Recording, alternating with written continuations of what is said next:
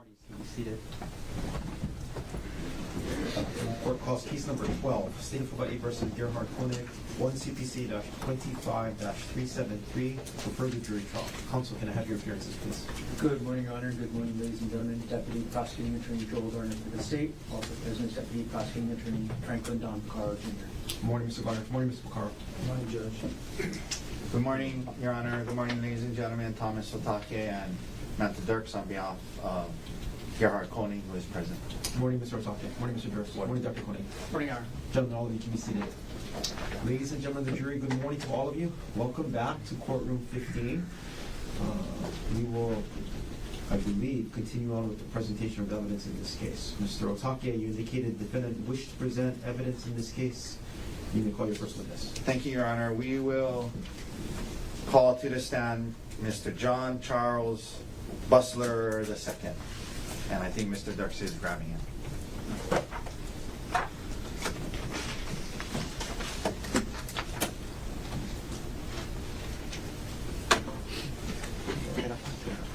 Right up there, seat up there. Thank you. And then she's going to give you an oath. Okay. Thank you. Can you raise your right hand, please? You do solemnly swear or affirm that the testimony you're about to give will be the truth, the whole truth, and nothing but the truth. I do. Please have a seat. Mr. Otake, whenever you're ready. Okay, good morning, sir. If you could please state your full name for the jury and for the record. John Charles Bustler II. I go by Chuck. You go by Chuck? Is Yeah. it okay if I call you Chuck? Yeah. Okay, Chuck, are you associated with a restaurant called FET here in Honolulu? Yes, I'm the owner. You're the owner? Yeah. Okay. Tell us, well, first of all, is it F-E-T-E? Is that how you spell it? Yes, this first E has a circumflex over it. Okay. So, But it's pronounced FET. FET. Yeah. And tell the jury, what kind of restaurant is FET and where is it located? It's in Chinatown, New Anuan Hotel. It's farm to table, New American. My wife is also the chef there. She's the Hawaiian chef who won the James Beard Award 3 years ago.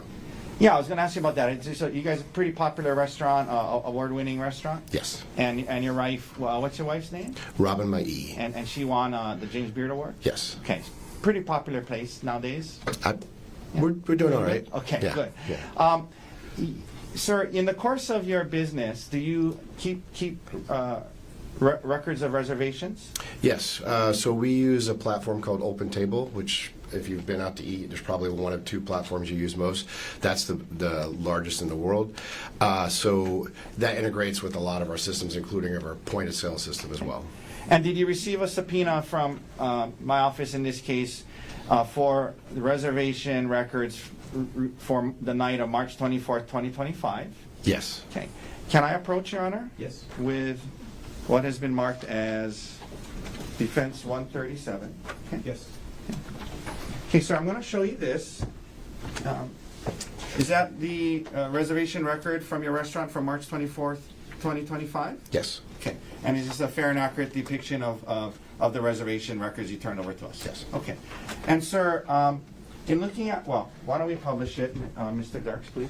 No, not in evidence. Oh, I'm sorry. Thank you, Your Honor.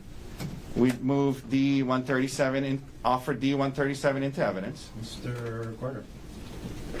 No objection. Whether the mark for identification as defendant's exhibit D-137 is received into evidence. Okay, could we please publish it, Your Honor? Yes. Okay. Please. Mr. Dirks, can you blow up the partition there? Okay.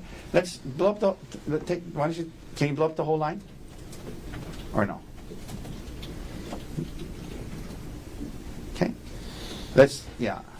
Okay, so you see at 6:30 p.m. on March 24th, 2025, was there a reservation for Gerhardt Konig for 2?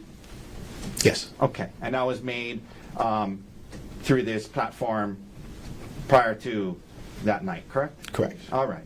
And it turned out it was a no-show according to your records, yes? Yes. Okay, we can take that down. Okay, sir, thank you very much for coming down here this morning. That's all the questions I have for you. Okay. Mr. You want this? Please. Thank you. Appreciate it. Mr. Garner, any cross-examination? Yes. Please. Okay. Good morning, sir. Hi. You you said that the program or software that your restaurant uses is called OpenTable. Is that right? Correct. And you said that was a kind of industry-leading software for getting reservations? Yes. Okay. How does a person make a reservation on OpenTable? A few different ways. They can either call in and we make it for them and we program it in, or we schedule it in, or they can do it online through either the app or the website. Okay. Do you know how the reservation was made with regard to this case? From your document, I don't see that, but I can look on real quick and I can tell you if it's made either through calling us, because it'll say in-house call, or if it was made digitally through a website. So could I bring you the exhibit then that we've just shown you? Sure. And would that tell you? Sure. Let me double check. Yeah. I'll approach with Defense 137, please. Oh, okay. Yeah, it does say it. So this says we made it through our network. That means that they called in. Okay, so it was a phone call reservation.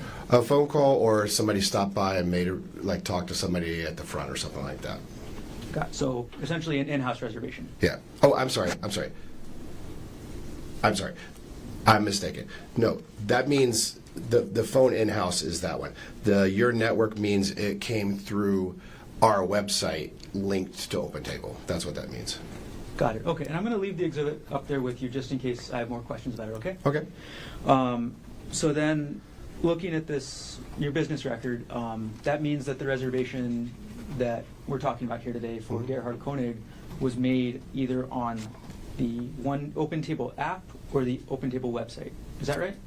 So if it goes through our network, it had to have gone through the website. So like if you go directly to OpenTable and you look for restaurants, it would say what it says here, OpenTable Network. If you go to our website, whether you're on your phone or on your desktop, and you click on the button there that says make reservation, that'll say your network. And the reason why it distinguishes that is we're charged different amount. Your network, we're not charged.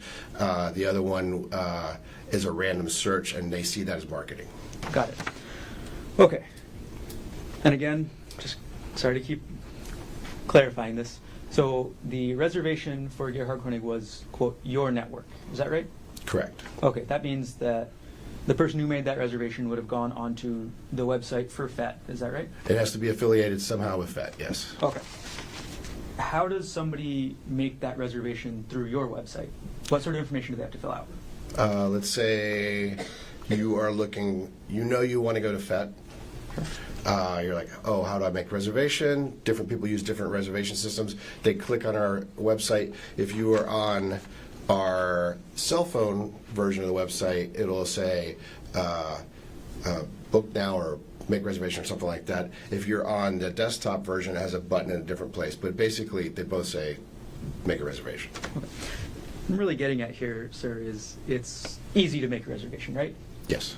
You want it to be easy for customers to make reservations so that you can get more business, right? Yes. Okay. It only takes a couple minutes to make a reservation, right? Yeah. I mean, as long as you know how to use a computer, yeah. Gotcha. Yeah. Okay. And what is your cancellation policy? We don't have one. You don't have one? No. Okay.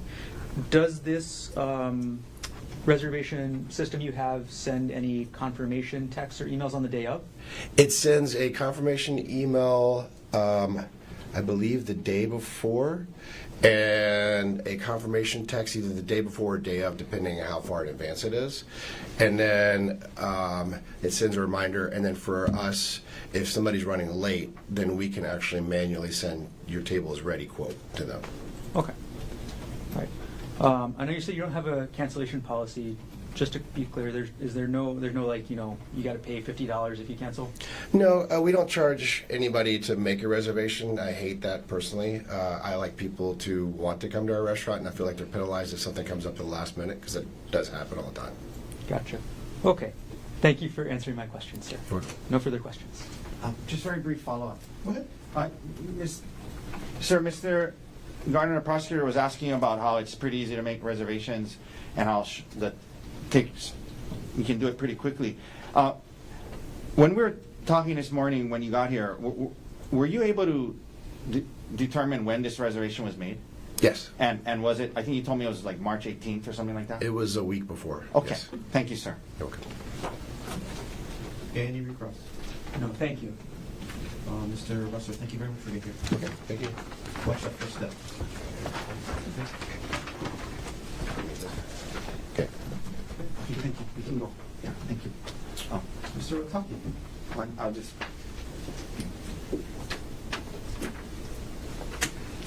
Does the defense wish to present any other witnesses?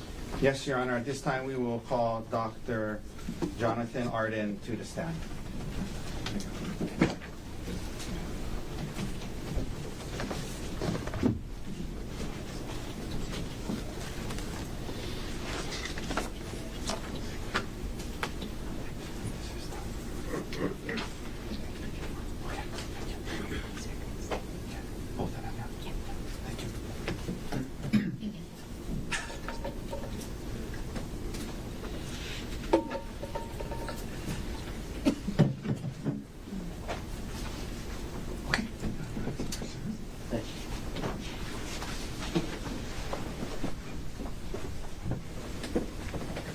Could you raise your right hand, please? Yes, sir. Do you solemnly swear or affirm that the testimony you're about to give shall be the truth, the whole truth, and nothing but the truth?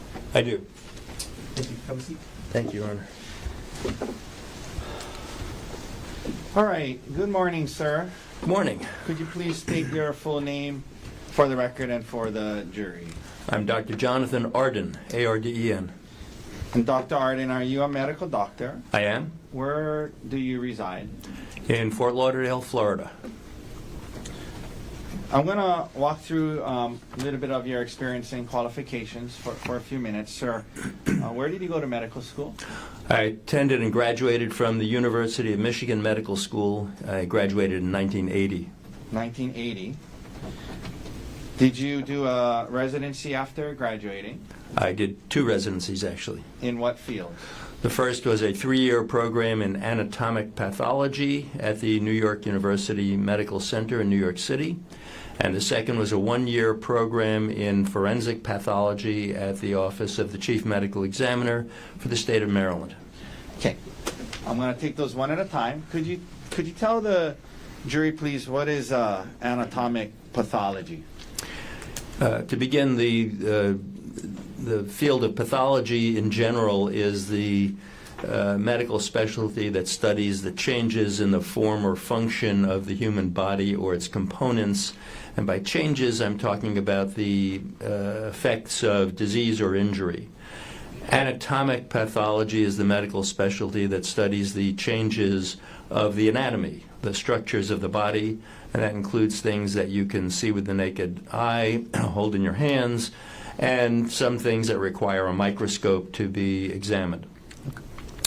Forensic, I'm sorry. And so that's anatomic pathology, Yes. and you did a residency in that, is that right? I did. And then what is forensic pathology? Yes, forensic pathology takes the broad background of general medicine and anatomic pathology and then applies it primarily to the investigation and certification of certain types of deaths. Forensic pathology mostly studies deaths that occur either by violence, meaning any kind of death caused by an injury, and also deaths that occur suddenly and unexpectedly, so people who die in public, outside of medical care, that kind of thing. Okay. Are you board certified in any fields of medicine? I am board certified by the American Board of Pathology in both anatomic and forensic pathology. How long have you been board certified in those fields? Since 1985. And you've been board certified consistently since then? Yes, I have. So that's 40. 40 years. Yeah, about 41 years, yes. Okay. Are you currently licensed to practice medicine in any states? I am. How many? I'm currently licensed to practice medicine in 5 states, those being Florida, West Virginia, Maryland, and New York. My New York license, to be technical, is in an inactive status, but legally I'm still licensed. Okay. Have you practiced medicine in the field of forensic pathology for the last 40 years. Yes, I'm going on about 42 years of practicing forensic pathology. Now,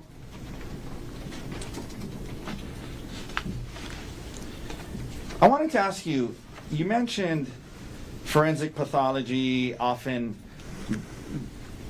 dealing with people who have passed away. Is part of your practice as well as a forensic pathologist evaluating injuries for people who lived?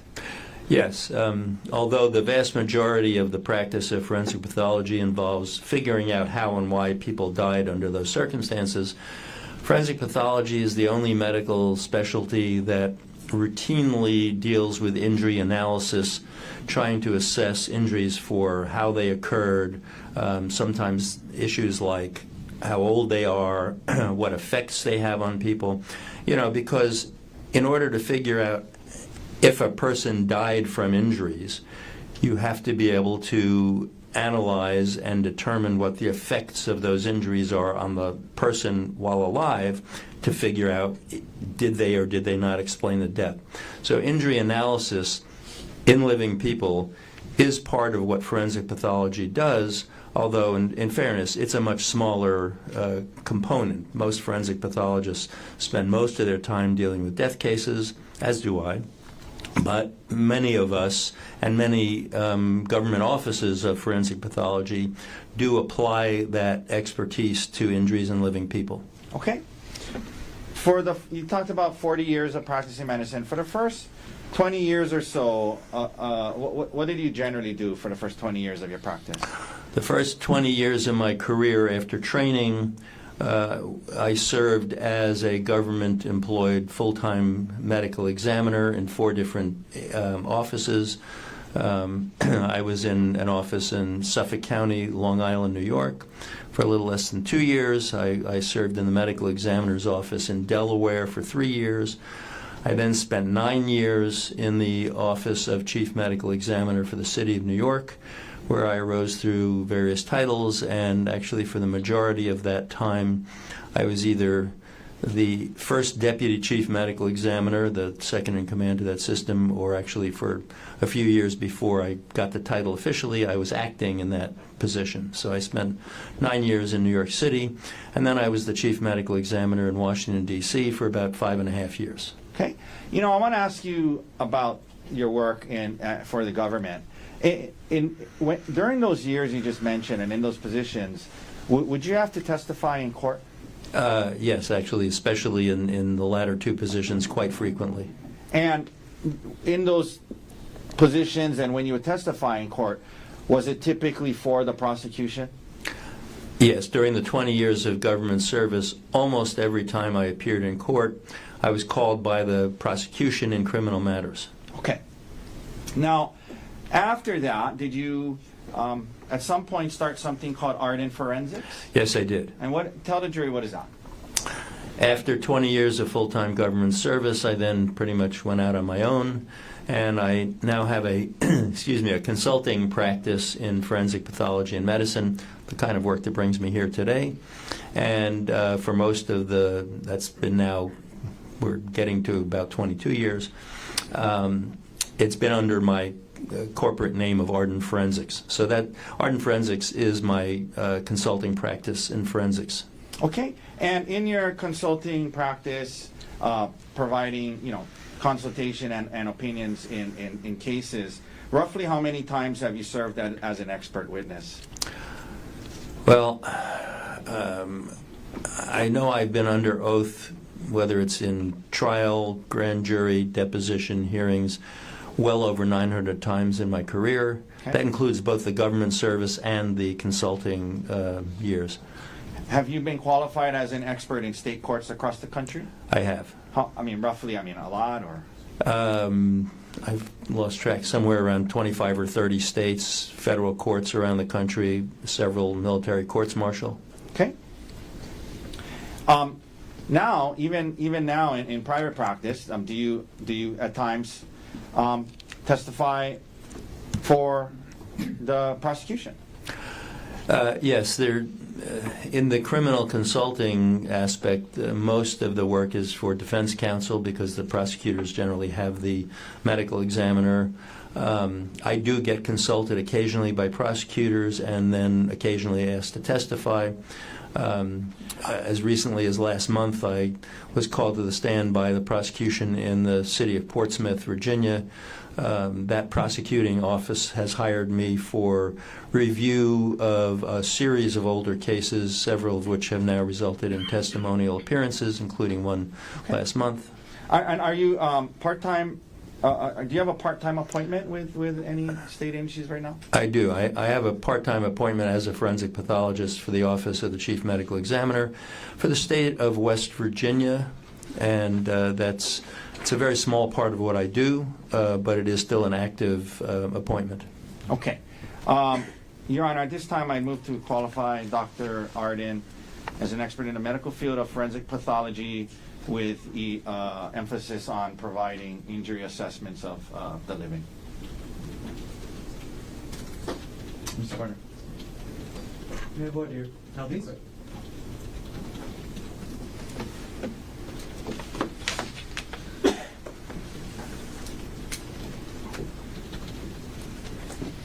Okay.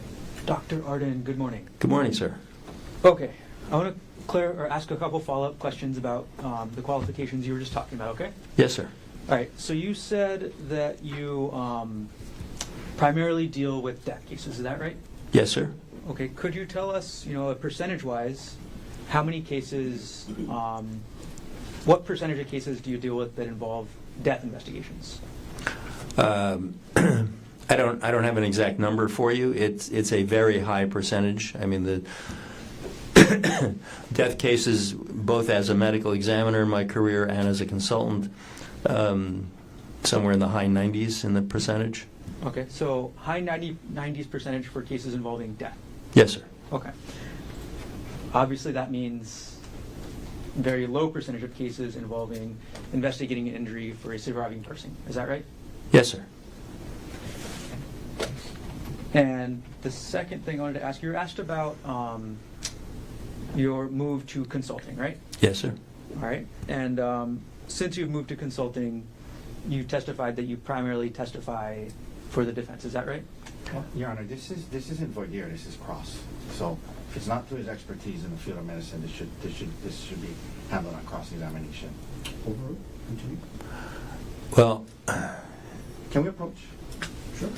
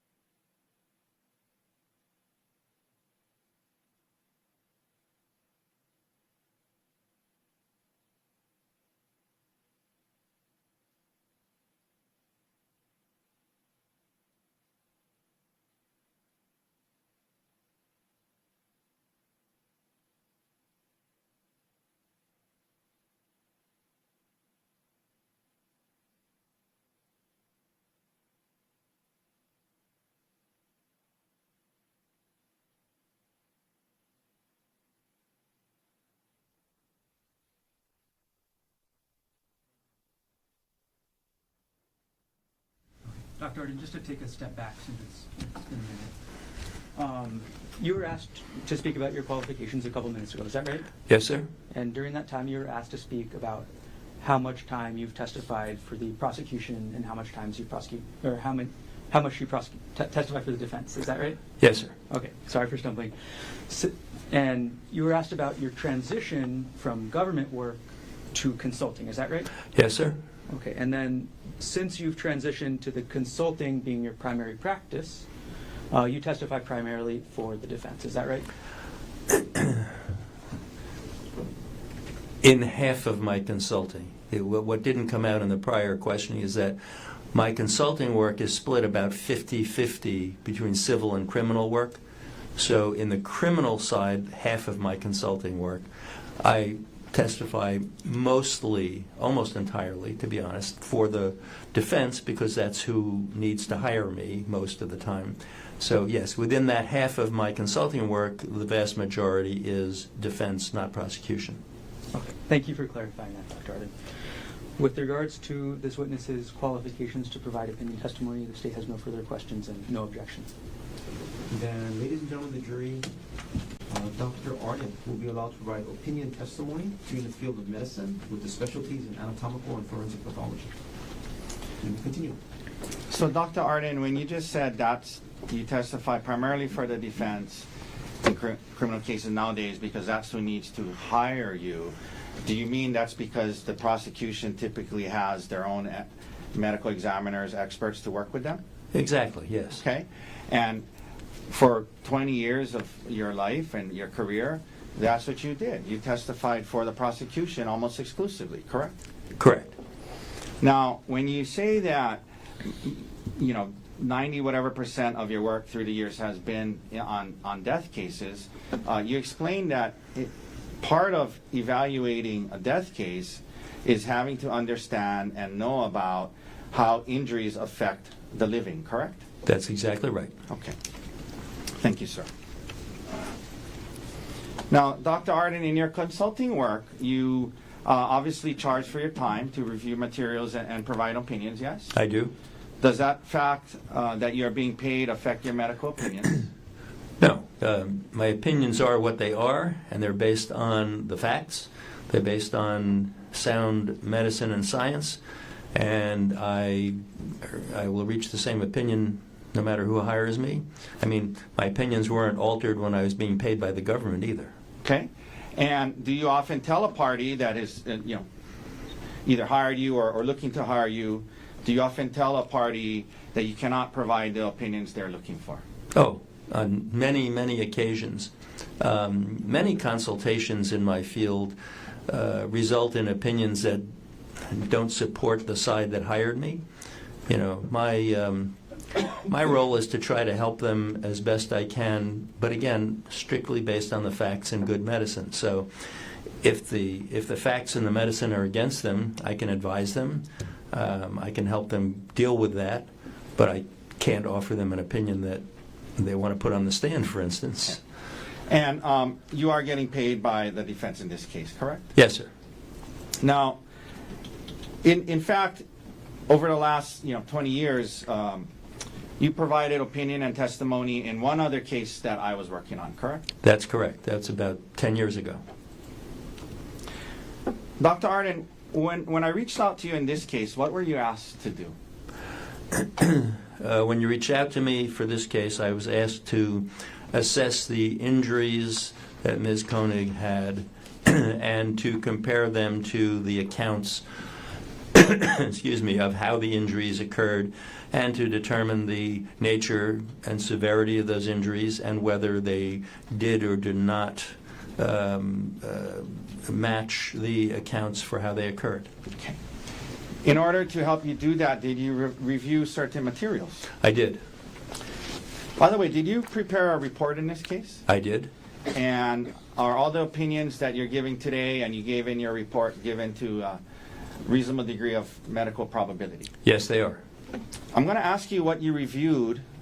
Would it be helpful to see the list included in your report? It would. This is his report, which is Exhibit D85. May I approach, Your Honor? You may. Okay, I'm handing you D85, which is this your report, doctor? Yes, it is. Okay. And is I think on one of the pages, does it have the materials you reviewed? Yes, on page 2 of the report, it does include the list of materials I've reviewed. Okay, could you please let the jury know what you reviewed in this case before rendering your opinions? Yes, first of all, I reviewed various documents from the Honolulu Police Department.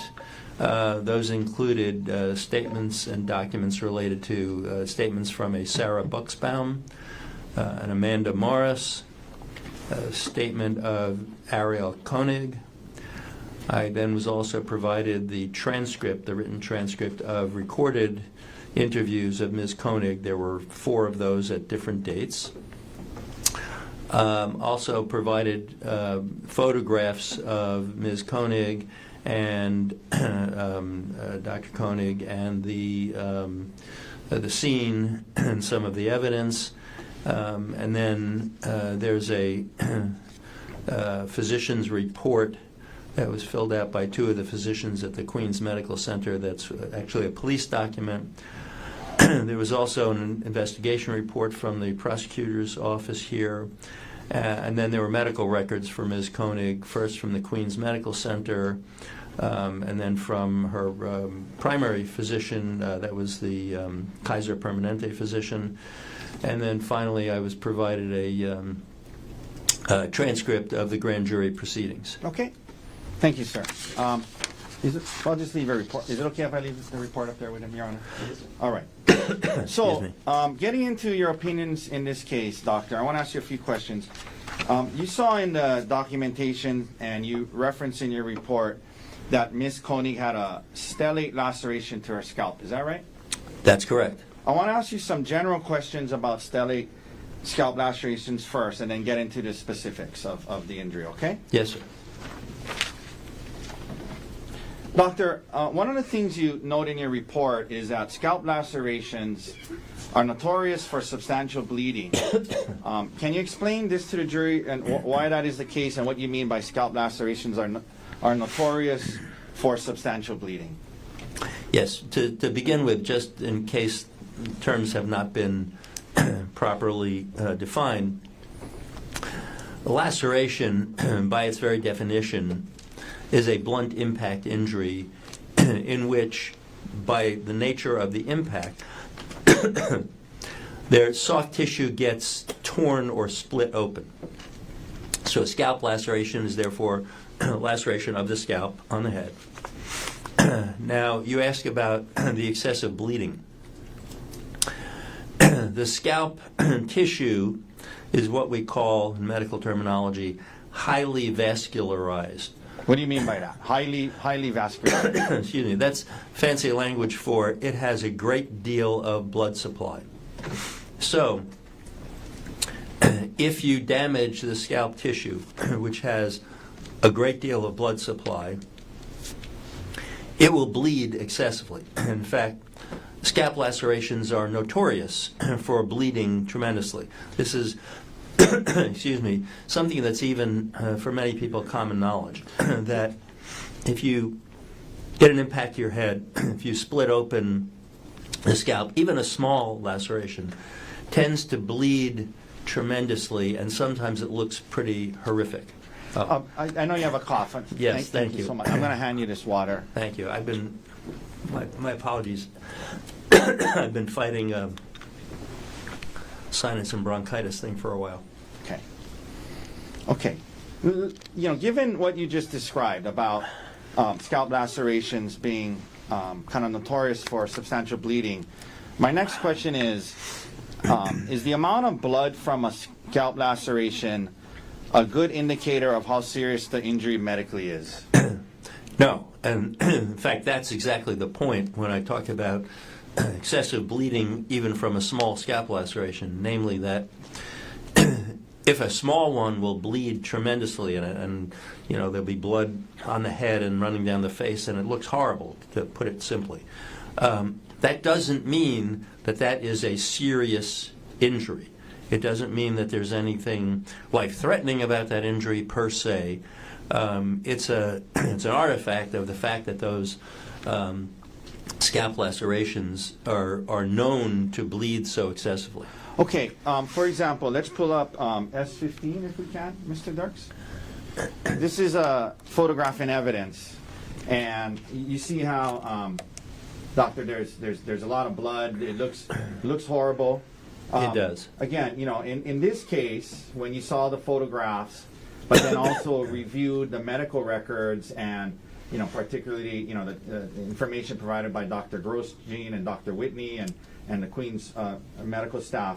In this case, after you saw the bloody photos, in your opinion, does the amount of blood in this case accurately convey how serious the injury is medically? No, in my opinion, it definitely does not accurately convey the severity or the seriousness of that injury. Okay, thank you. We're going to get into that a little more in a second, but generally speaking, what is a stellate laceration?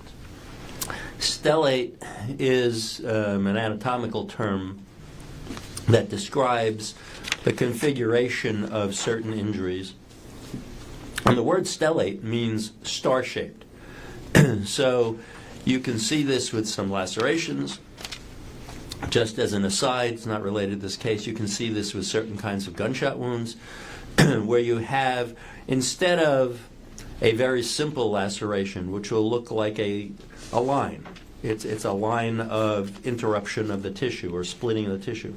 Instead of that, the stellate laceration looks star-shaped, so it will have limbs of laceration extending in multiple different directions from the center. Okay. You had a chance to see the photographs of Miss Konig's scalp laceration, correct? I did. And did you also review the available medical records that was provided by the state to us? Yes, sir. Now, two Queen's doctors testified and also filled out an HPD form, Honolulu Police Department form, that Ms. Konig's scalp injuries in this case did not create a substantial risk of death and did not rise to the level of serious bodily injury. Do you, after your review, doctor, in your opinion, do you agree with the Queen's doctors in that regard? I do, very much so. And can you please explain why you believe that her scalp injury did not create a substantial risk of death and did not rise to the level of serious bodily injury? Well, the first question is the easier one because it's very straightforward. The scalp laceration that she had, even though it was stellate, even though it was fairly large in comparison to the front left side of her head where it was, only injured soft tissue. You think about the anatomy of the head. The scalp is basically a specialized form of skin and the tissue beneath it. Then you have the skull bone. Then inside the cranial cavity formed by the skull bone, you have the brain. And in her case, the medical records demonstrated quite clearly that all of the injury was to the scalp itself. You meaning the soft tissues? Exactly, the skin and the tissue underneath it. We all have a layer of fatty type tissue called subcutaneous tissue. Subcutaneous means under the skin. So the scalp is both of those, the skin and the subcutaneous, and that's all that was injured. The bone wasn't fractured, the brain wasn't injured, there was no bleeding around the brain, anything like that. So simply having a soft tissue injury that requires cleaning out and sewing up is not a life-threatening injury. Okay. Next, and again, you agree with the Queen's doctors when they checked off the part about it didn't rise to the level of serious bodily injury, correct? Right, because you'll see in that form the questions about the serious bodily injury had to do with prolonged or permanent disfigurement, prolonged or permanent loss of function of part of your body, and a soft tissue laceration, even a big one, doesn't cause any of those things. Okay. So it didn't rise to that level. Now, doctor, the Queen's doctors also both checked off the box that said she did not have a serious concussion. Did you also agree with that? I did. Now, doctor, were you also asked to provide opinions as to whether Ms. Konig's injuries were consistent with what she reported? Yes, I did arrive at such opinions. And did you review her multiple statements given to the police to do so? Yes, sir. And you mentioned the grand jury and things like that, right? Yes, I did. Now, in those statements, you noted she reported that she was hit with a rock up to 10 times, and at times she said full blast, 100% of his power, all over her head. As an expert in the field of forensic pathology, in your opinion, were her injuries consistent with her statement that she was hit up to 10 times full blast with 100% of his power? No, sir, they were not. And why not? Well, several reasons. First of all, the injury she has is largely localized. It may be stellate, but it's still largely localized. Almost all of the impact injury she has is localized to one area of the head. So it's not consistent with all over the head. Frankly, it's also not consistent with likely being up to or around 10 impacts. It's consistent with fewer impacts. And the other thing is the part of the element in your question about full blast, using all of his strength with the rock. That would very likely result in more severe injury.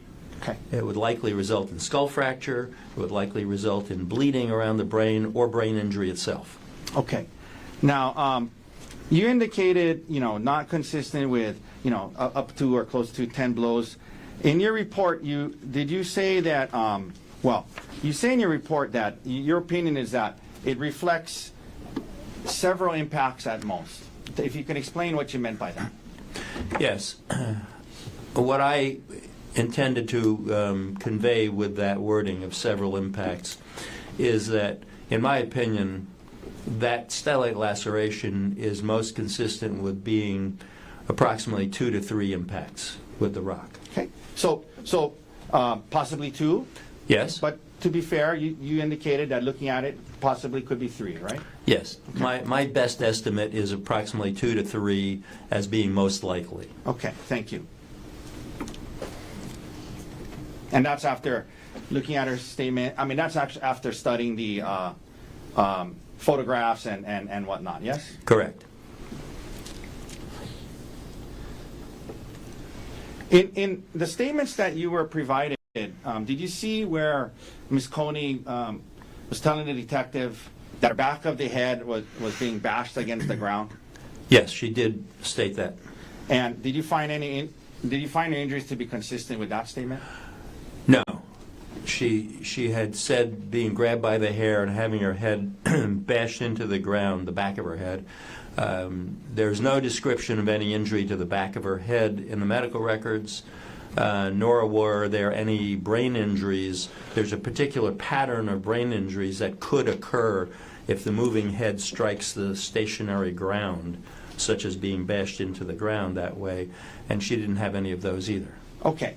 And to be fair, I should ask this earlier. I mean, to be fair, it was a complex laceration on her scalp. Yes. Oh, yes, sir. Okay. Now, you mentioned in your report an injury to her eye, and I want to ask you about. You made some comments about her eye injury. Are the orbital bones around the eye thin and fragile? Some of them are. The orbit is the eye socket.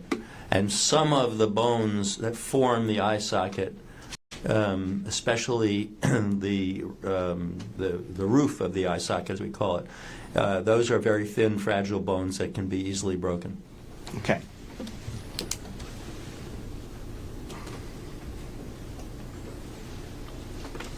All right, doctor. Have all the opinions you've given today been given to a reasonable degree of medical probability? Yes, sir. Okay. Thank you, sir. Thank you.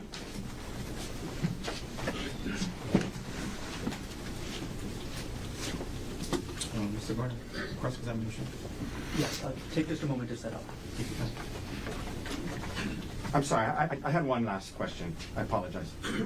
I meant to ask you this. I missed it. You reviewed the Queen's HPD report and from the 2 doctors, yes? Yes, sir. And do you believe generally your opinions are pretty much consistent with what the Queen's treating doctors said? Yes, my opinions are consistent with their opinions. Okay, thank you. Thank you, sir. Whenever you're ready, Mr. Gardner. Okay, I'll still take just a moment. Take your time.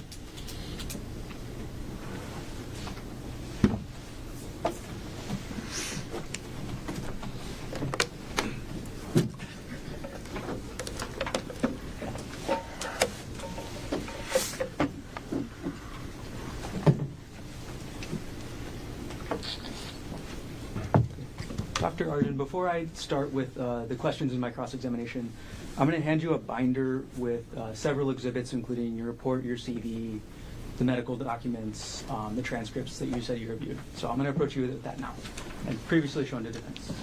Thank you. Thank you.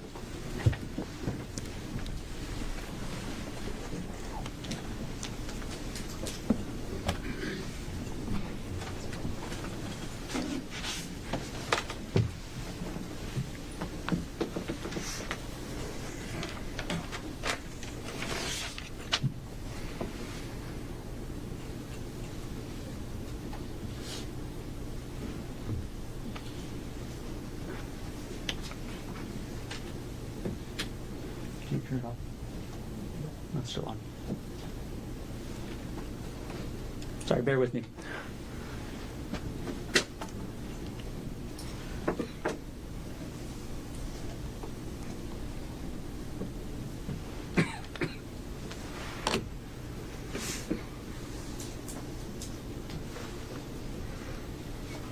Okay. Ready? Yes, sir. Thank you. Good morning again, Dr. Arden. Good morning, sir. Right. I want to follow up on a couple of things, but before I get further into your opinion, can I go over some stats with you? And this is from your CV. Sure. You said you've been an MD since 1980, is that right? Yes, sir. Okay. And after you got your MD, you became a resident in anatomic pathology first, right? Correct? Okay. And then a resident in forensic pathology, is that right? Yes, sir. And then you worked full-time for the government, for various agencies in different states, as a forensic pathologist from 1984 to 2003, is that right? Yes, sir. In 2004, you began to consult in forensic pathology, is that right? I did. Actually, to be clear, I had done some consulting work in the years before that, but that's when I began basically trying to make a full-time job out of consulting. Got it. And that's when you did that transition from government work to the consulting work, is that right? Yes, sir. And that's the same transition that took you, at least in the criminal context, from the state to the defense. Is that right? In terms of who primarily called me to the stand, yes, sir. And although you began the consulting in 2004, or a little bit earlier, you founded your company, Arden Forensics, in 2006. Is that right? Yes, sir. So you've been running this company for 20 years now, right? That's correct. Okay. And as you just said, consulting through Arden Forensics is primarily how you make your living now. Is that right? That's true. Right. Here's the stats part, Dr. Arden. Approximately how many death investigations have you conducted in your career? There's no way I can give you an accurate answer on a number. I have consulted on probably a few thousand cases in my day, roughly, and I was involved in as a government medical examiner. I personally performed around 3,000 autopsies.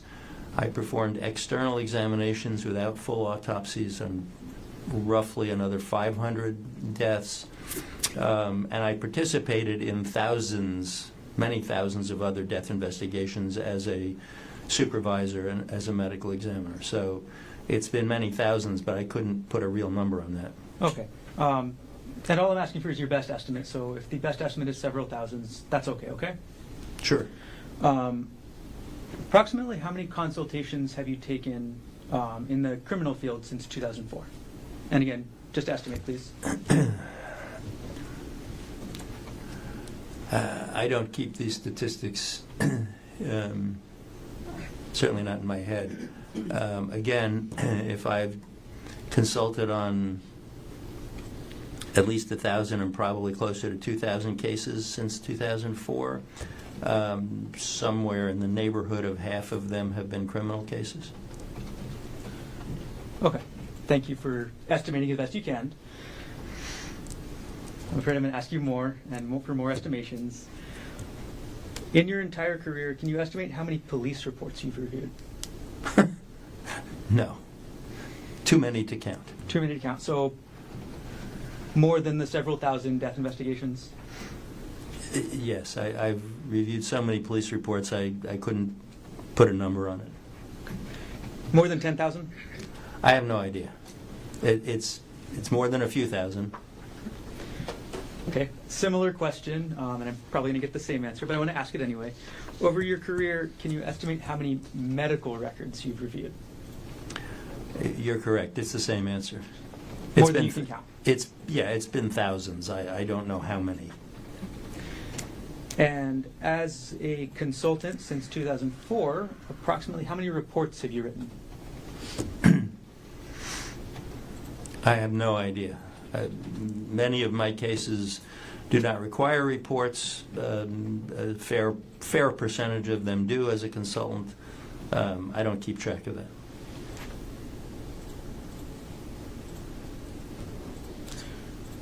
Okay. And from your CV, as well as the report you prepared in this case, you stated that you've testified over 900 times. Is that correct? Yes, and I stopped updating that number some years ago. Your CV was from January 2025, is that right?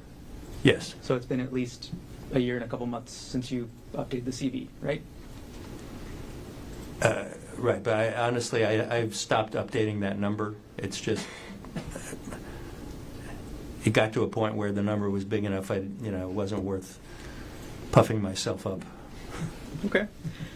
So what we're all getting at here, Dr. Arden, is you are very experienced in reading police reports, right? Yes, You are very experienced in reading medical records, is that right? I am. You're very experienced in testifying in court, is that right? I am. In addition, there was a section on your CV about academic publications, is that right? Yes, there's a list of publications. And the most recent publication, as listed on your CV, was in 2021, is that right? Correct. Okay. If you want to look at your CV, it's under S227, I believe, in the binder in front of you, if you need to look at it. Okay. That most recent publication in 2021 was titled Cognitive Bias in Forensic Pathology Decisions. Is that right? Yes, sir. And that was published in the Journal of Forensic Sciences, right? Correct. That's a peer-reviewed journal, is that right? It is. It's actually very prestigious to be published in a peer-reviewed journal, correct? It is. And that was, I guess, that was the most recent academic article that you have published, at least on your CV, right? Correct. Okay. We'll come back to that article later. Now, we've already gone over that you prepared a report for this case, is that right? Yes, sir. Okay. And if I ask you to review the report while we're talking this morning, could you look at the tab S226 in the binder? I have it. Okay. And that is your report, right? It is.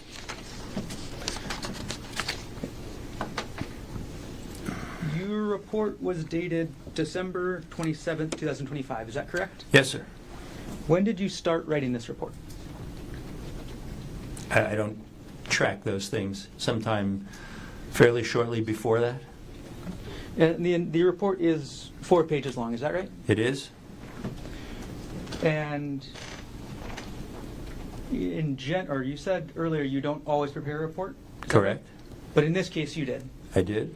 And the report discloses your opinion well in advance of when you testify, is that right? That's right.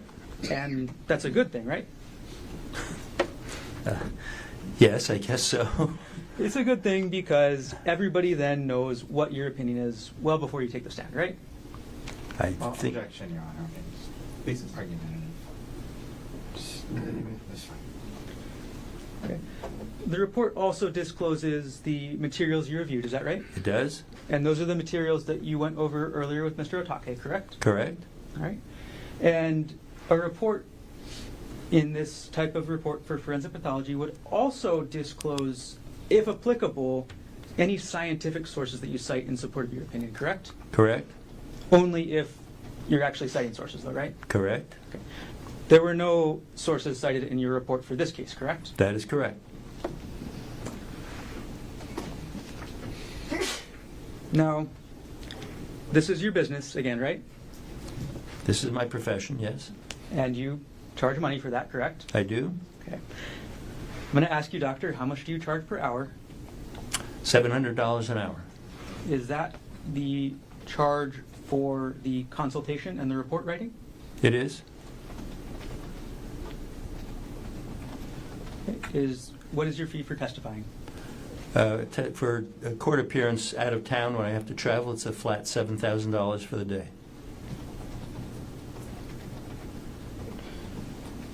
Okay. So in this case, obviously, you say you live in Florida, so you had to travel to get here today, right? I did. Okay. Approximately how many hours did you spend reviewing the materials to prepare this report? I do not know how many hours I spent reviewing the materials, but I can tell you the total of how many hours I spent reviewing, consulting, and writing the report. Could you tell us that then? Yeah, that's 9.75 hours. Okay. Right. And you also have a website, correct, Dr. Arden? I do? And that website is for your company, Arden Forensics, is that right? Yes, sir. And on that website, you advertise, what kind of services you offer, correct? Correct? And you advertise yourself as an, quote, independent forensic pathologist with excellent credentials and a record of reliability and impartiality. Is that right? I'm going to take your word for it if you took it from the website. I don't remember all the wording exactly, but that sounds accurate. Okay. Reliability is important to you, is that correct? It is? Impartiality is also important to you, is that right? It is?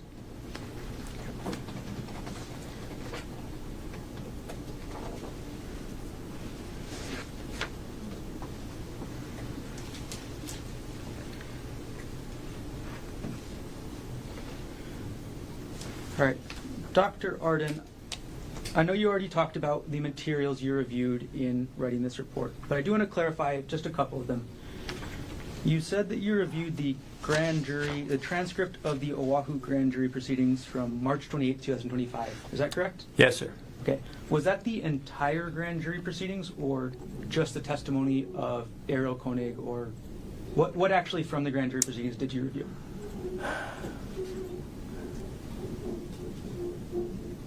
I am sure I reviewed the testimony of Ms. Konig. Honestly, I don't recall whether I was provided the entirety of the proceedings, but my recollection is I reviewed her testimony. And you mentioned that you reviewed some of the Honolulu Police Department reports, is that right? Yes, sir. Okay. You didn't review the entire police reports, did you? I don't believe that I reviewed the entire file that they had, no. And Dr. Arden, you, in the next section of your report, after you talk about the materials you reviewed, you put a, quote, synopsis of pertinent facts. Is that right? Yes, sir. And that's where you describe essentially what you learned from reviewing the materials about the facts of what happened on March 24th. Is that right? It describes what I learned from reviewing the materials that I judged was pertinent to the opinions I was going to provide. I see. So it provided only what you judged was pertinent. Hence the name synopsis of pertinent facts, yes. So if you thought a fact was not important, you wouldn't include it. Is that right? It wasn't a matter of importance. It's a matter of whether it was pertinent. My opinions are limited to certain areas, and I do not provide an accounting or a synopsis of all the facts that I read about in a case, because many of them don't relate to my opinions. And the area that you were giving opinions on is Ariel's injury, correct? Yes, sir. So in your synopsis of pertinent facts, you gave all the facts that you thought were pertinent to Ariel Konig's injuries. Is that right? I gave all the facts that I thought were sufficient and pertinent for me to render those opinions.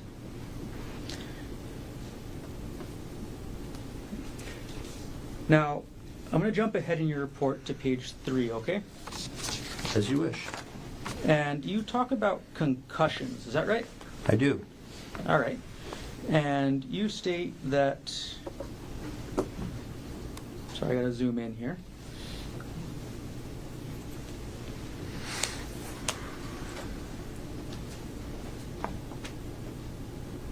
You have in parentheses, a couple sentences in this discussion about concussions as an aside. Is that right?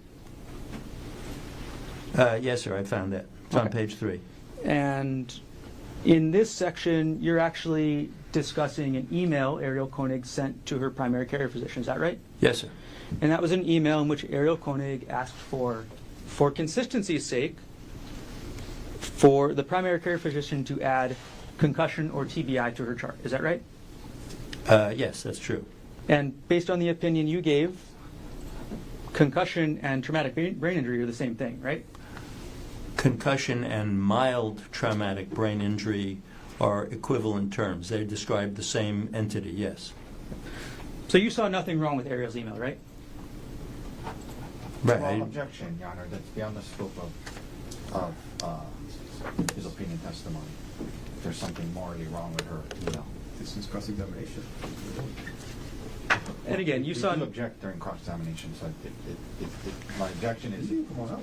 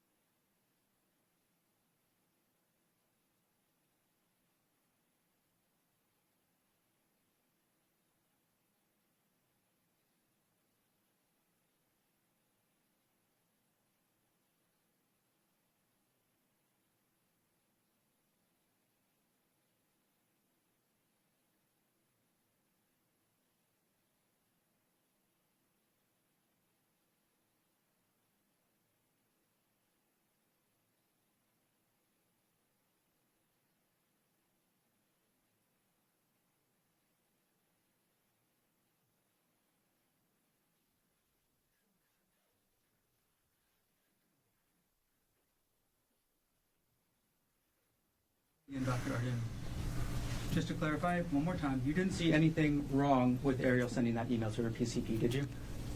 I made no judgment about that email, right, wrong, or other. I made a comment on the substance of it and its meaning. Dr. Arden, in your opinion, it would be pretty disingenuous to try and ding Ariel for that email, wouldn't it? Objection, Your Honor. Sustained. That's argumentative. All right. Let's take a step back, Dr. Arden, to your ultimate, I guess, assignment with this case. And that was to compare the injury to the various statements she, meaning Ariel, made describing how those injuries were caused. Is that right? That was half of it, yes. That's what you say your purpose is in your report, isn't it? Yes, and as I testified here today, my assignment was to assess her injuries and provide consultation, and specifically what you just said, to compare her injuries to her accounts of how they were caused. And if you're comparing Ariel's injuries to her statements about those injuries, it's absolutely crucial to your reliability and impartiality to use accurate statements of Ariel, isn't it? It is necessary to be accurate, yes. More than that, Dr. Arden, it's necessary to use accurate statements from Ariel Konig. Isn't that right? It is. For example, if you take only parts of her statement, then your conclusions become unreliable, correct? Not necessarily. That's a possibility. If you exaggerate portions of her statement, your conclusions also become unreliable. Isn't that correct? That is likely.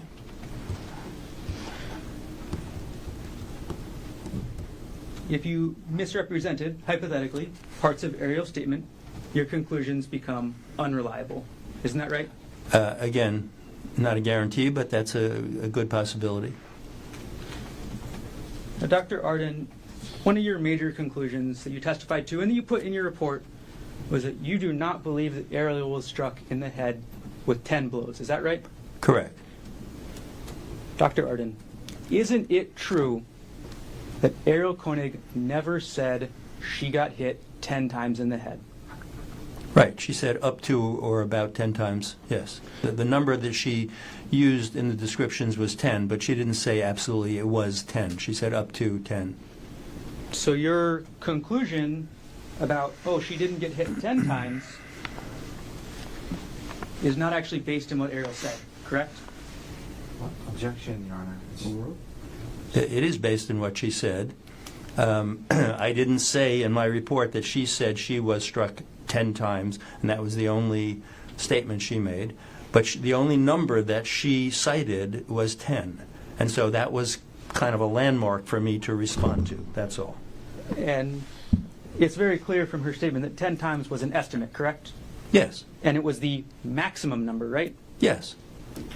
So her statement is not inconsistent with a lower number, is that correct? It is not inconsistent with a lower number.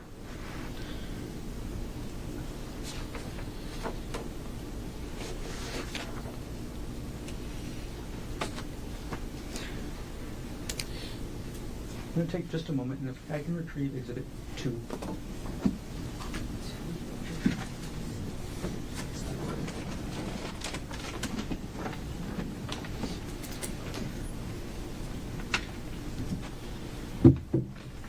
All right, Dr. Arden, let's move on to a little bit later in your opinion where you state that you would expect to see skull fractures if the defendant was swinging the rock with full force. Is that right? Yes, sir. Skull fractures are very dangerous, correct? They may be dangerous. They are not always, but they may be. And the concern with the skull fracture is also that it represents a degree of force applied to the head such that the fracture itself may be dangerous, but more importantly, the associated injuries are likely to be dangerous. And that's the kind of injury that you would expect to see done with Exhibit 2, this rock? If it had been wielded with full force by an adult male and had been struck in the head up to 10 times, yes. Okay. Have you ever held the rock, Dr. Arden? I have not. Can I hand it to you? It's up to you, yes. May I approach? You may. Thank you.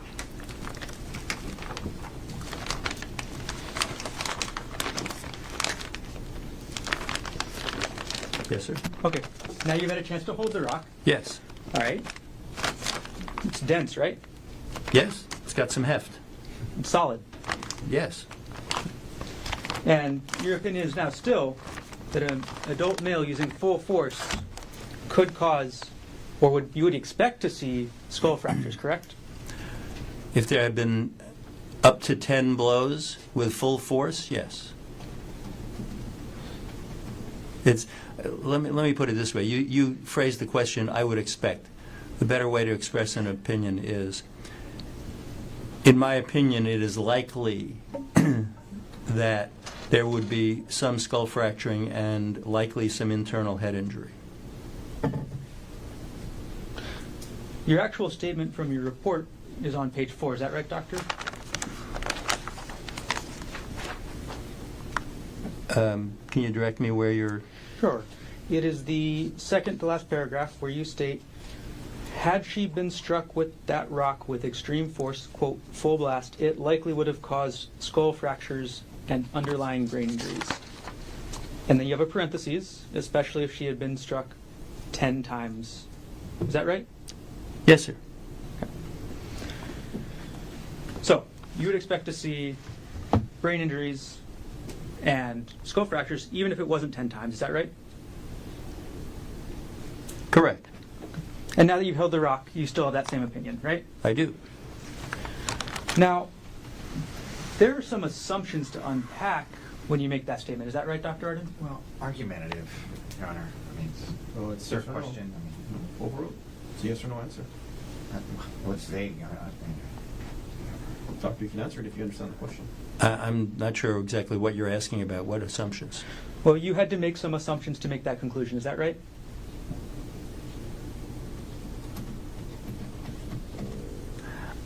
Again, I think you have to be more specific because I'm not sure if I just say yes, which assumptions you're talking about, because I don't understand what you're getting at, so. Okay, well, Dr. Arden, I'll ask it this way. It's much, much easier to hit a stationary object, right?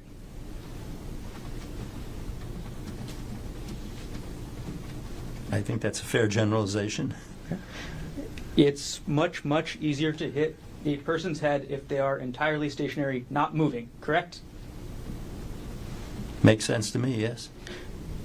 On the other side, it's much, much harder to hit that person's head if they're moving around and squirming. Is that right? I'm not going to be able to answer a question with too muches in it. If the person is moving, it likely introduces an element where it is at least somewhat harder to hit the head because the head is moving. In some circumstances, there could be so much movement that it is much, much more difficult to hit. In some circumstances, the movement could be to a lesser degree, and striking it could be pretty easy. It's also, I'll just use one much, it's much harder to hit somebody if they're fighting back. Is that right? It's the same answer. If a person fights back, it introduces an element that will make it more difficult to hit the person. How much more difficult depends upon how much fighting, what the circumstances are, what each person is doing. So yes, it does introduce an element to make it more difficult. In some cases, probably much more. In some cases, not.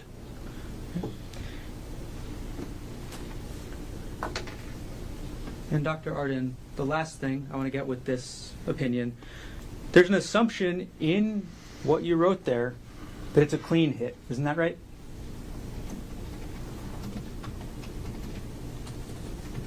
No. That's why I asked for clarification. It's not an assumption. I'm basing this on what was described about this rock, and I'm basing this on the evidence from her scalp laceration, knowing what it looked like and what its configuration was.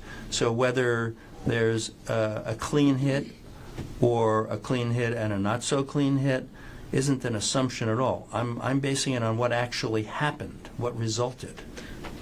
You're basing your whole analysis off the results then, is that correct? Well, the result of what actually happened, the injury she actually had, is extremely important to my analysis, yes. You don't know how hard the defendant swung that rock, do you, Dr. Arden? I do not, that's correct. And you have no way of actually knowing that yourself, is that correct? Correct. You didn't include anything in your report about it being harder to hit somebody that's fighting back, is that right? Correct. You didn't include anything in your report about it being harder to hit somebody that's moving, is that right? That's also correct. So those factors which would make it harder to hit somebody, you didn't include those at all?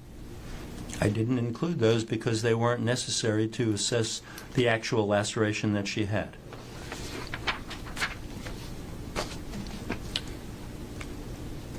Dr. Arden, you testified that you reviewed aerial statements, correct?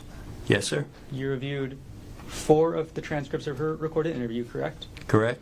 You reviewed her testimony from the grand jury, is that correct? Correct. And could you go to S180 in that binder?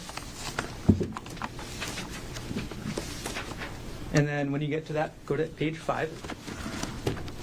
Sorry, what exhibit? S180. Page 180.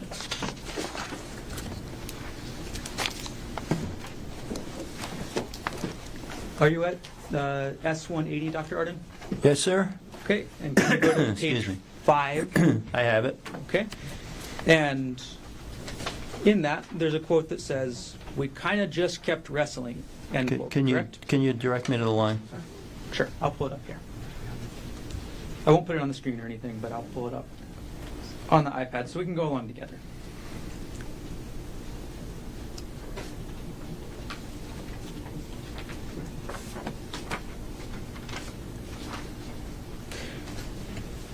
Page 8 or lines 8 and 9 of this Thank you. Ariel said in this transcript, and we kind of just kept wrestling. Is that right? Yes, sir. Okay. Ariel also said at line 13, and I was just trying to kick him, comma, hit him. Is that right? Yes? Now, could you then move to page 16 of the same exhibit? I have it. Okay. On page 16, lines 5 and 6, Ariel testified, or you reviewed this that Ariel said, and then we were like fighting and wrestling on the ground. Isn't that right? Correct, sir. These are all factors that would make it more difficult for the defendant to get a good hit off on Ariel. Is that right? Possibly. None of these are in your report. Is that correct, Dr. Arden? Correct. Do you want to take a break now? If it's a good time now. It is. So ladies and gentlemen, let's take our first morning recess, 2-minute recess. And then McCollum will get you at 10:30. Leave your local team. All rise.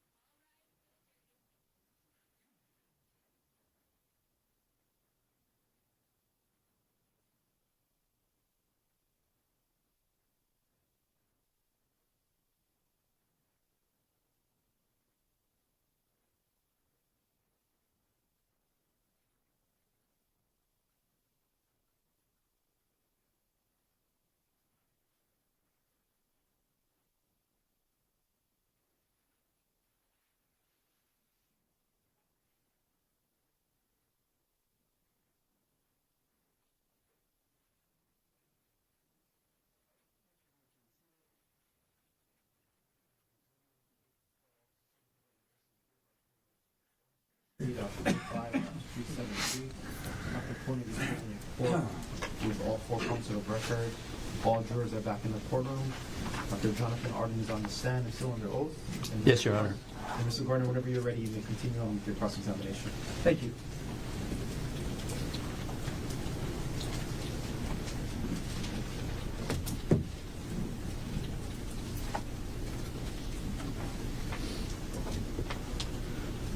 Okay, Dr. Arden, let's move on to another part of your report. Do you still have S226 in front of you? I do, thank you. Okay. And we're going to go back to the concussion section again. Now, you wrote in your report that you believed Ms. Konig's concussion symptoms were, quote, entirely self-reported. Is that right? Yes, sir. Okay. And that means you were essentially saying you didn't see any physical evidence to corroborate what you said about concussion. Is that right? Well, I'm not sure if it's just physical evidence. There was no medical evidence of any condition that indicated a concussion other than what she self-reported. There can be verifiable, objective findings that are supportive of concussion. There don't have to be. So I'm just saying that her concussion symptoms were self-reported. That's all. Okay. And again, you didn't find anything medically to corroborate that. Is that right? Right, because there can't be. One of the symptoms that Ariel disclosed was nausea, correct? Yes, sir. And that's a very common symptom of concussion, right? It is. Dr. Arden, isn't it true that the Queen's medical reports list that Ariel Konig vomited 3 times in the ambulance on the way to Queens? Yes, sir. Vomiting and nausea go together, correct? Commonly, not necessarily. So in fact, there is corroboration of what Ariel was saying about the nausea. Is that right? Well, There, Your Honor, 1 second. This is misleading. He was talking about the records of the primary physician. Come on up.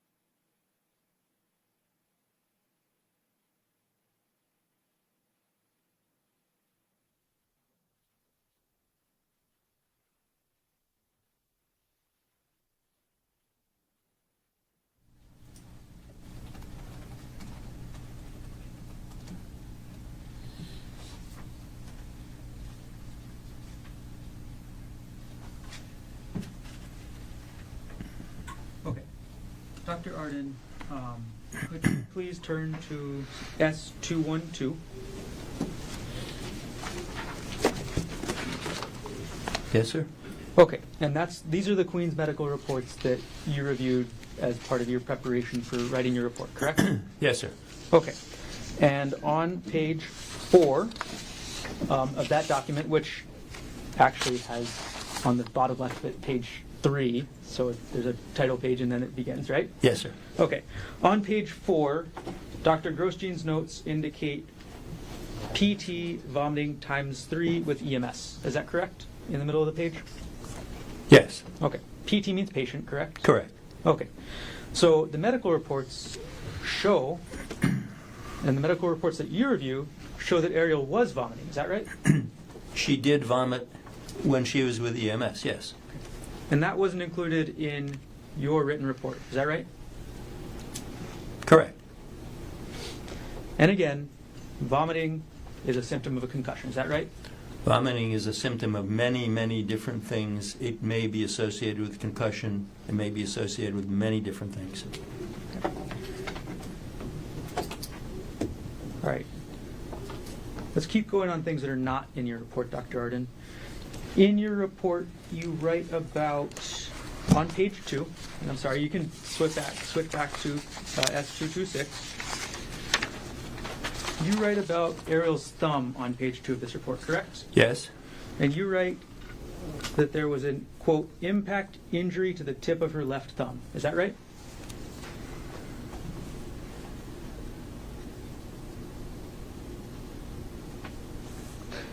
Yes, sir. Okay. That is the only time you mention any thumb injury in your report, correct? Correct. Dr. Arden, it's not in your report at all that this was actually a fracture, correct? Correct. It's not in your report that this is a distal phalanx fracture, correct? Correct. You didn't think that was pertinent, right? It wasn't pertinent to the opinions that I was offering, which were largely centered on her head injuries. And you're aware that a distal tuft or a distal phalanx fracture is also known as a tuft fracture, correct? It is? Okay. Is it okay if I call it a tuft fracture from now on? Sure. Just shorter. Okay, so you're aware that a tuft fracture is a, quote, crush injury. Is that right? Yes, that would be typical of mechanism of causation. You commonly see it in people who hit their hand with a hammer. Is that right? That's certainly one good explanation for it. And in the Kaiser records you review, this tuft fracture is referred to as a crush injury. Is that right? I believe so, yes. Let's go through it, Doctor. So that's going to be S215.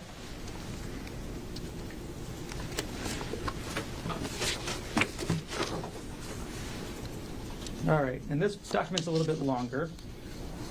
Could you go to page 25 of that? And it should be 25 in the bottom right-hand corner of the page numbers.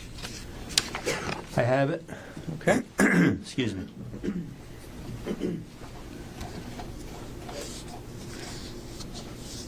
I apologize. I think I have the wrong page number. I think so. I'm sorry. Could you go to page 1 of S215? Yes, sir. All right. And there it is at the very bottom of the page, diagnosis number 8, left thumb distal phalanx fracture. Is that right? Yes. Okay. And going to page 4 of this exhibit, it lists this as a, quote, crush injury, correct? It does. You never used the word crush injury in your report, is that right? It's correct. I did not. The word crush injury is actually used throughout this Kaiser document, is that right? I haven't noted how many times it's used throughout or otherwise, but yes, it clearly does describe it as a crush injury.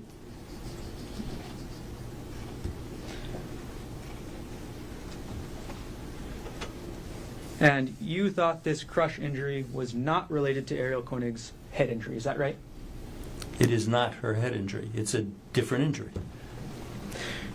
You reviewed the testimony of Ariel Konig's grand jury, or you reviewed the transcript of Ariel Konig's testimony at the grand jury, correct? Yes, sir.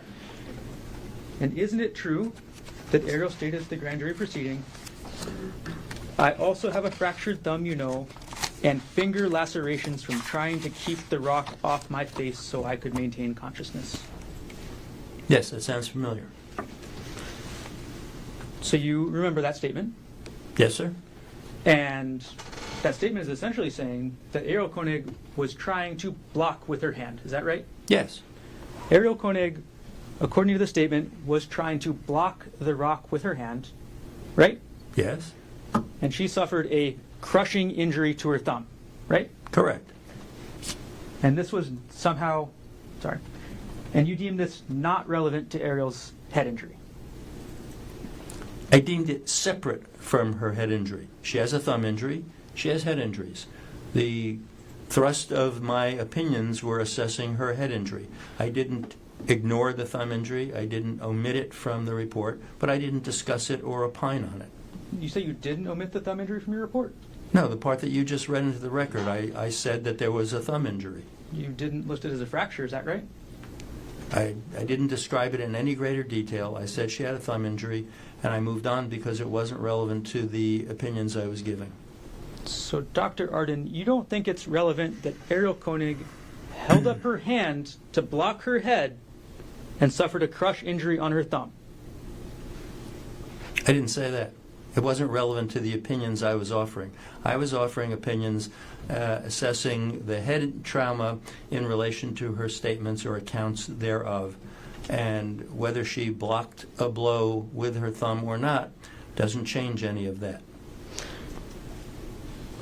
What this tells you, Dr. Arden, that Ariel Konig had a crush injury to her thumb while blocking, that tells you that there was enough force to break bones, isn't that right? There was enough Well, force. again, Oh, sorry. excuse me. That's right. Go ahead. There was enough force to break one very little bone at the tip of her thumb, yes. And again, that mechanism is often seen when somebody gets hit with a hammer, is that right? That is one good explanation for that injury. And you thought, and you again considered her holding her hand up to her head while a rock is swung into her head, separate from her head injuries that she suffered. Is that right? They are separate injuries. I made no opinion as to whether the causation was related or not, or how she got it. Again, the real focus of my opinions was on the head trauma. It wasn't to ignore that, but that thumb injury is a separate part of her body.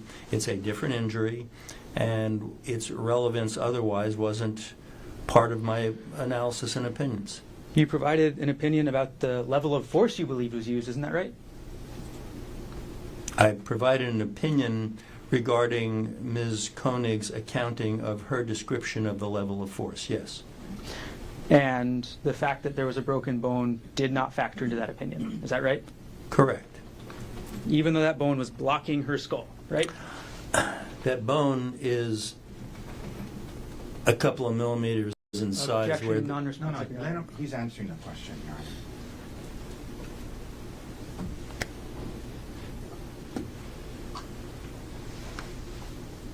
Objection is sustained. It's not Can we responsive. approach, Your Honor? Come on up.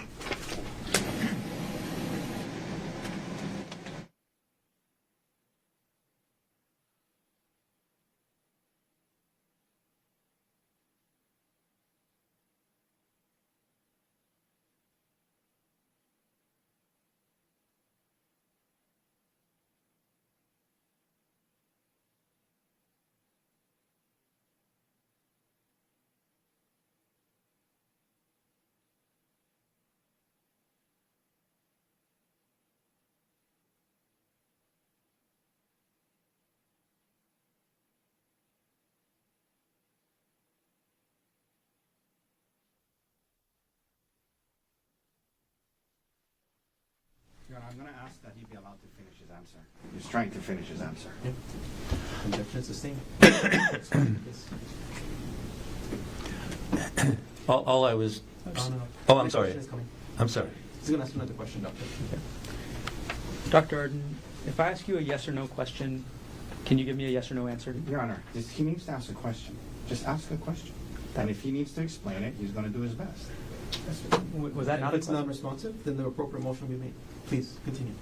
Okay, Dr. Arden, if I ask you a yes or no question, are you willing to give me a yes or no answer? Your Honor, it's an improper question. We can ask the next question and we can deal with it.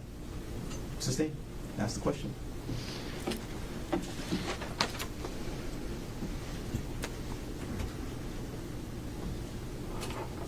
Dr. Arden, isn't it true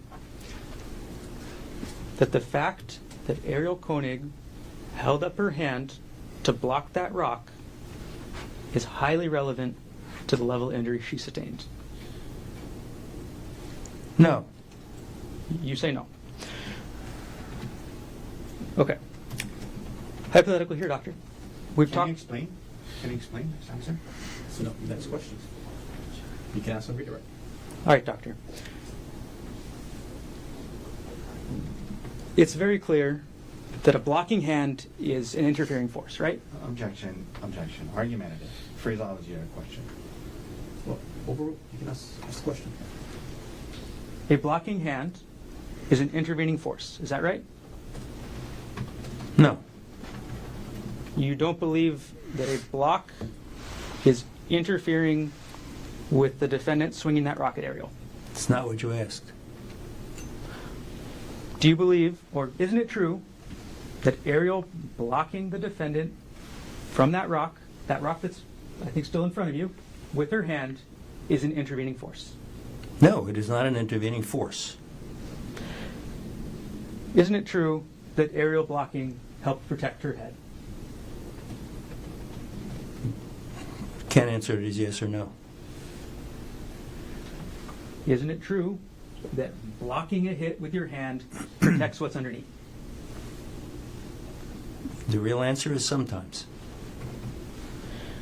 And again, this is all things that you didn't think were pertinent to Ariel's head injuries, Ask right? and answer. They're not pertinent to the analysis and opinions that I offered about her head injuries. That's true.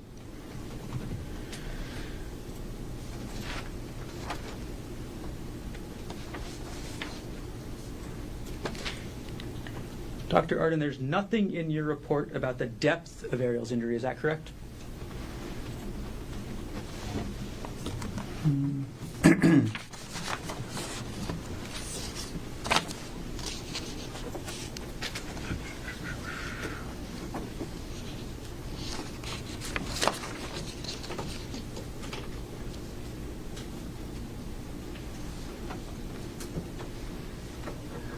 Depends upon what you mean by the depth. I clearly do state that it is only to the scalp and soft tissues, which is an indication of depth. Dr. Arden, you never state in your report that the injuries went all the way through down to the skull. Is that right?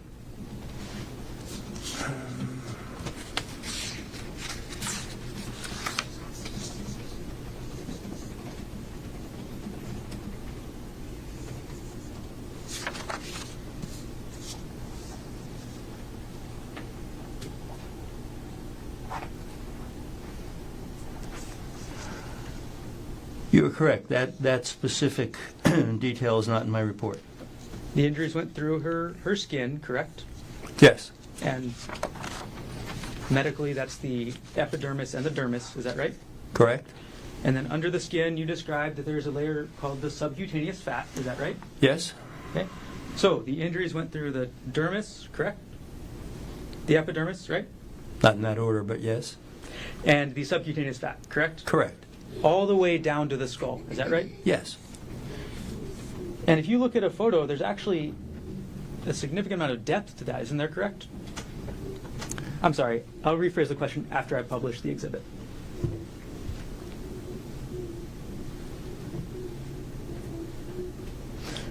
Okay. We're going to publish State's Exhibit 22, which is already in evidence.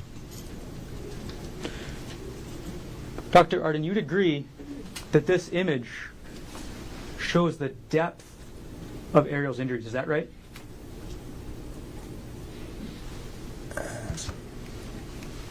Doctor, if you need to step down and get closer to the screen, please. Thank you, Your Honor. And if you'd like me to zoom in, I can also do that.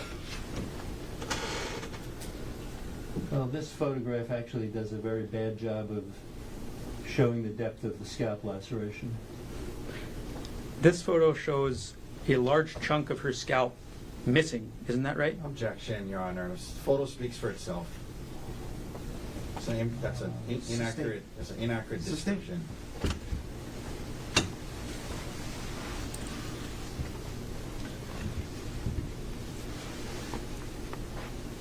I'm going to zoom in on the top right of this photo, Dr. Arden.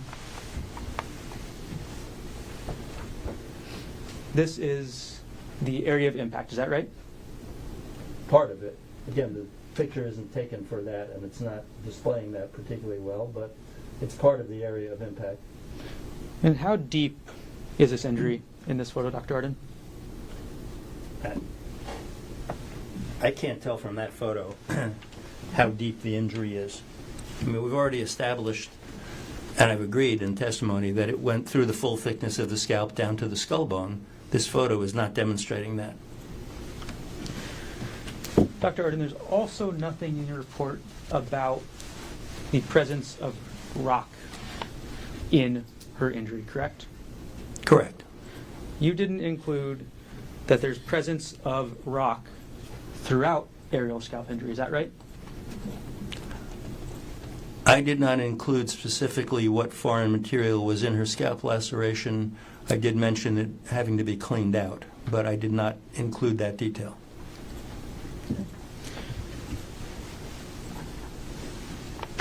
And Dr. Arden, you testified earlier about a lack of injury to the back of Ariel's head, correct? Correct? You viewed photographs of the scene, is that right? I did. Okay.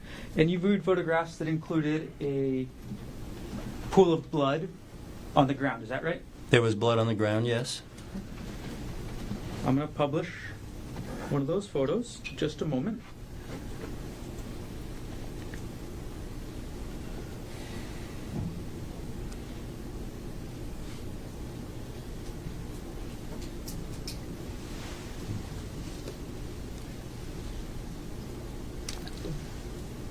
All right, I'm going to publish States Exhibit 64. Dr. Arden, this is a photo that you reviewed, correct? Yes, sir.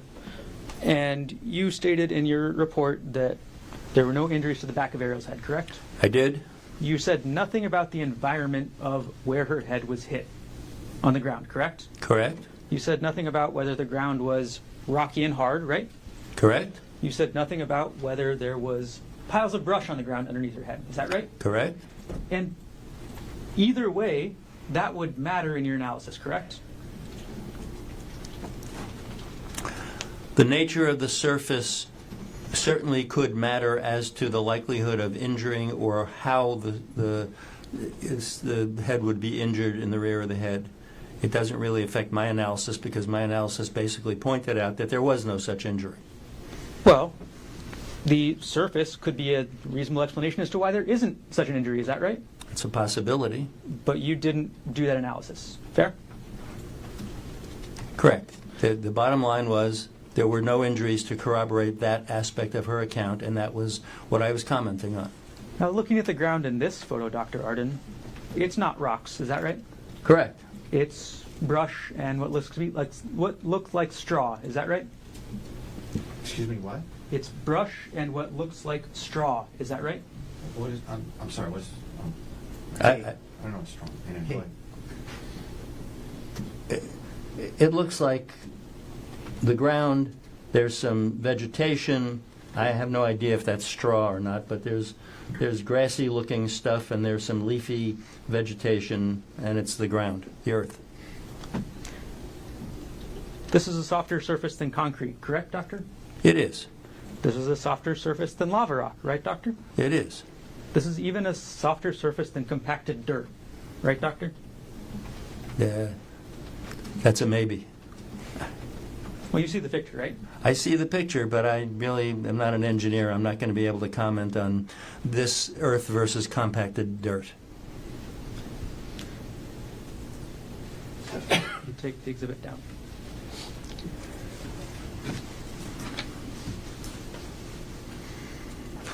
All right, Dr. Arden. We're going to move on to our next topic that we're going to talk about this morning. We're going to talk about bias, okay, Doctor? Well, objection. Is there a question, Your Honor? I mean, ask a question. It's not a proper statement or question.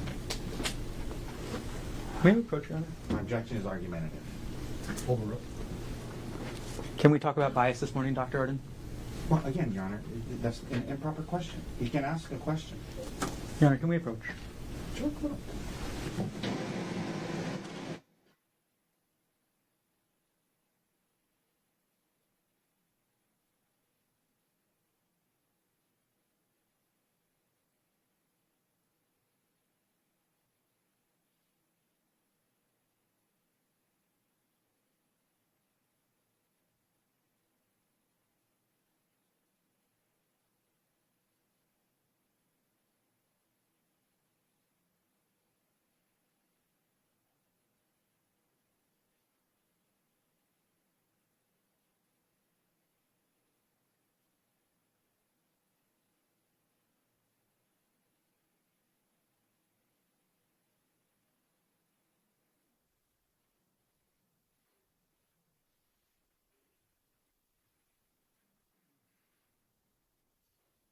Dr. Arden, are you ready to talk about bias? Objection. Argumentative. Ask the question. Oh, that's the argumentative? Overruled. Ask away. Are you ready to talk about bias in general? Sure. Okay. Now, it came up on your direct examination that you have a prior business relationship with Mr. Otake. Is that right? Yes, sir. And you stated in your report that despite the outcome of any case you testify, your fee remains the same. Is that right? Yes. And the purpose of that is to not bias your report. Is that fair to say? It's a combination. It is a statement about not being biased. It's also a kind of a blanket statement that I don't get paid more if the side that hired me wins. I get paid the same regardless of what happens. But there is an interest in future business, isn't there, right? Isn't that right, Doctor? Well, there's always an interest in future business, but that doesn't overcome what we've already talked about, that you get the same opinion from me no matter who you are. It's based on the facts and the medicine. And let's face it, future business isn't such a big interest of mine. I'm trying to get retired and it's not working. Your interest in future business would encourage you to say what you think Mr. Otake wants you to say. Isn't that right? No, that's not right at all. No. Your interest in future business encourages you to minimize Ariel's injuries. Isn't that right? No, absolutely not. My interest in future business is doing business honestly with attorneys who are honest, and that's what I do. And you've already heard the answer during direct exam. I tell lots of lawyers that their clients are screwed. And you know, that's what happens. Sometimes the truth hurts, but that's what they get from me. Dr. Arden, your interest in future business encourages you to ignore the facts that are bad for your conclusion. Isn't that right? No, not right. Now, I asked you earlier about an article that you co-authored in 2021, correct? Yes? And that was an article titled Cognitive Bias in Forensic Pathology Decisions, right? Yes. Okay. And again, this was peer-reviewed, correct? It was? And you obviously care about bias since you wrote an article about it, right? I do.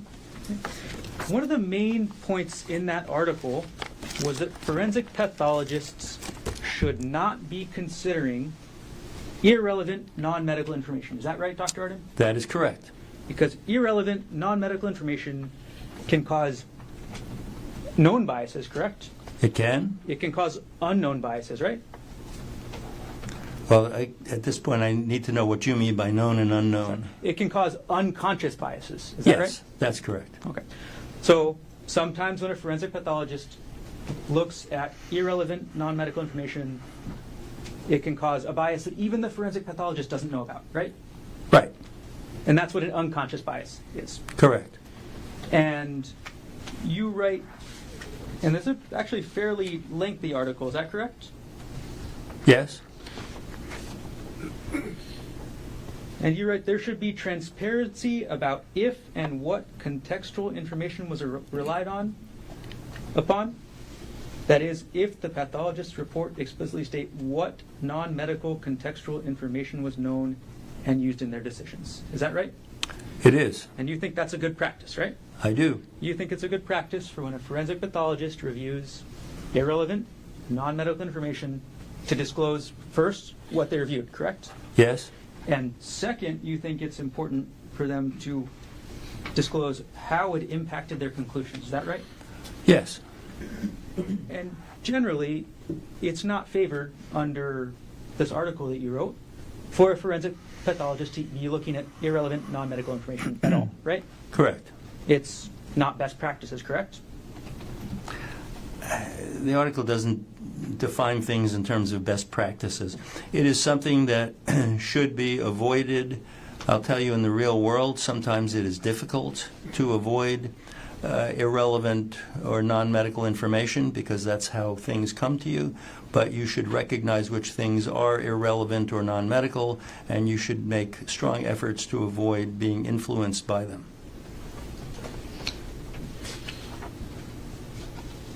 Dr. Arden, in this case, you reviewed Gerhardt Konig's third interview transcript. Is that right? I did. And that is S-184. Is that right? Well, I don't know, but I'll find out.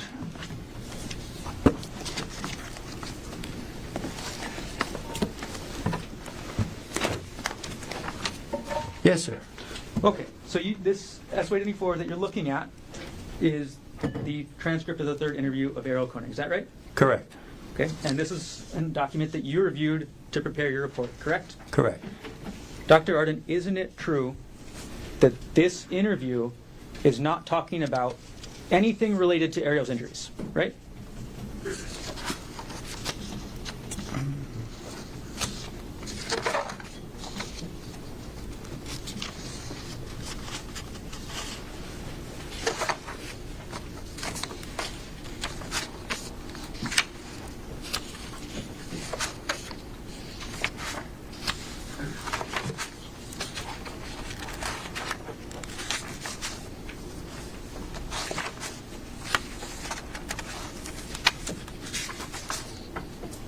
Right. This transcript of the third interview does not discuss any of her physical injuries, the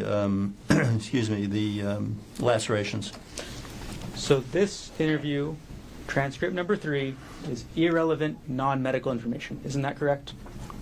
It is irrelevant non-medical information relative to the blunt force injuries or blunt impact injuries that she received. Yes. You also reviewed Gerhardt Konig's fourth transcript. Is that right, Doctor? Yes. And if you want to turn to S-186, could you? Yes. And could you review that for just a moment?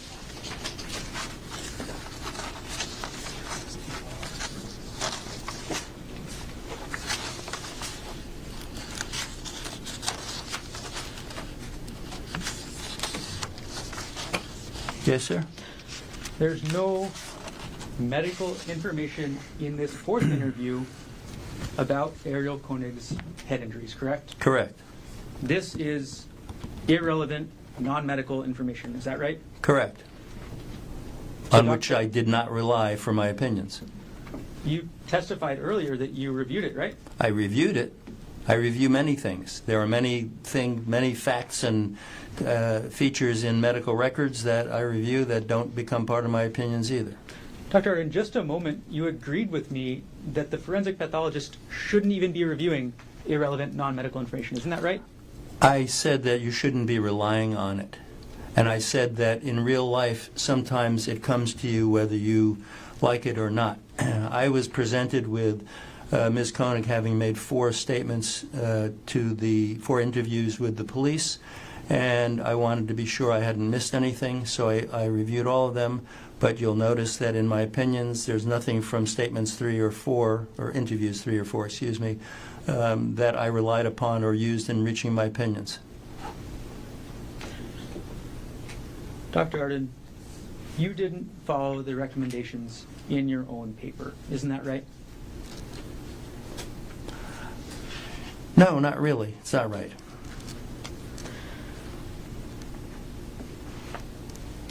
You testified earlier, Dr. Arden, that you were the chief medical examiner in Washington, D.C., correct? Yes, sir. And that was from... I'm going to pull up your CV so I get the dates correct.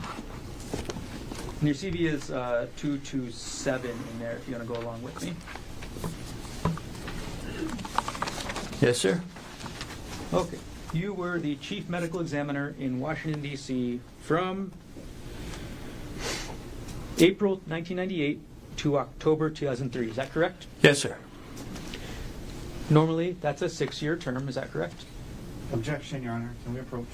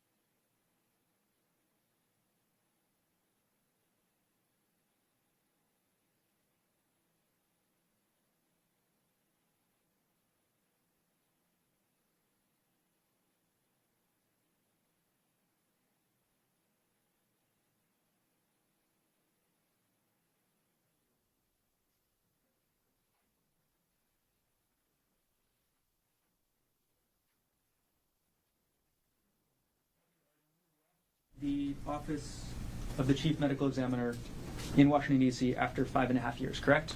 Yes, sir. Okay. Before you left, there was an audit from the Office of the Investigator General of the City of Washington, D.C., correct? Not the Investigator General. I'm sorry. Is it OIG? Yes. And that's S230 with you, right? Yes. I'm sorry, it's the Office of the Inspector General conducted this audit, correct? Correct. Okay. Can you turn to page 31 of that audit?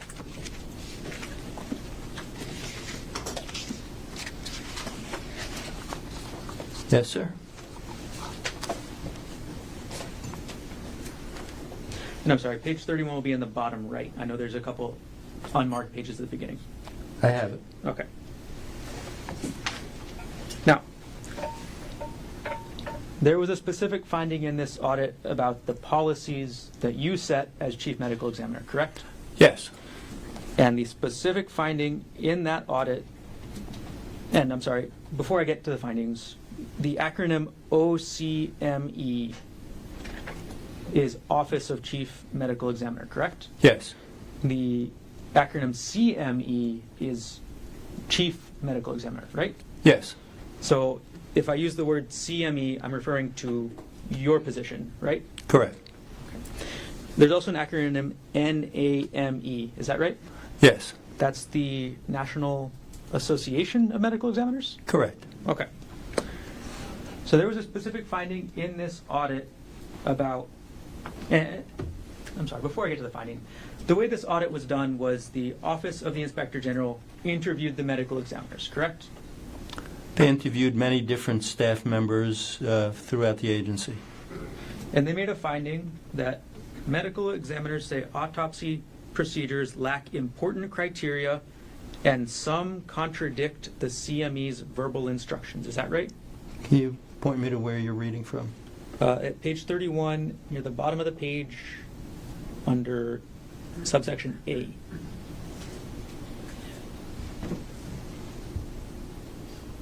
Okay, could you read the excerpt again, please? Okay. The finding was that medical examiners say autopsy procedures lack important criteria and some contradict the CME's verbal instructions. Is that right?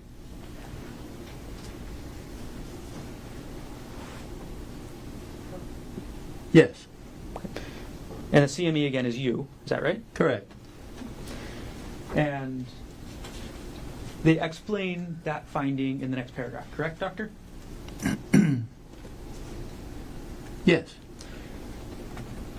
And they say the medical examiners also stated that many of OCME's written procedures differ from the standard operating procedures used in surrounding jurisdictions and from NAME standards. That's the finding in the audit, correct? that's what the medical examiners claimed, yes. You wrote the procedures for the DC Office of the Chief Medical Examiner. Is that correct? Some of them. The audit or the finding further states that these medical examiners stated that some procedures contradict verbal instructions that they have received from the chief medical examiner. Is that right? That's what they said. They go on to say that the decision on what procedure should be followed is at the discretion of the chief medical examiner yourself, correct? Yes, Who is inconsistent in the criteria he uses and does not conform to established best practices. Is that right?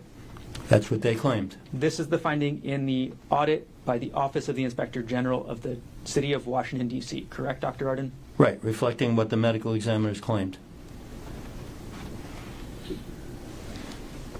There's a conclusion sentence at the end, right, of this paragraph? Sorry, hang on one second.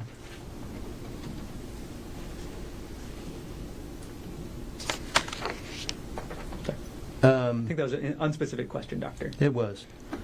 There's a statement at the end of that paragraph we've been going through stating the medical examiners believe that because they were not included in developing these procedures, autopsies are not as timely and cost effective as they should be, and their integrity cannot be assured, correct?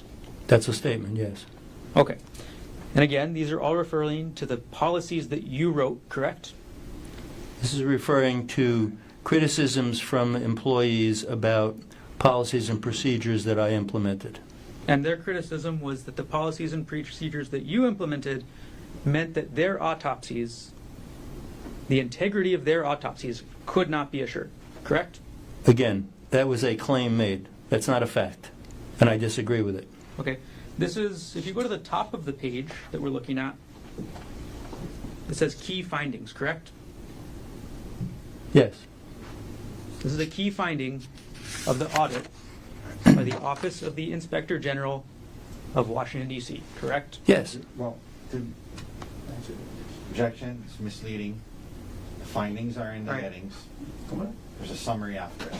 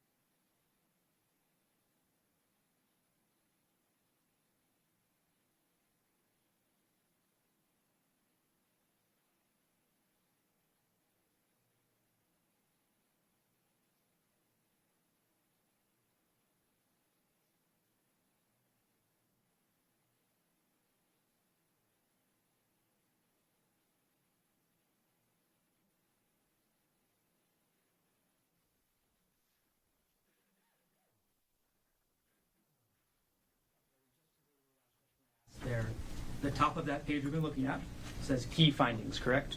That's the section of this report. The multiple pages say key findings. And everything I've been reading is from this same page, correct? Correct. Everything from this section titled key findings, correct? Yes. Okay. Dr. Arden, you also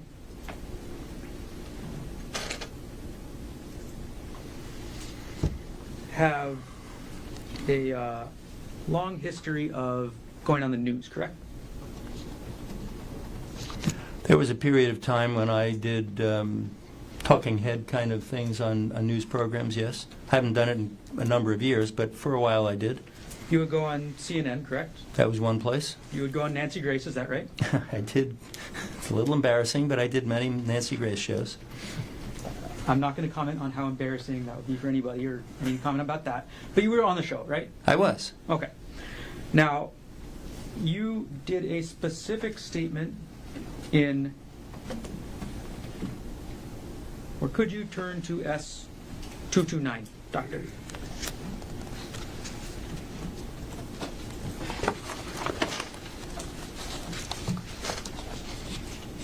Oh. Yes, thank you. I have it. Okay. And this is a transcript of the show CNN Newsroom, is that right? It is. Okay, and the date is October 5th, 2007, is that correct? Correct. Okay.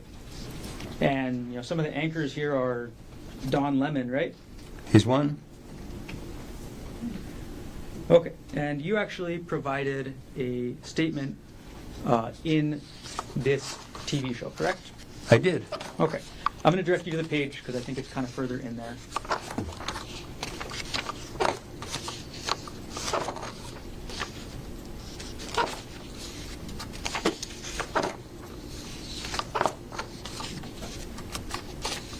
Okay. Dr. Arden, could you go to page 11 out of 15? I apologize, there may not be page numbers. There are no page numbers, but I think I was there.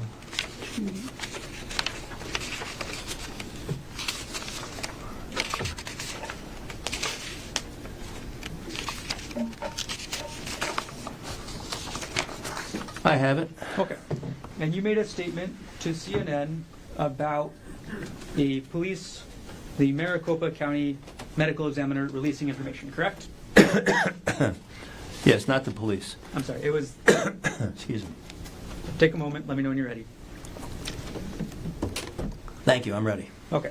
So you gave a statement about the Maricopa County medical examiner's office releasing information, correct?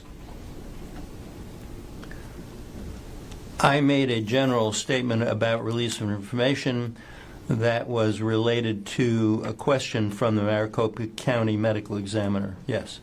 And the statement you made was you really need to be particularly careful about the release of information, not to look like you're hiding something, not to give anybody the false impression or any impression that they're not getting the full story. Is that correct, Dr. Arden? That's correct. And you still believe that statement today, correct? I do, You especially believe- in that context. You believe it's important to not hide information, right? Correct. You believe it's important for people to get the full story, correct? Correct. Dr. Arden, isn't it true that you deliberately suppressed the fact that Ariel Konig had that tuft fracture on her thumb from your report? No, it is not true that I deliberately suppressed that she had a tuft fracture. I mentioned a thumb injury, and as I've already explained, that was not relevant to the analysis and opinions that I was giving. Excuse me, and it still is not.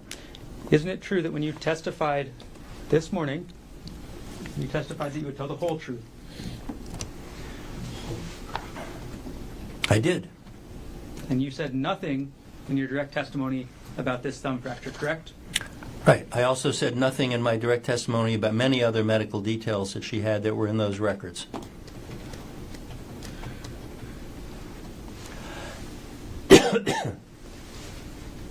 One last section, Dr. Arden. I'm going to publish what's been entered into evidence as States Exhibit 236. It'll be up on the screen next to you. It's not Oh. in your binder. Thank you. Excuse me. Okay, you put on the screen States Exhibit 236, Dr. Arden. Objection, Your Honor. Can we approach? Sure, come on up.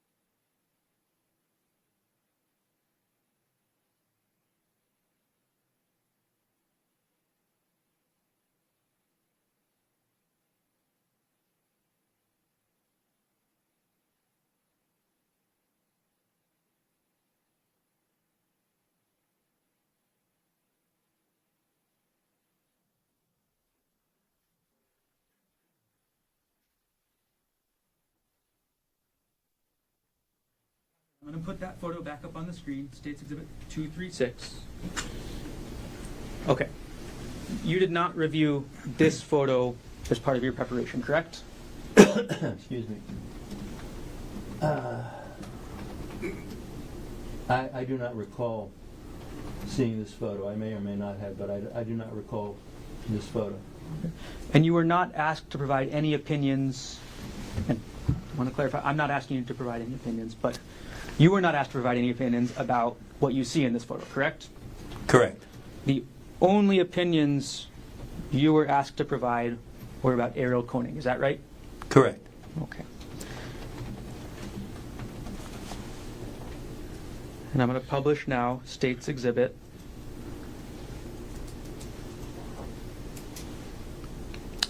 States Exhibit 25.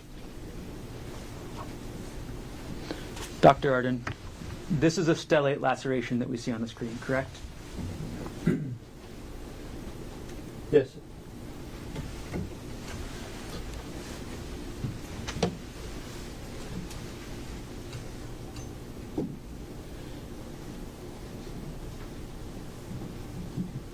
Okay, I'm going to take the exhibit down. I have no further questions.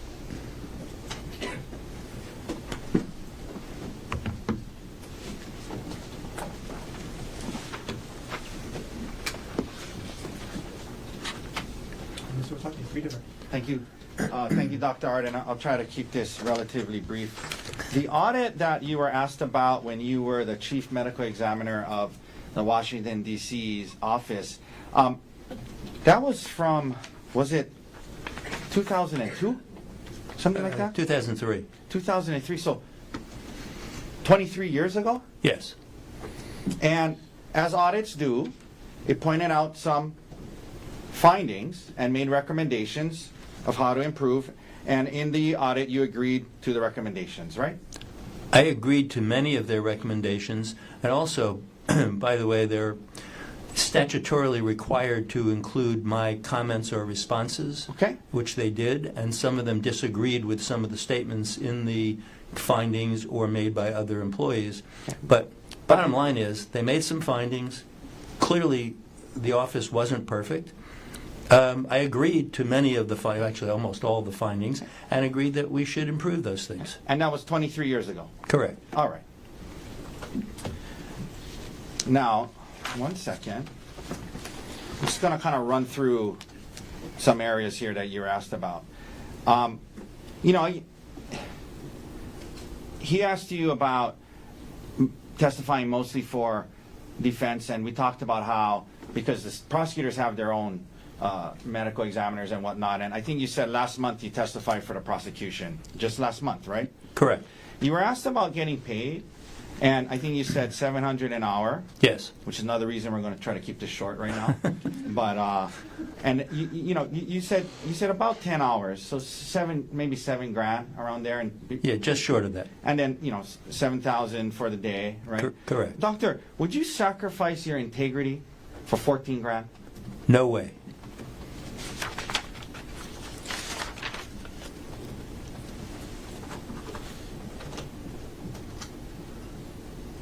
You were asked about this issue of the email to the primary care doctor and concussion. And you said that while traumatic brain injury, mild traumatic brain injury, is somewhat synonymous with concussion. You said that, right? I did. But let's read the whole email. 1 second.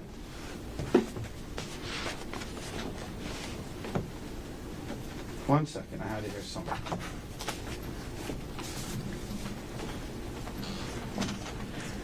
It's okay. The email mentioned asking to include concussion and traumatic brain injury in the PCP, primary care physician's report, and it said, so it's consistent with the Queen's documentation and treatment. You remember reading that? Yes. Do you recall, you went through the Queen's records, right? Yes. Do you recall seeing anywhere in those records the term traumatic brain injury? I do not.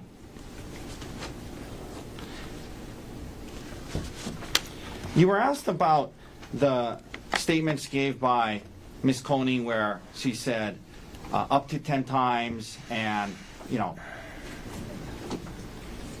things like that. The only number she mentioned was 10, correct? Sorry. Yes, that's the only number. Yeah, and so, and there were places she said, 100% with all his might, right? Yes. All And- full force. Full force. And you were asked to give an opinion about whether her statements were consistent with her injuries, and you said, in your opinion, it's likely consistent with 2, maybe 3 hits, is what you said today, right? I said several blows in my report, and I testified here today.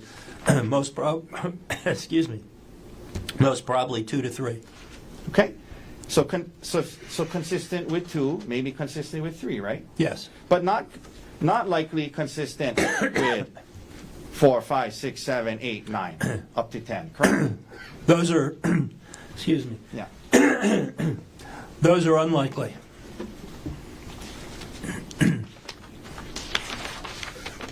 You were asked if you held the rock before today, but you surely had photos of the rock that you were provided. Is that right? Correct. Now, you were asked this questioning about if somebody's head was moving around, would it be harder to hit? And if they were wrestling and whatnot. First of all, if somebody was hit up to 10 times, like 5, 6, 7, 8, you think maybe at full blast, doctor, maybe after the first 2, they might be not moving as much. The next 3, 4, 5, 6, 7 would be easier to have impact. That's certainly a possibility.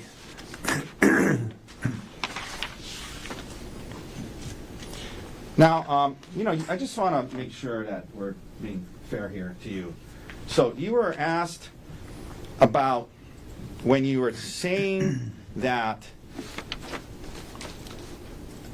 Ms. Konig's complaints about concussion were subjective and self-reported.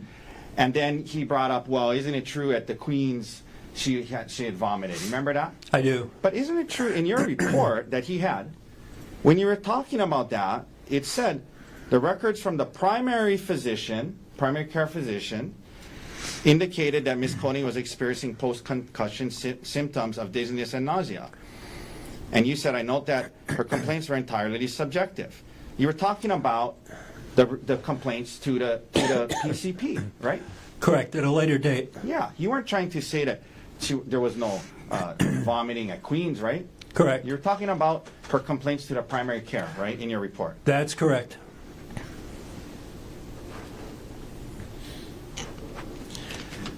Now, you weren't allowed to answer this earlier, but so I want you to...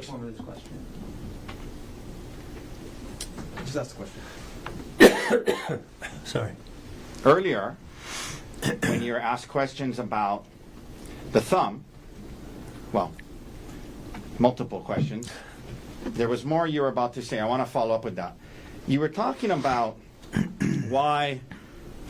Well, first of all, you did include the thumb in your injury in your report, right? I mentioned it, yes. Yeah, and you referred to it as you called it an impact injury, right? I did. You didn't have to call it that, did you? Well, that's what it was. Yeah, but my point is you included that in your report, right? I did. Now, you were starting to say you were trying to demonstrate to the jury, what are we talking about here? You said just the front tip, small portion of the thumb? Yes, the fracture was of the tip of this bone that's at the tip of the thumb. So the area that was fractured was very small. Okay. And is the rock still there with you? Or? I have it. Okay, can you hold up the rock? Excuse me, yes. If somebody was, full blast with that rock, hitting somebody on the head, do you think that little tip of the thumb would make a big difference? That the rock is a lot bigger than that tip, yes? Right, the rock is much bigger. The rock has heft. If the tip of the thumb got caught by a blow, it's not blocking much of the impact or the effect. Okay.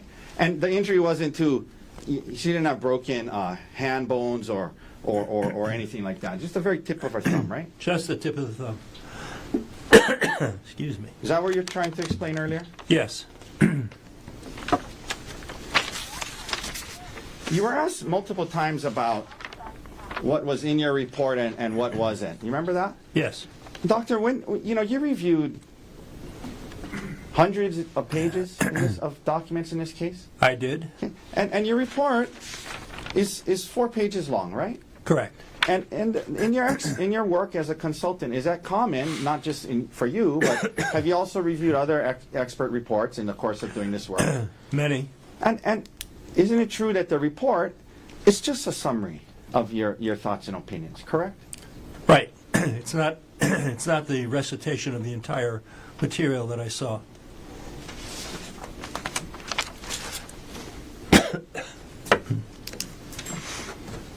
You were asked about this injury going all the way to the skull, okay? Yes. And so, but just so we're clear, and my head is probably a good example because I don't have hair, but from your scalp to the skull, is it a very deep? Is it a very thick area from the top of your scalp to your skull? No, you're probably talking about half an inch, 5/8 of an inch, that neighborhood. All right.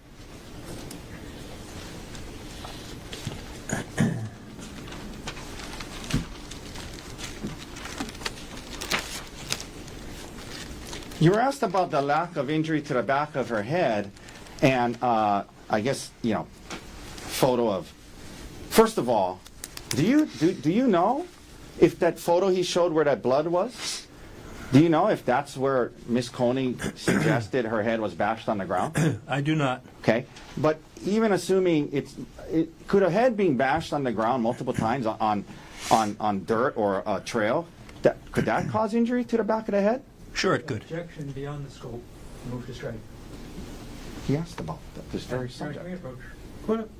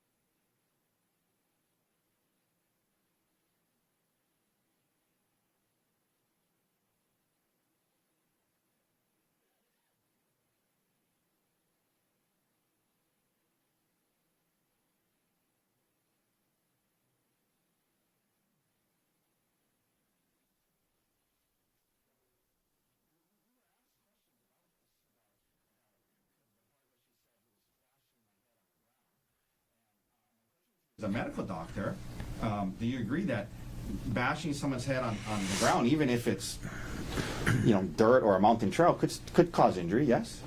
Yes, it could. And you did not see any any notation of injury to the back of her head, right? Correct. Okay. 1 second.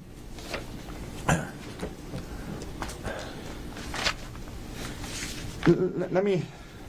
1 second. Let me ask you two last subjects here. Okay. So, you were asked by the prosecutor. Apparently, I guess he's faulting you, or he's bringing up that. Argumentative. Sustain. You were asked by him. He raised this issue. You understand from what was well. First of all, you review what's provided to you, right? Correct. And you understood Ms. Konig gave 4 statements to the police, right? Yes, And you were provided all 4 of those statements, right? I was. And you reviewed all 4 of her statements that was provided, and the parts that were helpful and mattered, you included, and the parts that weren't about medical, you didn't, right? Correct. Okay. Now, as an expert through the last 20 years, have you ever had an occasion where an attorney would question you about something that you weren't provided everything? Objection. Sustain. Why?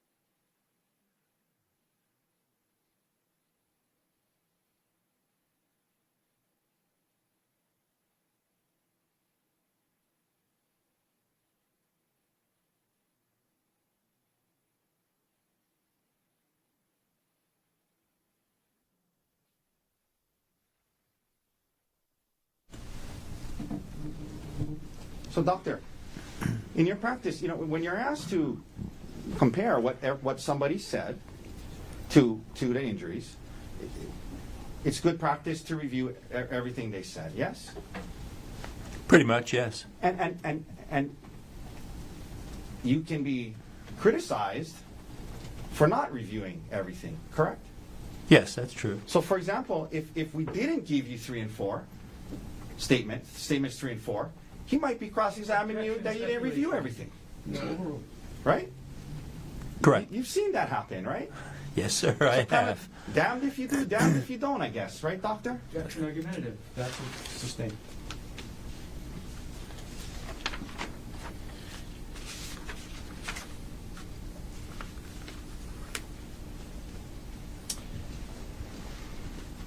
The one prior case you provided opinions on for me one time over 10 years ago, prosecutor indicated that was a business relationship. Just to be clear, we've never been in any business together, but you were retained once before over the last 10 years, correct? That's right. You were then asked about future business and how something about, isn't it true, essentially you would say things that aren't true to get future business. Do you remember him asking that? States the question. No. Overall. You remember him asking that? I do. And first of all, again, is that offensive to you? Highly. Apologize for asking this question, but how old are you, doctor? No embarrassment. Well, this month I'll be 72. Okay. And you mentioned that you're trying to retire, trying to slow down, right? Trying. Not succeeding so well, but I'm trying. But do you need more work, doctor? No, I'm turning down plenty of work right now. You're in a position where you pick and choose the cases you want to work on, and the attorneys you want to work with, right? Yes. Are you concerned about getting future business? No, I'm not. As I said, I am currently turning down a substantial number of cases that come to me.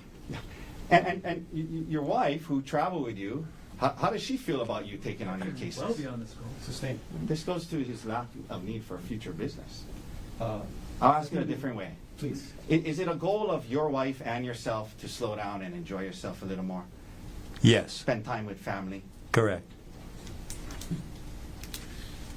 So nowadays, it's not about future business, but it's you want to work on cases and you want to work with attorneys that you mentioned are ethical attorneys, right? Yes. Objection.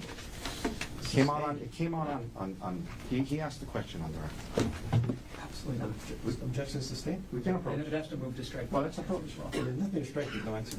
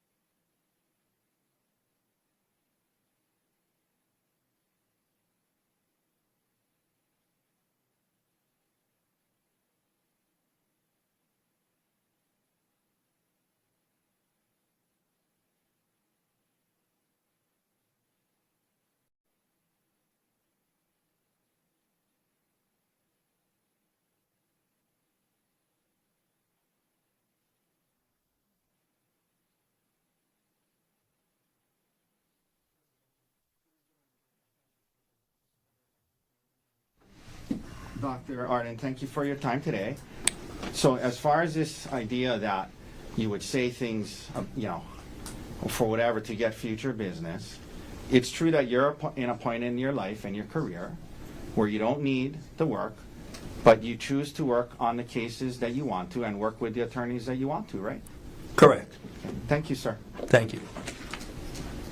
Mr. Garner, any recross based on what was asked on redirect?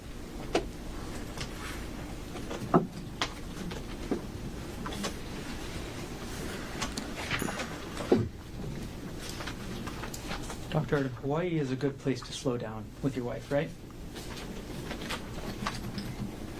You're talking about living here? Visiting. Visiting Hawaii is wonderful. Now, you testified on redirect that you believed that Ariel's injuries were 1/2 inch to 5/8 an inch deep. Is that right? Objection, that mistakes his testimony. Oh, overruled. That's the testimony. I testified that the approximate thickness of the scalp down to the skull is about 1/2 to 5/8 of an inch. It's an approximation. And again, the injury was all the way down to Ariel's skull, correct? Correct? So A plus B means that the injury was 1/2 inch to 5/8 of an inch deep on Ariel, correct? Approximately, yes. Right. You were also asked on your redirect about the unconsciousness or the effect of several blows to the head in rapid succession, correct? Correct? And you said that that could cause unconsciousness, right? I don't think I ever used the word unconsciousness, nor was it in the question. I did agree that it was possible that a person might be moving around less after being affected by several blows. And that's because the person could go unconscious, right? Well, person could go unconscious, person could be kind of dazed without being unconscious, person could be in pain and stops moving, lots of possibilities. And the person could also be dead, right? Well, if you're dead, you're not moving. All right. Last thing, Dr. Arden. You testified on your redirect that you now believe, or you're consistent with your report that you believe that it was at minimum several blows, correct? That makes, well, go ahead. I didn't say at minimum. I said approximately, I said several blows, several impacts in the report, and I testified here today to clarify that I believe most probably 2 to 3. And as we've been very clear with your cross-examination, Dr. Arden, you're not counting Errol Konig's thumb fracture, correct? Correct. You're not counting the damage to her face, correct? Correct. That's separate. You're only counting her scalp, is that right? Correct. Thank you. No further questions. Thank you, sir. Nothing further. Thank you, doctor. Thank you. All right, thank you. You can step down. Appreciate you being here. Watch that step. Yes, thank you, Your Honor. Counsel Crooks, off record.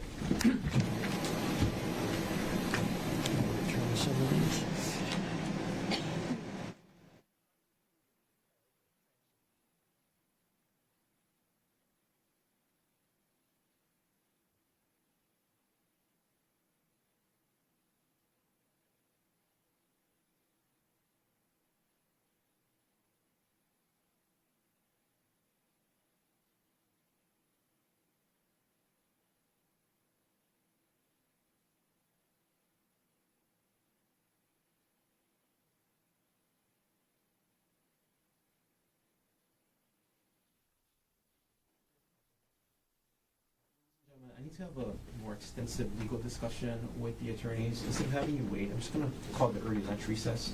Have you come back at 1:15. Leave your notebooks on the chair. Don't talk to anybody about this case. Keep an open mind. Do not try to learn about this case outside of the court. All of you, have a good lunch. See you at 1:15. All rise.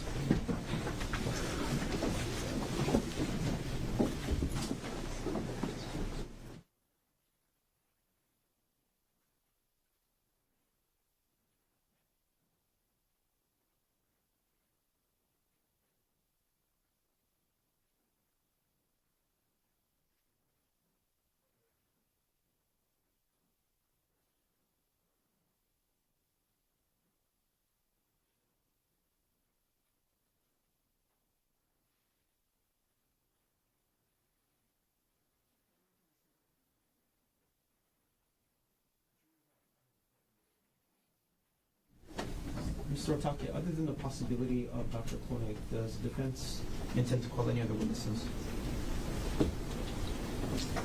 Well, not before he testifies, but maybe after. Understood. Then would now be the appropriate time to discuss his right to testify and not testify, is what I'm really getting at.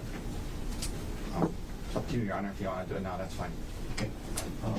You can remain seated, Dr. Konig. I had this conversation at the beginning of trial, but it's time to have it again. Right now, are you under the influence of any drugs, alcohol, or medication? I'm not.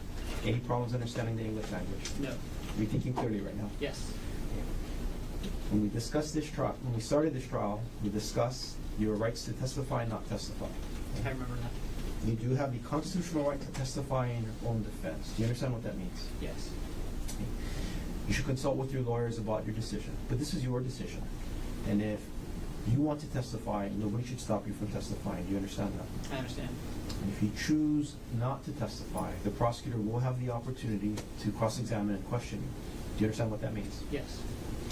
And just so we're clear, if you do choose to testify, just like all the other witnesses, you would come up to the stand, you would take an oath to tell the truth, and you would first be asked by questions by either Mr. Otake or Mr. Dirks.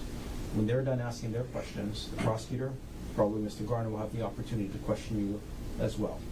Unless I sustain an objection or stop any of the questioning, you would have to answer all of the questions that are put to you by all of the attorneys. Does that make sense? I understand. Do you have any questions about what happens if you choose to testify at trial? No. And you also have a constitutional right to not testify and remain silent. Do you understand what that means? Yes. And I want to make sure I get this correct. Again, it's your decision, okay, about whether or not to testify. And if you don't want to testify, nobody should pressure you, and you should not feel pressured or coerced in any way to testify. Does that make sense? Yes. If you choose not to testify, the jury will be instructed that it cannot consider your decision to not testify as well as your silence in any way when it decides the case. You understand what that means? Yes. I'm going to read exactly the instruction that I would give to the jury if you choose not to testify. And this is what it states. If you don't testify, the court will instruct the jury that the defendant has no duty or obligation to testify, and you must not draw any inference unfavorable to the defendant because he did not testify in this case, or consider this in any way in your deliberations. Did you understand the instruction that I read? Yes. Okay. Now, do you understand what happens if you choose not to testify? Yes. You have a choice to make, Dr. Konig. Did you discuss this decision and your choice with your attorneys? I did. Were they able to answer all of your questions? They did. Do you need additional time to talk with them about this decision? I do not. Then I'm going to ask you, what is your decision, Dr. Konig, to testify or not testify? I'd like to testify. Thank you for answering my questions. You can have a seat. You as well, Counsel. Counsel, before the lunch recess, is there anything else we should take up on record? Nothing from the state. We're still talking. No, Your Honor. Then we will recess for lunch. Again, have everybody back at 1:10. Thank you.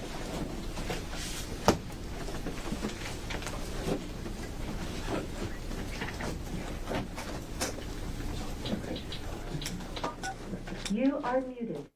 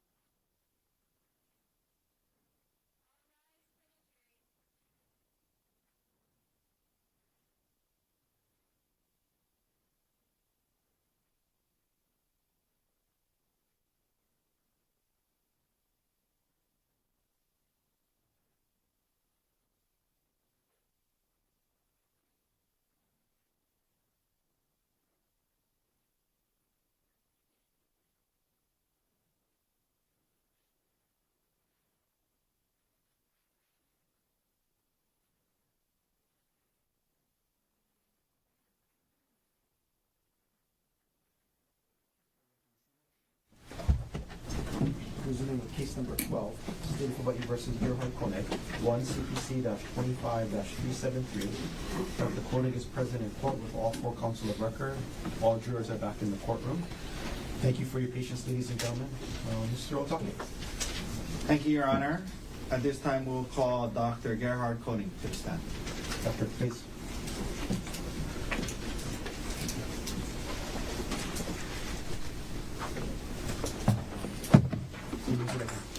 You do solemnly swear or affirm that the testimony you're about to give will be the truth, the whole truth, and nothing but the truth.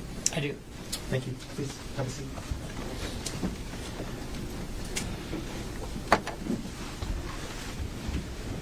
Okay. If you could please state your full name for the record and for the members of the jury. Gerhardt Konig, Gerhard, how old are you? 47, Where were you born? South Africa. And were your parents from South Africa? Yes. What are their names, and are they still alive, and are they still married? Yeah, Peter and Annabelle, they're alive and married. Okay. And they've been here, is that them here in the front row today? That's them. Where do they live now? San Diego. Growing up, what did your parents do for work? My dad's a pharmacist, and in South Africa, my mom didn't work. How long did you live in South Africa, or maybe a better way to ask that is, how old were you when you moved from South Africa? I was 14, And where did you move to at that age? San Diego. Who moved with you to San Diego at that time? My parents and my younger sister. So what grade were you in when you moved to the United States? 9th grade? Did your dad find work as a pharmacist? Yes. What did your mom do in San Diego? She ran a home daycare.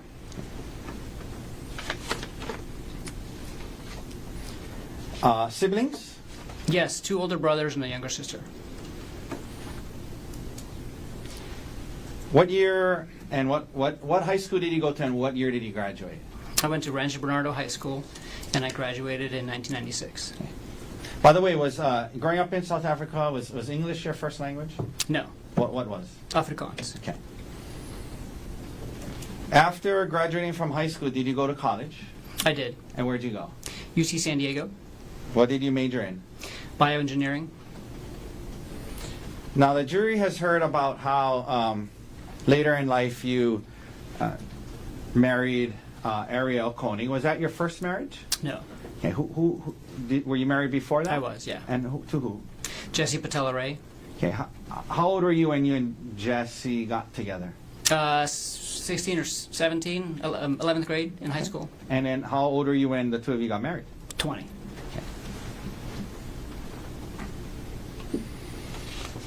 After graduating from college, what did you do? I worked as a bioengineer for 5 years. Okay. Doing what kind of work? It was a biotech startup company. We were doing tissue engineering. Okay.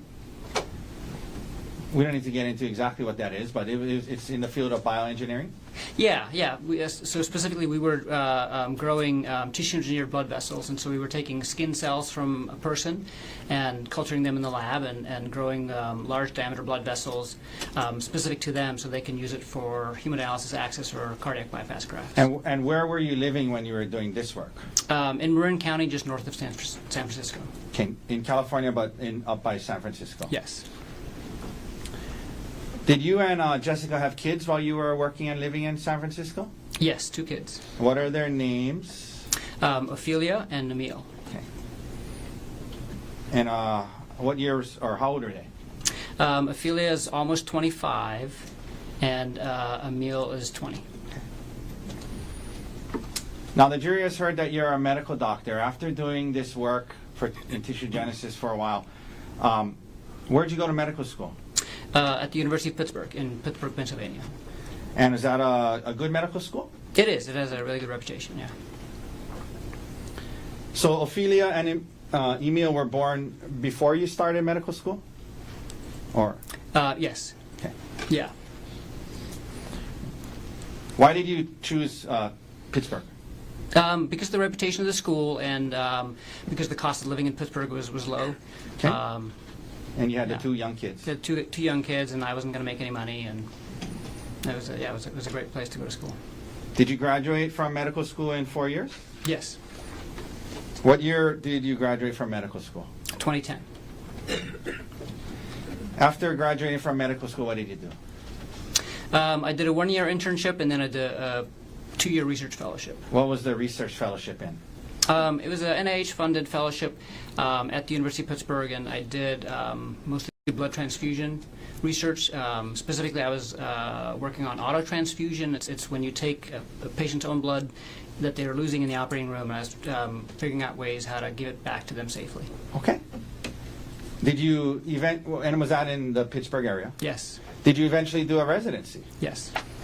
And in what field did you do your residency? Anesthesiology.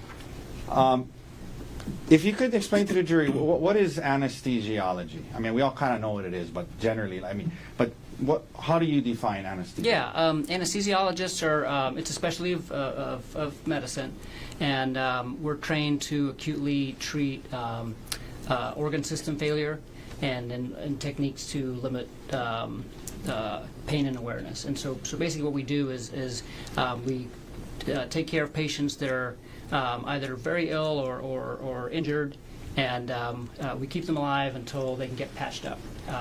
And we make sure that they don't feel or remember anything. Okay. And why did you choose anesthesiology for your residency, and did you enjoy it? Oh yeah, I loved it. It's all hands-on, which is kind of what my personality is and my background in engineering. So I like that about it. Okay. And yeah, I mean that was So you enjoyed it. yeah. Now, what years were you doing your residency in anesthesiology?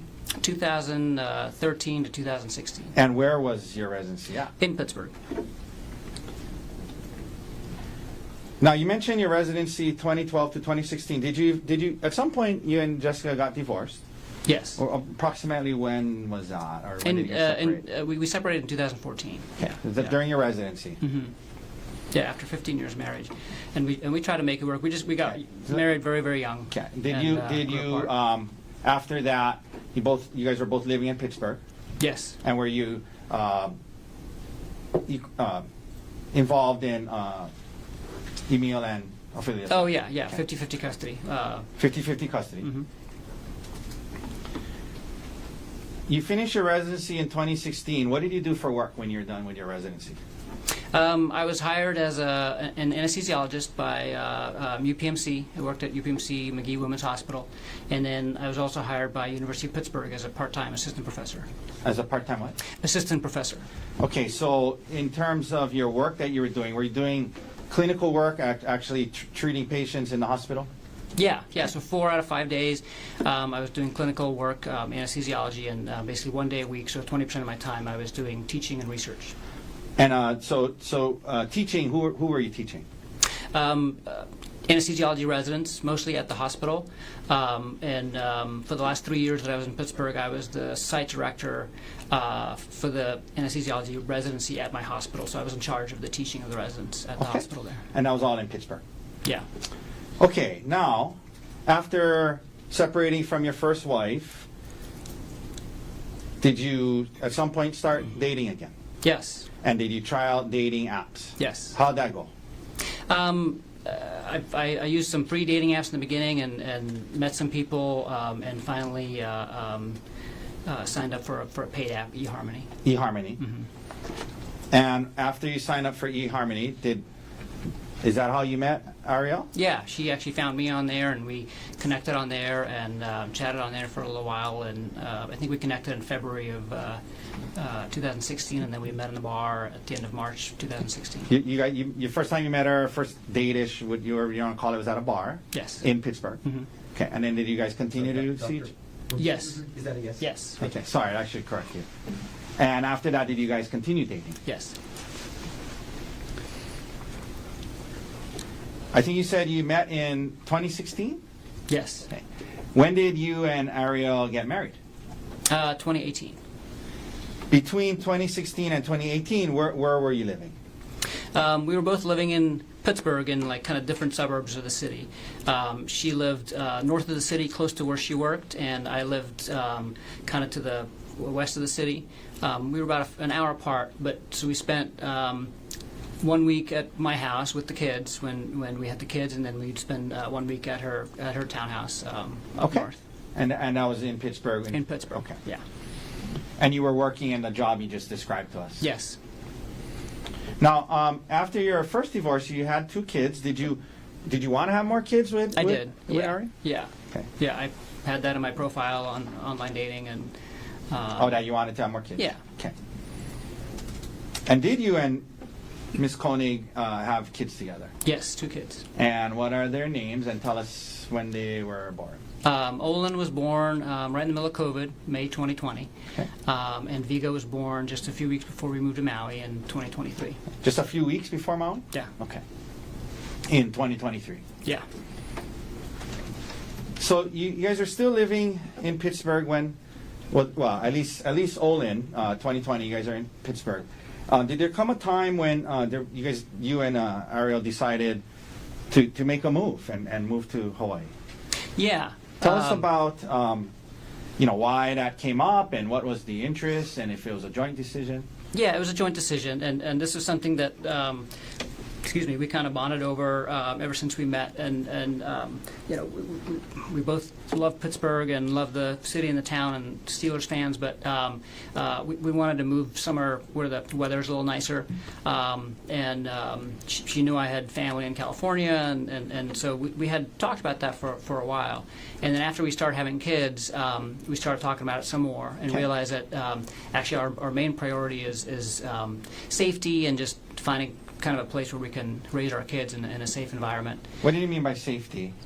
Just like the random gun violence, like school shootings and things like that, were really concerning for us. We wanted to go to somewhere where that's relatively rare or less of a concern. How did you guys decide on Maui? I came to Oahu actually once during residency, when I was doing my research fellowship, and just kind of fell in love with the atmosphere. There's just kind of a joy to life here, and the tempo is just different than anywhere else that I've been in the United States. Okay. So you guys decide on Maui. Well, and then we went to Maui for our honeymoon, and our friend's honeymoon too, and that's kind of how we got introduced to Maui. Got it. Now, you said that it was a joint decision about kind of putting the kids first and safety. Yeah. Was it gonna moving from Pittsburgh to Maui? Was it going to have an impact on both of your careers? And let's start first with yours. Tell the jury if was it gonna. How was it, if any, gonna affect your? Yeah, it was gonna have a big impact on my career. So I was gonna have to give up the teaching and the research completely. And my job in Pittsburgh was at an academic medical center. And even when I wasn't working for the university, I was interacting with students and residents and things like that. And on Maui, Maui, it was just going to be like a clinical. Community hospital, and so kind of very, very different. And what about the research part of your job? Yeah, so I have to give all that up. And you're willing to do that? Yeah, we were basically committed, both of us, to going somewhere where we could focus on the family and slower pace of life, at least until the boys were out of high school. Okay, so now you just shared about the effect it was going to have on your career. What about Ariel's career? Explain to that. She talked about being, at least for a while, in the nuclear industry. So when this decision was being made about moving, what was going on with her career, and what was her? How was this going to affect her? So by the time we made the decision to actually move, which was like in the summer of 2022, it actually didn't affect her career that much. If we had made that decision earlier, it would have had a much bigger impact. Okay. Why wasn't it going to affect her career that much at that point? So she was working. So before COVID, she was working 100% in-house, full-time, and then during COVID, her job went remote, like most people's jobs did. And then during COVID, we also had Olin, and she realized at that point that she didn't want to go back to working in person again. That she felt she could accomplish a lot more at home, working and just be much more efficient. And it also allowed her to just be home more with the kids and the family. Was she still? Was she still in the nuclear industry when you guys decided to move? No. So and then she actually quit her job a few months before we started talking seriously about moving. Okay. And she was applying to jobs at software companies and other industries and nuclear as well. And then we decided to move, and so this was all kind of happening at the same time. Okay.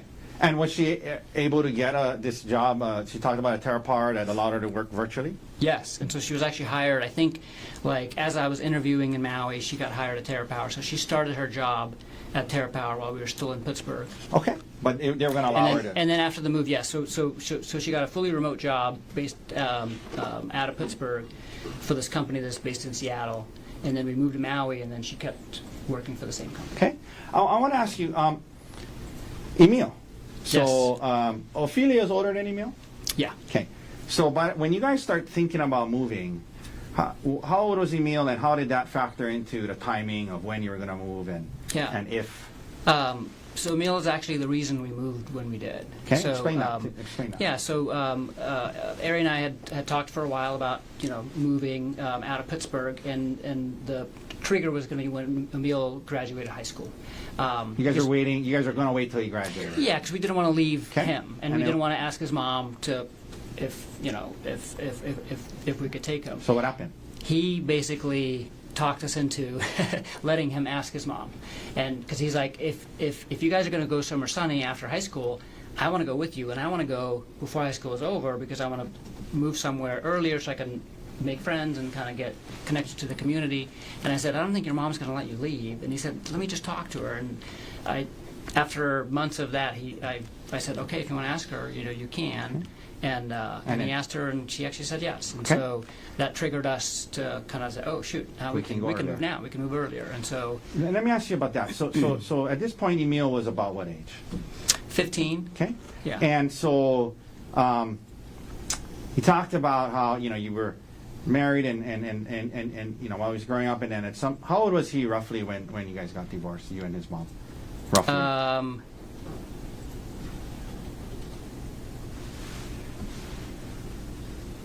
9. Okay. Yeah. And so from when he was born till 9, you obviously very active in his life. Is that right? Yes. And then after that, you had him every other week. Is that right? Yes. Okay. And then come a time now he's 16, and he's actually asking if he can go to Maui with you. Is that right? Yeah. Okay. Yeah. No, we've had a really good relationship. Okay. And so that kind of made the timeline where you guys could go sooner. Is that right? Yes. And what about Ophelia? By the time you guys were moving, was she already over 18? Yeah, she was over, and she had moved out of the house already, and Okay. so yeah, she didn't come to Maui with us. Okay. Now, so when you first moved here, did Emil then finish high school on Maui? Yes, Maui High. Okay. We heard about how Miss Konig's parents, or Ariel's parents, also moved to Maui. How did that happen? Yeah, no, they. That was really nice, actually, how it worked out. But because we didn't have any family here, Okay. and two young boys. But when we told them we're moving to Maui from Pittsburgh, and they were living in Florida at the time, they said that that's too far, and they To be actually decided away from you guys. Yeah, and so they decided they're going to move to California because they didn't want to move to Hawaii, but they'd never been to Hawaii, and so they had this trip planned where they were going to go look at a few different places in California, and we convinced them to come to Hawaii too for a few days, Okay. just to basically, visit with us. Yeah, we're trying to see if they like it. We just told them, just come visit with us, and we'll show you where we're going to live. Yeah. This was right before we actually moved, and. Did they like it? In less than 24 hours, they were like, "We're coming here." Yeah, And that was okay with you? Yeah, it was great because they ended up buying a house just down the street from our house, and we see them. We would see them all the time, and they're a big help with the kids, and it was just nice to have family on the island. So you, when did you guys move then to Maui? So I had to give 6 months' notice at my job. So I got a job offer in like August of 2022, but we didn't end up moving until end of February of 2023. Okay. And your job offer on Maui was what? It was so the group's called TMG, and we're the only anesthesiology group on the island. It's a private practice group, So you applied with them? Yeah. And they hired you? Yes. So I know this is a big question, but I'm going to ask you to kind of just maybe summarize. You know, you get here to Maui, March 2023.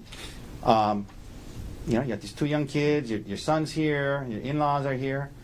You got a job. You know, what was life like for you and your family from March 2023 until December 2024? Can you just summarize what it was like? Yeah, it was amazing. The move was a little stressful at first, getting here, but once we were here and settled in, it was our dream life. So we bought a house really close to the hospital, so I could walk to work, and it also meant that I could take all my call shifts from home. And whenever I was done at the day, I could be home in a few minutes, and it translated into me being home a lot more than I was in Pittsburgh at my previous job. And so that meant that I was spending a lot more time with the kids and with Ari and with Emil. I was doing a lot of home improvement projects, and then as a family, we were doing lots of exploring. Like every weekend, we would explore Maui. We did a lot of beach activities. We went to the beach almost every weekend, snorkeling, surfing, paddleboarding, hiking. Okay, so it was a good life. Yeah, we made a bunch of friends through my work and through Olin's preschool, some of his friends and friends' parents, and we were getting settled in. Yeah, and let me ask you, Ariel, when you testified, when the detective asked her about how the marriage was before December 2024, she said it was a good marriage. Do you agree with that? I thought it was a great marriage, yeah. Okay. I totally agree. I just had a question. That being said, during that time period, did it ever come up that area between that time period, did moving back to the mainland ever come up? It did. So her job, and when she was first hired by Terra Power, they had asked her to move to Seattle, and they said, "Hey, would you move to Seattle?" And she said no. Okay. And then a few times they had kind of asked her again to, if she would consider that. Okay. And our plan was always to at least stay in Maui until the kids graduate high school, and then we can kind of focus on our careers again and let the career drive the decisions. Now, I was asking a little bit about your marriage during that time period, and this came up with Ariel. In your marriage back then, who handled the financial affairs more so, like taxes, life insurance, finances between the two of you? I did. Okay. And why was that so?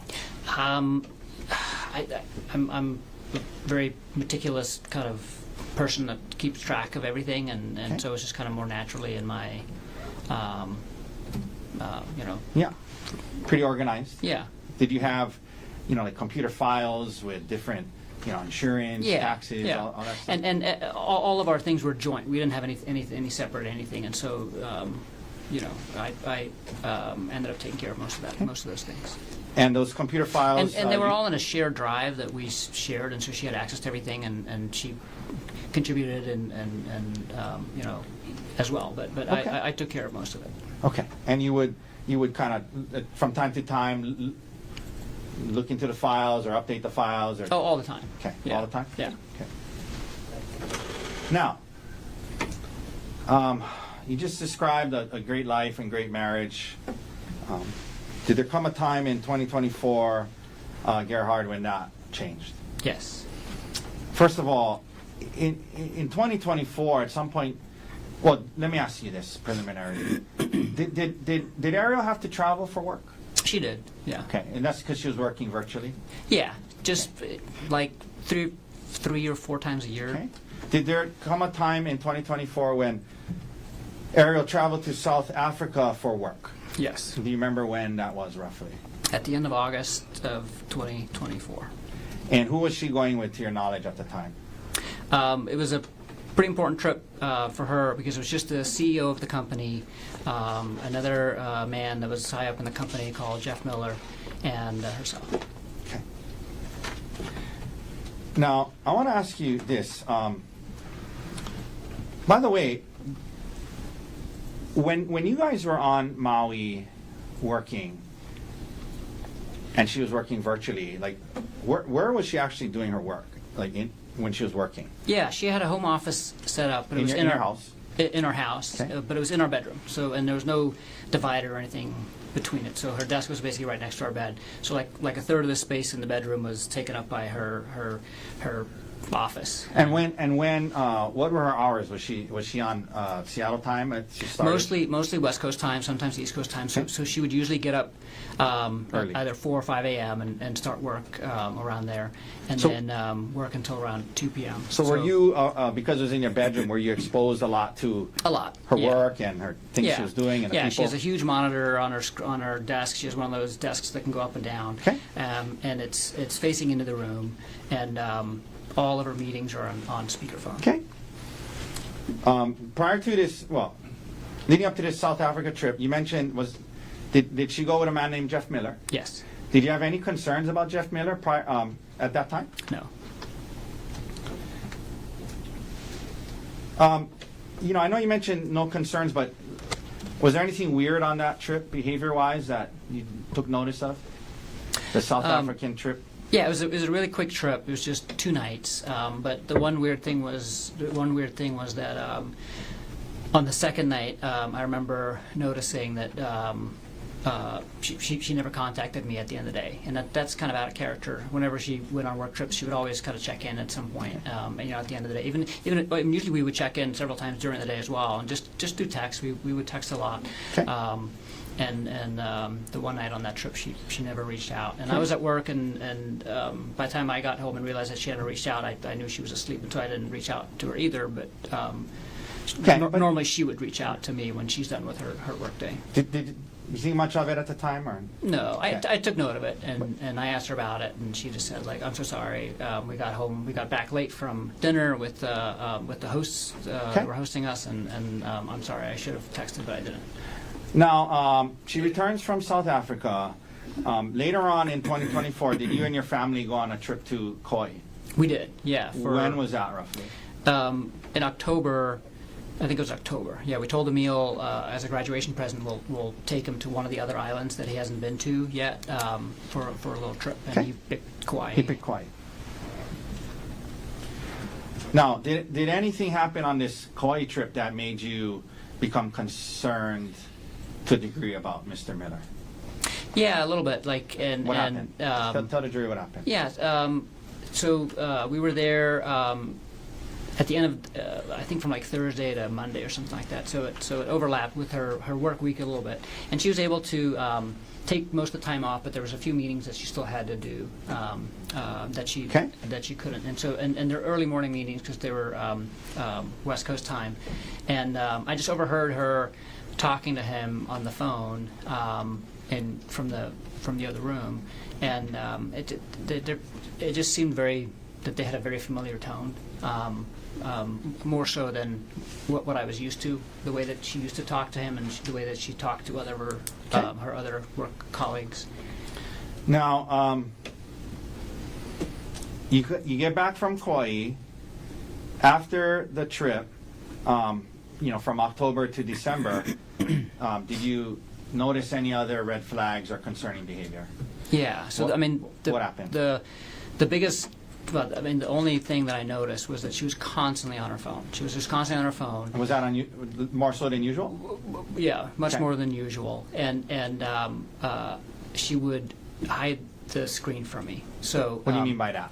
Like, if you're sitting next to somebody and they're on their phone, like, you can just notice that they're sitting in a way. They're constant. They're always just like moving their. What if you walked moving their into a room screen. when she was on? Yeah, her phone? when I walked in the room, she would turn the screen off or turn her phone upside down. Did you ask her about it? I did several times, And what- and she would always say, "I'm talking to Gianna. I'm talking to Gianna," which is her best Who's friend. Gianna? Gianna's her best friend. Okay. So you did ask her about it a couple of times, Yeah, more than a couple. and you continue to see this concerning. Well, was this behavior concerning to you? Yes. And I was curious. Okay. I was concerned. You're right. And did she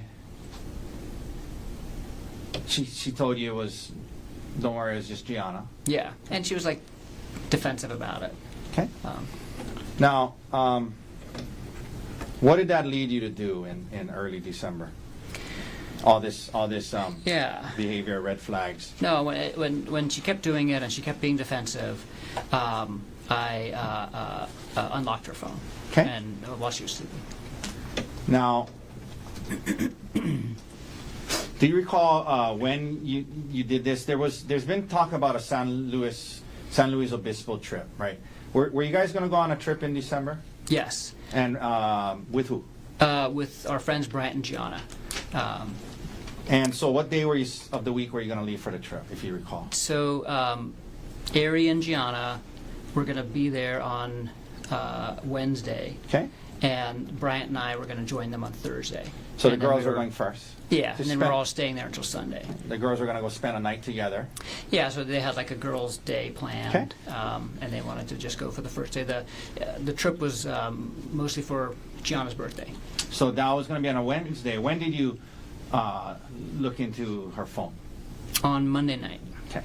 Right before the trip, a couple days before the trip. Yeah. So tell the jury what you discovered. So Monday night, when I looked at her phone, I went to the screen time application on the iPhone, and then I noticed that the app with the highest usage was an app called WhatsApp. And I was What is really- WhatsApp? WhatsApp is a communications app. So it has texting, it has voice calls and video calls. So instead of using your phone's built-in texting or voice or video, you go through WhatsApp. Okay. It's separate from the phone. So then once you saw that? Yeah, so then Well, first of all, I mean, was that surprising to it you? was. I had not seen her on WhatsApp at all over Okay. the previous months. And so I was very surprised about that. And then I also saw that she had turned off all the notifications for WhatsApp, so she had everything silenced for Okay. WhatsApp. And it wasn't like on the main screen. It was like a couple pages over in a folder, so it was kind of hidden. So did you open the WhatsApp? Yeah, so I opened the WhatsApp. What did you see? And there were 2 conversations with Jeff Miller. And the way WhatsApp works is that your account is always linked to a phone number.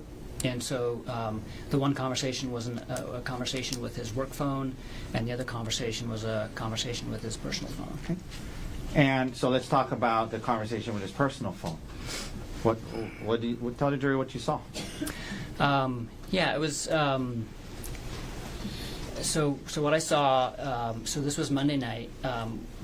What I saw was that the messages from Monday and from Sunday, so the previous 2 days, it was like a full-on conversation the entire day long, and it would start All day off. Yeah, and it would start off at like 2 a.m. Hawaii time.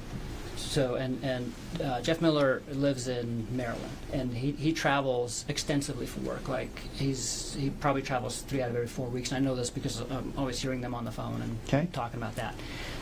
So basically, wherever he was, he'd be texting her good morning, but it wasn't just like a good morning text. It was like 5 or 6 texts. It's like a whole good morning. I had a great, I slept great. I'm looking forward to the day. I hope you're sleeping great. And then at like 5:45 a.m., her good morning. She would be responding. She would respond, and then the whole day long, like, this is where I am. This is what I'm doing. This is what I'm thinking, until good night at the end of the day. And that was for Sunday and Monday. Okay. So for the 2 previous days. So Sunday is a weekend, right? Right. Yeah. So you Yeah, saw so on it a was- Sunday. We saw the text from December Yeah, she's 1st. I'm at work. I'm on call for the weekend, and she's at home decorating and hanging out with the kids And texting him all day. Texting him all day. Okay. And then go ahead. when I scroll back past that, it's very strange because then between so the thread was created on June 4th or something like that, because WhatsApp puts when the thread was created in the app. Okay. And there was no messages between June 4th and August 30th, which was like a few days after the South Africa trip. And then between August 30th and Sunday,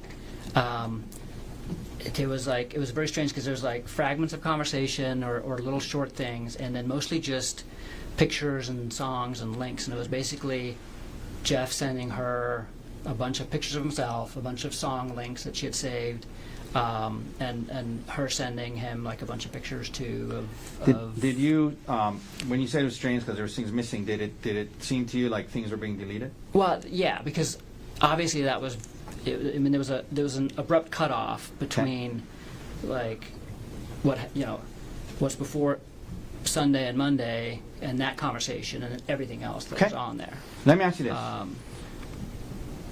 Seeing all of that, here you are, a couple of months now, you had some suspicion, some red flags, asked her about it a couple of times, she denies it, defensive. Now you open it up and you see this. Yeah. Tell the jury how you felt. How did it make you feel? I was devastated. There's obviously something going on, and Okay. So I didn't know what to do. okay. So what did you do? So I had actually started using WhatsApp myself when we moved to Maui, because that's the main communication platform that the anesthesiology group uses, and so I was using it every day, communicating with the rest of the group and during our business meetings. And so I knew that WhatsApp, since even though it's primarily an app on your phone, there's a web interface. You can log into WhatsApp on your computer through the browser as well, and it'll basically just duplicate everything that's on your account. So did you then what did you do the next day? So I took her phone upstairs to my computer, which is in the hallway upstairs, and I logged into her WhatsApp on my computer. So you could watch her. So I could activity. see, because yeah. Okay. You mentioned being devastated. I mean, prior to this, did you have any, aside from we talked about the red flags, but marriage-wise, I mean, everything seemed okay? Everything seemed fabulous. We were we were very happy together. No red flags in terms of the marriage itself. Okay. So now, you want to learn more. You go into what do you call it, like detective mode, kind of? Yeah. Okay. So now you logged on and you're able to watch her. And did you do so the next day? Yes. Excuse me. Yes. Tell the jury what you saw the next day? So the next day, it was basically the same type of thing that they were doing on Sunday and Monday. So they start off by saying good morning, and then just wasn't communication the entire day. But this day, she started deleting messages, and so one of the first things that she did is she deleted all of the messages from Sunday and Monday. Okay, so when you went, make sure you put the mic a little closer. So when you saw the messages the night before. Yes. And now you're looking at it on the computer next day, and those messages you saw the night before are deleted? Yes. Okay. And then what? And then I saw them communicate kind of in real time, because I could see it pop up on my screen too. And as soon as the conversation proceeded, kind of passed, she would kind of keep deleting the previous messages. So she was like, not deleting them in real time, but like throughout the day, she was deleting the previous messages. And the content of the communications and what was being deleted, again, was it concerning? Yeah, I mean, it was the same type of conversation that she was having with them on the previous 2 days, which is not a conversation you have with a coworker. This is a conversation you have with your spouse. Okay. I mean, this is and after watching that all day long, what did you conclude?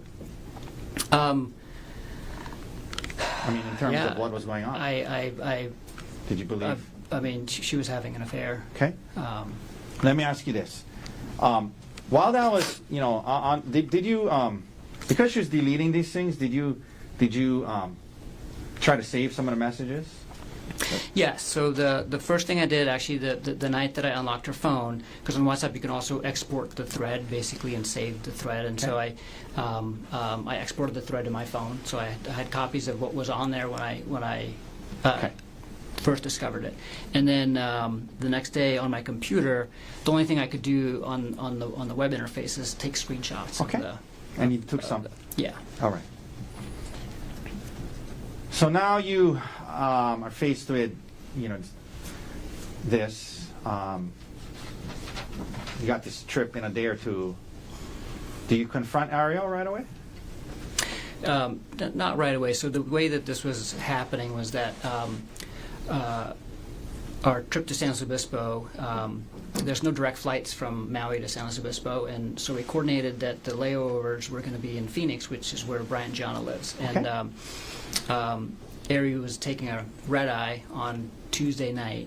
And so on Tuesday, when I was first discovering and watching this kind of in person for the first time, Let me stop you there. she's So packing for just the to trip. help the jury. So Monday night is when you first found the WhatsApp chain, is that Right, right? right. So Monday overnight. Tuesday So Tuesday day. morning, I wake up and I start looking at them interacting in Throughout the real day. time during the day. And then Ariel's supposed to leave that night. And yeah, so Okay. she's supposed to leave that night. Do you confront her before she leaves? I do not. Okay. Yeah. And then, so she leaves. Who do you first reach out to talk to about this? Yeah. So on Wednesday night, I'm supposed to leave to fly to Phoenix to meet Bryant and then go to San Luis Obispo. Okay. And Wednesday, like in the middle of the day, I call him and talk to him. Okay. And why did you call? FaceTime. Why did you call Brian? Talk to him about it.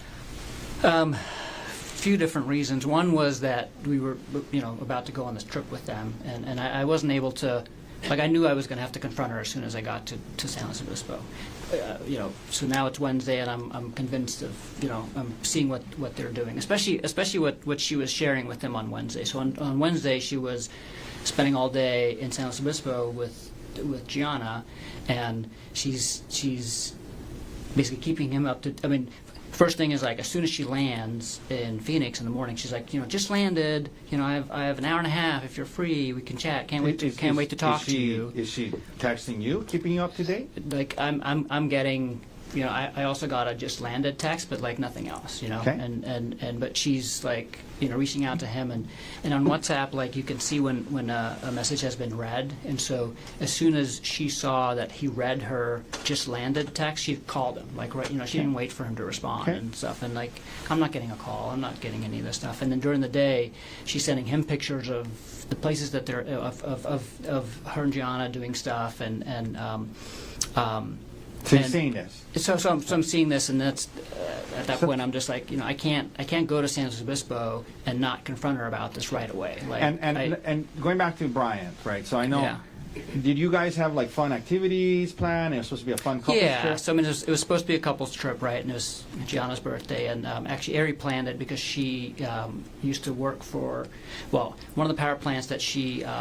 That was her responsibility for refueling is just outside of San Luis Obispo. So she used to travel to San Luis Obispo all the time for work, and Okay. So were you planned like were you a bunch of fun reaching out to activities. Brian and you said there's several reasons. Was one of it to kind of let him know, like, hey, this might not be the fun trip we had Yeah. planned? So the first reason was like, hey, like, this is, I'm just giving you a heads up. Like, I'm gonna confront Ari with, basically an affair. Was there other reasons why you wanted And to? then the other reason was that, the other reason why he's my best friend and I wanted some advice, but I specifically wanted advice from him because they had just gone through infidelity in their relationship like 6 months earlier. Brian and Gianna. Brian Gianna. And Okay. so They were dealing with that. yeah, and so he had been dealing with this, and I was looking for advice and just needed a friend. And just to be talk clear to. for the jury, in that situation though, was it reversed? It was, yeah. was Brian had like a one-night Okay. stand, and Gianna found out about Okay. it. And So they had been dealing kicked with him that out of the and after house that. and stuff. Yeah. Okay. Yeah. And so you talked to Brian. Yes. Okay. Do you fly up on the trip? Yes. When you get there, do you confront Ariel right away? Almost right away. I mean, like right when we get there, they already have dinner reservations and stuff like that waiting for us. And so we go to dinner, and right after dinner, when we go back to the hotel, is when I confront her. Did you talk to Gianna before you confronted Ariel? Very briefly. Okay. Yeah. Okay. And you And- told her what you had found. I basically just gave, I told her briefly what I had found, and then left to go talk to Ari and left Bryant to explain to her more. So, where do you confront Ari? Were you in the hotel room? In the hotel room. You confront her with it. Tell the jury how that went and what Ariel's initial reaction was. Yeah, I confront her with it, and she's immediately remorseful, and doesn't deny anything, admits to it, and is crying, Let me ask you this. You say admits to it, and when Ms. Konig testified, she kept using the term, you guys use the term emotional affair, but in that time period, what did she admit to? Having a... She admitted to having an affair. Yeah. Okay. Yeah. With Jeff Miller. Yeah, she admitted this was completely inappropriate relationship. Okay, and so you we mentioned called it she- an affair from sorry. the start. And you mentioned she was remorseful and crying. Yeah. Okay. Yeah. Now, here we are now in San Luis Obispo. This is going on. What was your emotional state like at the time? In other words, what were you thinking needed to happen? And you guys were going to try to work this out or Yeah. not, or while you're on the trip. Yeah. No, I mean it was tough. I mean a lot of emotions for sure, but we. But Brian and John were really helpful, and we were away from the kids and away from work and away from everything else, so we can kind of just focus on this. Okay. And you guys reached some kind of conclusion as yeah. to whether or not you guys were going to break up or what? Oh yeah. So yeah, we both wanted to work on it. We both. Well, she basically said like, I'm so sorry, I can't believe I did this. And I'll do anything it takes to heal our marriage. Okay. And you and our kids are more important than anything to me. And I'll do whatever it takes. And we start talking to Brian and Jana, and they kind of help us talk about some things, and we figure out what the next steps are going to be. Now, during the trip in San Luis Obispo, did the topic of her possibly moving out come up? Yes. And- Yeah, and- that was one of the big conversations we had. And did you guys settle in on, okay, she's not going to move out just right now, we're going to try? Yeah, so I preferred for her to move out. Do you mean like break up? No, we were both committed to working on the marriage, but and this is what Brian and Jana did too. So Brian ended up living in a hotel for like 3 months, and it helped them just focus on the affair and healing from the affair, and then they kind of moved back and kind of Okay. start working on everything else, and I felt that was an ideal solution. Did she want to do that? Well, both of us, we decided together not to do that, and because we had the two big complicating issues for us was one, our two little boys. So we at the time they were like 1.5 and 4. So at this time when she was having this relationship with Mr. Miller, how old were the boys? 1.5 and 4. Okay. And you're saying, obviously, if she moved out, it would have been traumatic on her. Yeah, so we didn't want. Okay. Okay. So it's okay. You guys decide to not do that then. Yeah, we didn't want them harmed. Okay. But But let me ask you this: in order for her to not move out, to avoid that harm. Sorry. May I approach John? thank you. Excuse me 1 second.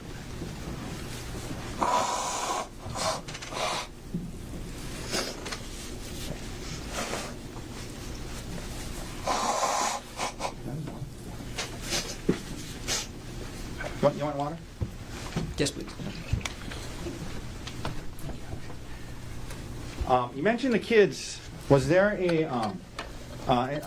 Did Ari have other concerns about her moving out?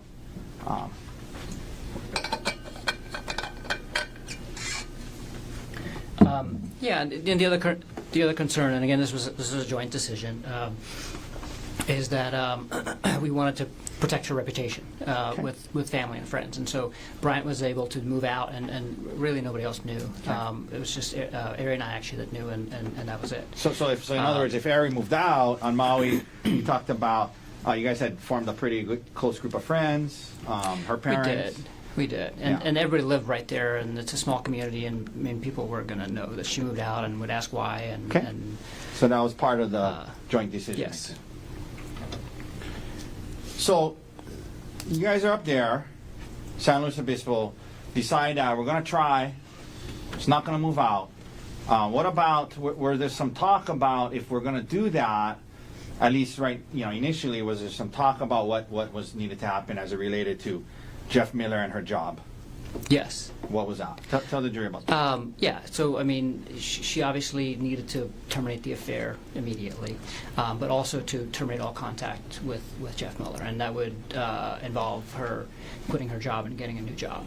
And initially, what did she say? I mean, was that something she was agreeable to initially? Absolutely. Okay. And so we decided that was the plan, and she said she just needed a little bit of time, and so she didn't want to quit her job right away, but that she would limit contact with him, and so she actually sent him an email through work, like a work email, and said basically, hi Jeff, from this point on, all of our communication needs to be in email only. If we do meet, because they would have virtual meetings all the time, if we do meet, it would have to be with one other person present. And she did this without talking to me, but showed it to me afterwards. Said, hey, this is what I did. Is that okay? I said, that's fine. So the plan was that she was going to quit her job and maybe find a new job, but in the meanwhile, for sure she was going to quit her job and find a new job. Okay. But in the meanwhile, there was going to be some boundaries related to her interactions with Miller. Yes. Okay. Was she supposed to go on another work trip with Jeff Miller soon after the San Luis Obispo trip? Yes. To where and when? So the San Luis Obispo trip ended on Sunday, and on Sunday I was going to fly back to Maui to take care of the kids, and she was flying to Seattle, and she had a week-long business trip in Seattle starting right after this trip. Right after? Mm-hmm. She was going to go straight? And Mr. Miller was supposed to be there? Yes. Did you later learn anything about the hotel situation related to that? Not even later. It was. I mean, so while we were in San Luis Obispo and while we're still talking about all these things, she, I told her basically, I'm not okay with you going to Seattle. And she said, no, I totally understand. And she said, I'm going to cancel that trip. And she admitted that she had changed her hotel from the hotel that she was supposed to stay in with her primary team that she works with at Terra Power to the hotel that Jeff Miller was in, and they already had dinner plans for Sunday night. Okay. And then she canceled that trip. But she canceled all of that. So she told work she had a family emergency and couldn't go, and so we flew back together to Maui on Sunday. You get back to Maui on Sunday, and there was some kind of initial conversations about what needed to happen with her job and whatnot. When you get back to Maui, are you still kind of just trying to figure out how to deal with this whole situation? Yes. Did you tell anyone other than Gianna and Brian? No. And was that for the reasons you talked about earlier about Ariel's reputation? Yes. But you did. We saw the email that you sent at some point to Mr. Miller's wife, right? Oh, yeah. And I did that in San Luis Obispo. Yeah. And that was in San Luis Obispo. Okay. Yeah, that's the day that I found out. Yeah. And that's not true. That's the day that I confronted her about it. And why'd you do that? I just felt that if I was in her shoes, I would want to know. Okay. Okay. So now you get back to Maui, and to your knowledge, immediately after was as far as you knew, Ariel limiting contact with Mr. Miller? Yes. Did she ever start to look for a new job? Yes, right when we got to Maui, she was updating her CV and her LinkedIn profile and looking for jobs. All right. At some point, did you start listening to some audiobooks and trying to get some advice about how to heal from this? Yes. And what did you learn from those books about what, was necessary if you guys were going to even have a chance at this? Yeah. Listen to several books and talk to Bryant a lot, and there's a lot of different things that the books recommend, but the five main things are basically, the first is always to terminate the affair, obviously, and terminate all contact with the other cheating spouse. Okay. And all the books talk about, if this is something at your workplace, you need to quit your job or move department or something like that, because it's something that's commonly happens between coworkers. And then the second thing is that the cheating spouse needs to put in the work to understand all of the damage that they've caused to the relationship, and because it's not immediately apparent, just how deep the trust issues are going to impact things, and potentially putting the family dynamics and the kids at risk and things like that, and all the different ways that you hurt your spouse. Okay. And so that was the second thing. The third thing is, Was there anything about privacy? yeah. So one of the main things is actively rebuilding trust, and that means that you're going to have to proactively give up privacy and then also tolerate some invasion of privacy. Meaning, basically, you need to tolerate if your partner is saying hey, can I see your phone, for a sec and see who you're talking to, or hey, can I see who you're emailing, so Not get defensive. and not get defensive. Okay. Yeah. Okay. Now, and did you discuss those things with Ariel? Yes. Okay. And was she doing these things? In the beginning, and then very inconsistently the rest of the month. Very well. Very inconsistently the rest of the month. So she was kind of initially willing to do some of these things, but then seemed to become unwilling. Yeah. So basically, it seemed like her whole attitude changed really within a few days of us getting back to Maui. Okay, tell us about that. She started minimizing the affair and trying to say that it wasn't a big deal, and she started blaming me for the affair and just saying well, you caused some of these things, and some of the Okay. telling me some of the things that I was doing that potentially contributed to her doing. Was doing the she affair. open to your questions about, hey, let me see your phone, or who are you calling? On and off, she would get defensive and get irritated at me, basically asking us things. So when she was kind of now backing off of some of the things you guys initially agreed to, did that cause you to kind of go into detective mode again and look into, try to obtain more information about the extent of her relationship? Yeah. Okay, and Yeah. what new information, if any, did you learn at that point? I was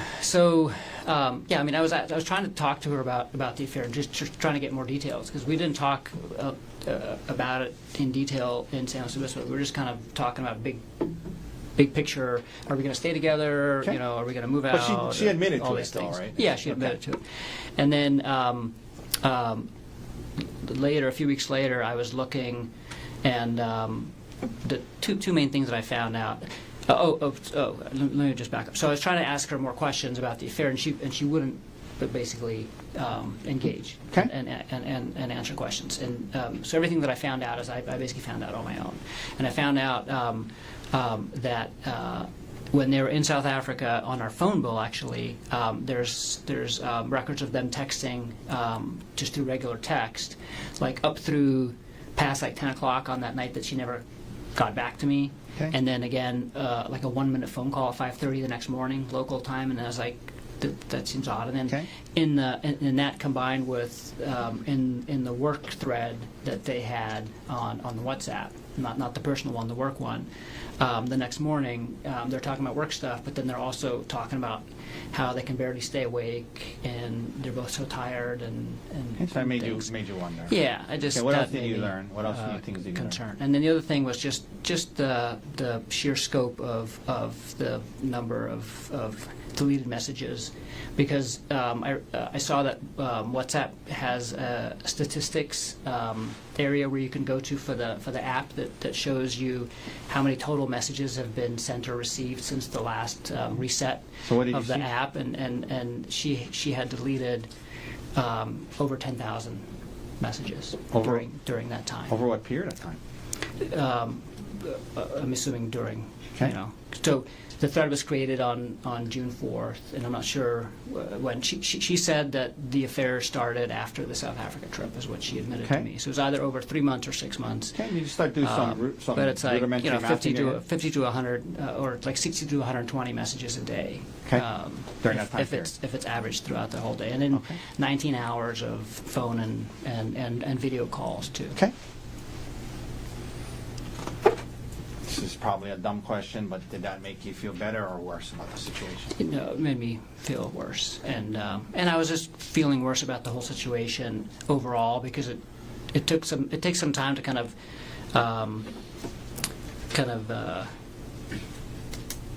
you know, process all the emotions involved with it and realize all the implications of this. Yeah. Let me So ask you this. I was getting worse definitely in December.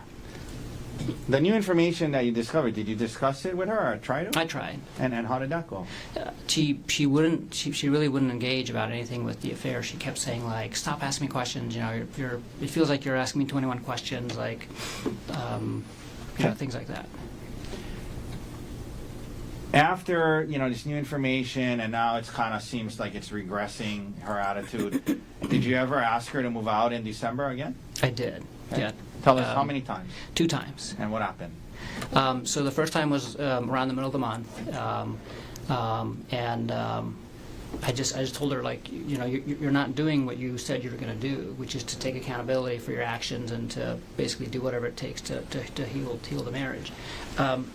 And at that point in time, she became very apologetic and said, "I'm so sorry. Like, you know, you're right. Like, Okay. I'll do all those things."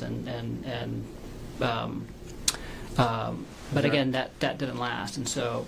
Was there a then second time? The second time was, and I remember the date because we had our first couples therapy session was scheduled for December 27th, and December 26th we got into a big argument about the same thing, and I ended up sleeping on the couch that night, and.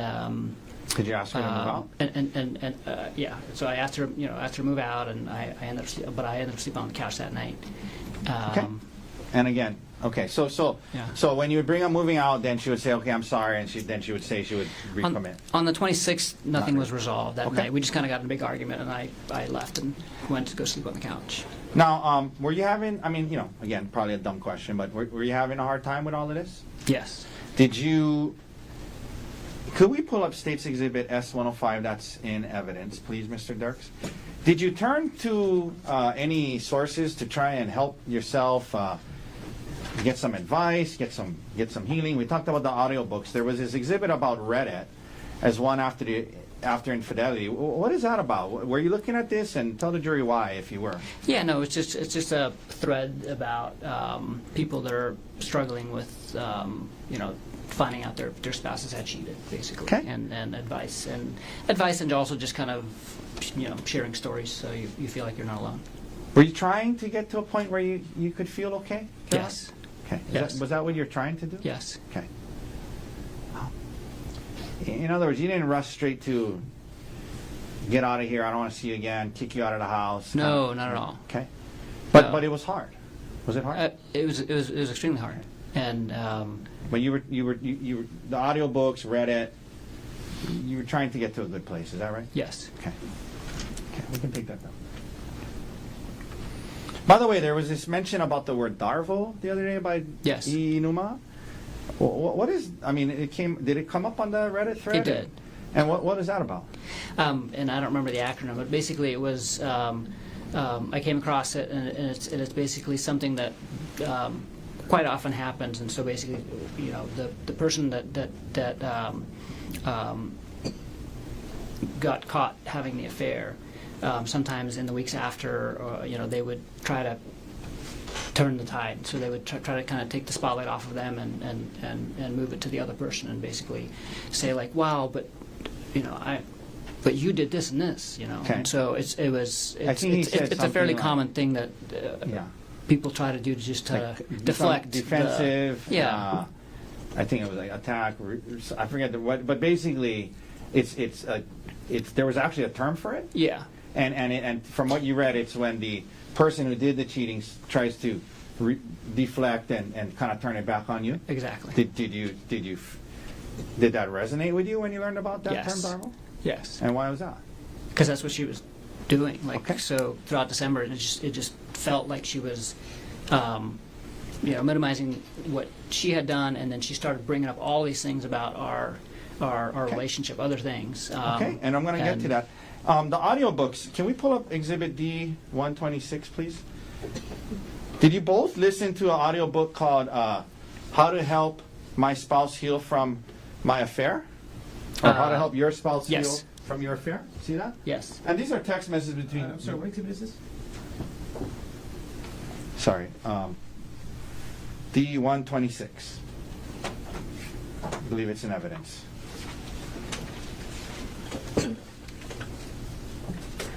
It is not. It is. Not. 1 second. Take it down. I apologize. So I did ask her about it.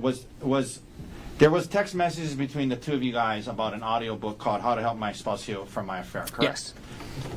And is that something that a audiobook you both listen to in your efforts to try and get to a better place? Yes. Okay. I know I listened to it, and she told me she did. Now, you heard her testify that she told the detective that her interactions with Mr. Miller were some flirty texts.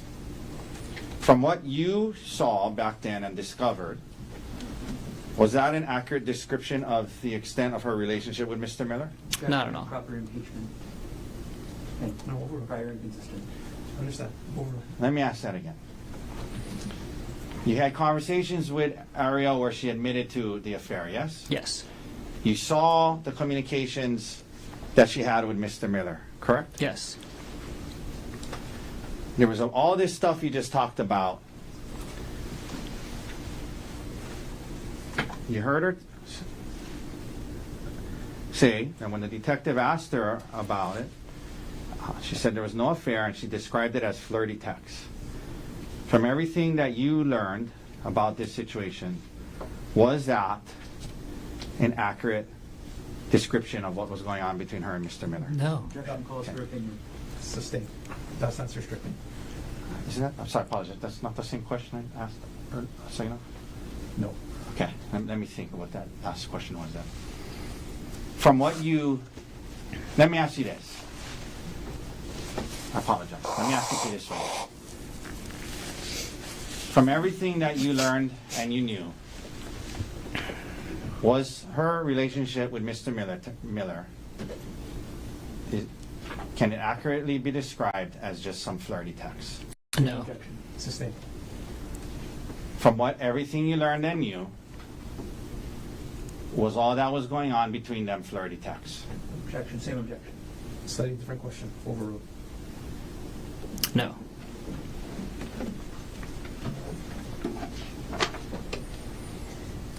We'll talk to you whenever there's a convenient break. We'll take our. I think we're almost to a good place. You just let me know. Yeah, maybe 5-10 more minutes. Okay, if everyone's okay with that. Anybody? Okay. Okay. We just talked about the audiobooks. Did she also admit in text messages to you that she had an affair? Yes. Okay.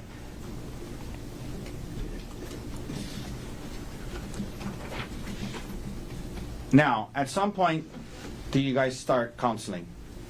Yes. And what did you want counseling to be about? About the affair. Okay. And what did counseling turn into? Mostly other things in our relationship. Okay. Also a little about the affair, but mostly other things in the Okay. relationship.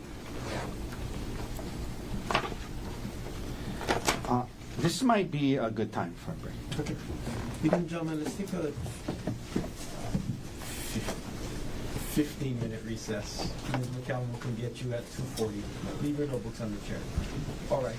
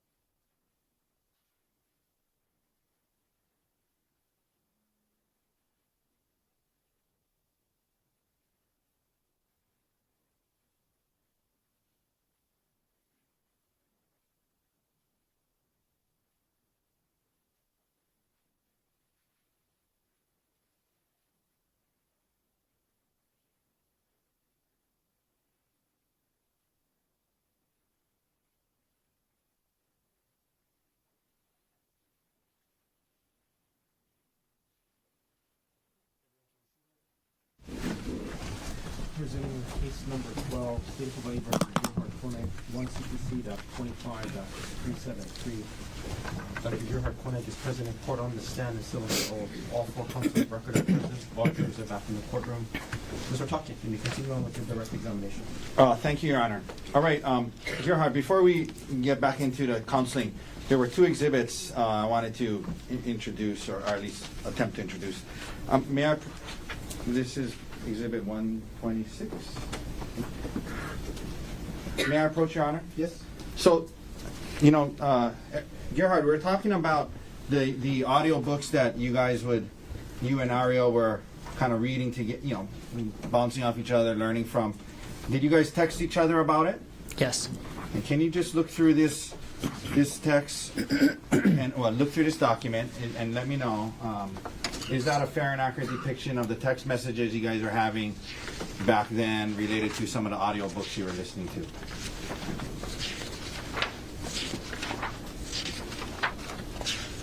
Yes. Okay. Your Honor, move to admit 126. Mr. Gardner. No objection. Word of mark for identification as defendant's exhibit D126 is received as evidence. Mr. Dirks, could we please now publish the first page? Okay. So if we can blow up this top part here, how to help this one here, Mr. Dirks, please? Yeah. So one of the books that she was willing to listen to was called How to Help Your Spouse Heal from Your Affair, yes? Yes. All right, we can take that down. I was asking you about if she admitted to you in text message about a secret affair. May I approach with 125? Huh? Yeah, there. May I approach, Ron? Yes. Okay. I want you to just quickly thumb through that and get a quick look at it.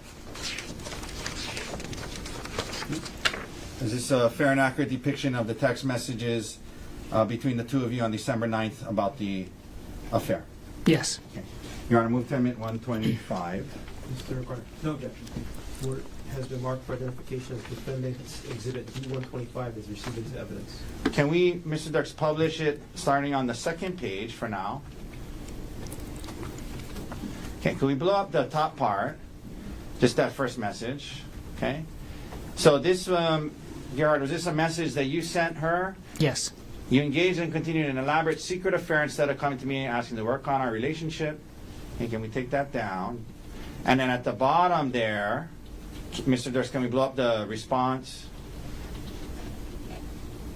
And did she respond to you? If anything, I learned how stupid it was this time and know how to make sure it doesn't happen again. Is that what she texted you back? Yes. Okay, we can take that down. Now, Gerhardt, he mentioned starting counseling and how it was kind of, about the affair, but kind of turned out to be more about other things in your relationship. There was evidence the other day about this recording device. Did you purchase this audio recording device? I did. And why did you do it? So, what was going on, some of what was going on in December, and it kind of came to a head on that morning, right before our first counseling session, Okay. is that she said that, basically she's so upset about other things going on in the relationship that she wasn't sure if she wanted to stay with me, and that, and then she kind of blurted out that Gianna thinks I'm a monster, and she had talked to her mom, and her mom also agrees that this isn't a big And then deal. what And happened? so I was really concerned and suspicious that she was basically lying to them and telling them a completely different version of what was going on in our relationship, and then also what the affair entailed. Okay. And so the audio device was what? So I was like, I have to catch her in a lie, basically. And so it was me like thinking like kind of like an engineer. How do I fix this? And I was like, I fix it by getting more evidence. And so so I bought that in the hopes of basically. So I was going to use it to record conversations that we would have, then the two of us. And then if things weren't moving in the right direction, I can be like, listen, this is what you said. Listen, like this is what she's telling me, because if she's telling a different story to her mom Judy and to Gianna, Okay. then I could basically catch her in a lie. Did you end up actually using it? I tested it and figured out how to use it, and never actually used it for that purpose. We Okay. ended up not ever talking about the affair at home, and that was kind of one of the other things that she was able to do through therapy, is that we were not allowed to discuss the affair at home anymore. Okay. And back at that time, were your head was kind of just spinning, and were you just trying to figure out how to get through it? Yes. Okay.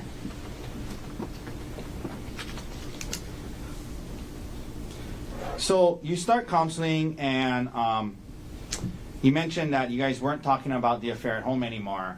And were you talking about it much at counseling? A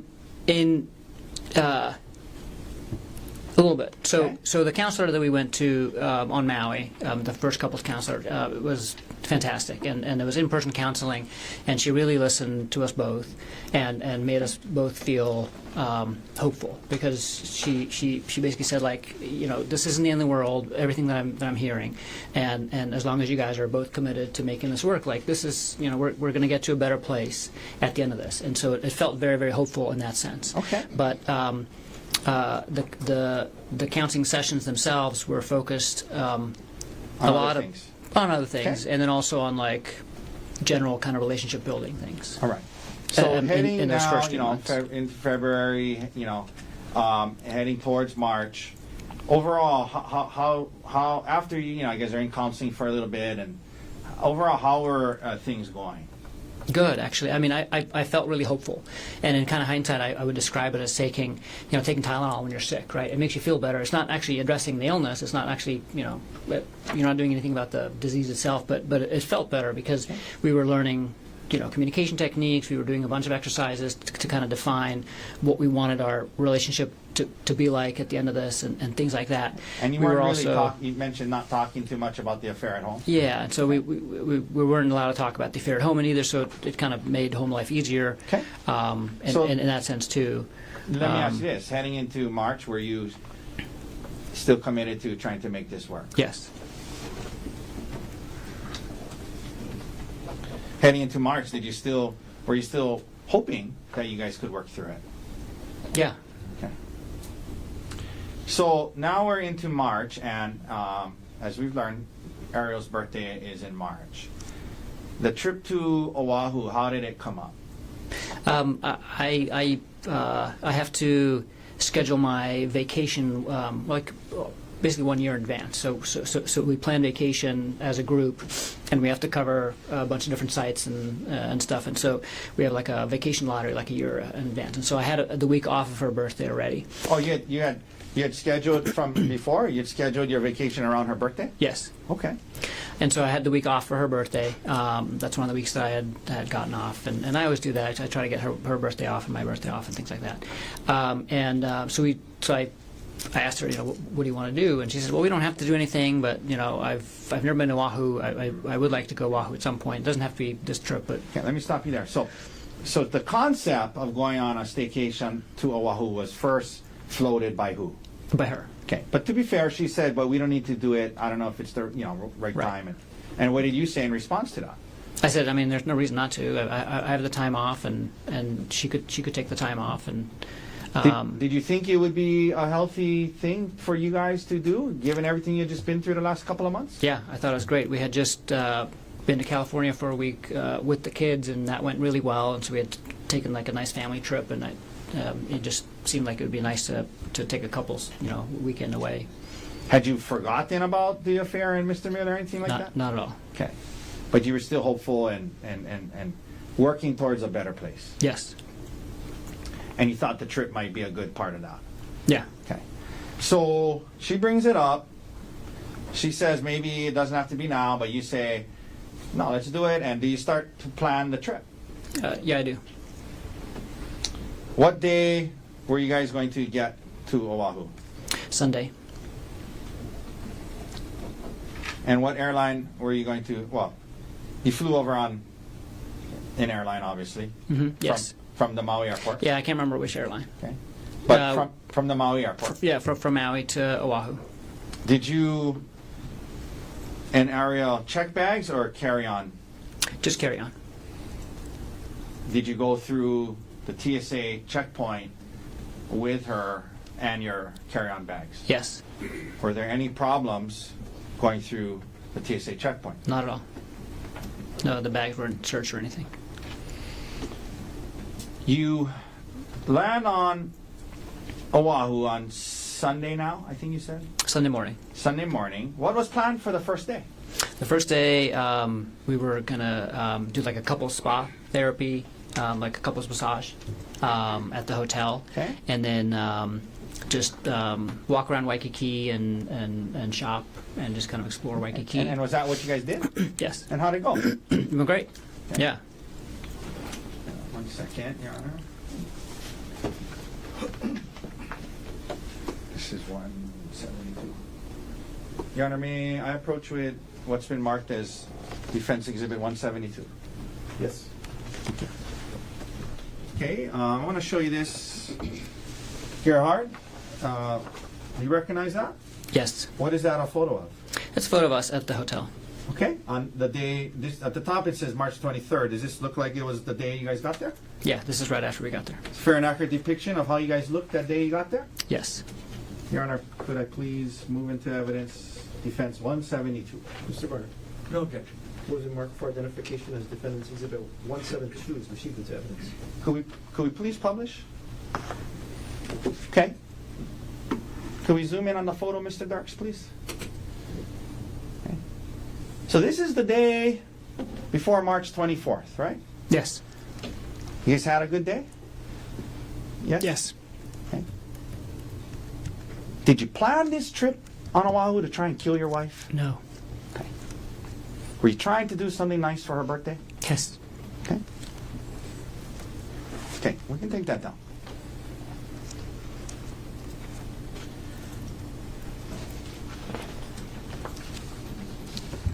Let me also approach, please, or may I please approach with Exhibit D 173. This is okay. May I approach, Your Honor? Yes. I'm going to show you this.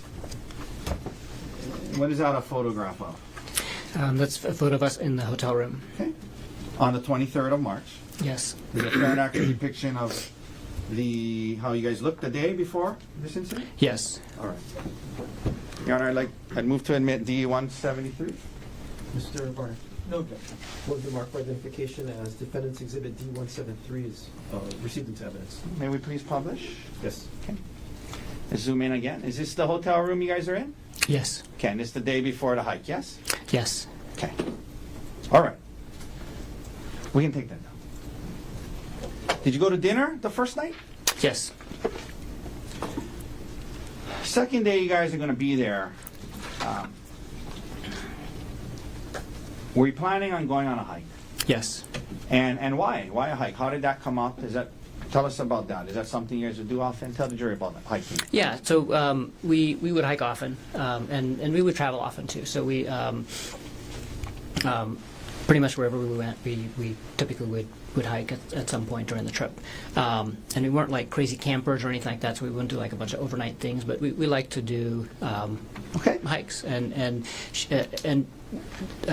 she also wanted to see Oahu, and so I was looking for hikes that we could do that would kind of show the island. Okay, and I'll get back to the particular hike and why you chose that one. But did Ariel enjoy hiking? Yes. Something you guys did all the time? All the time. Okay, I believe D156 is in evidence. May I publish D156, Your Honor? Please. Okay. Can we zoom in on that photo? So is that Yeah, that's at Iao on Maui.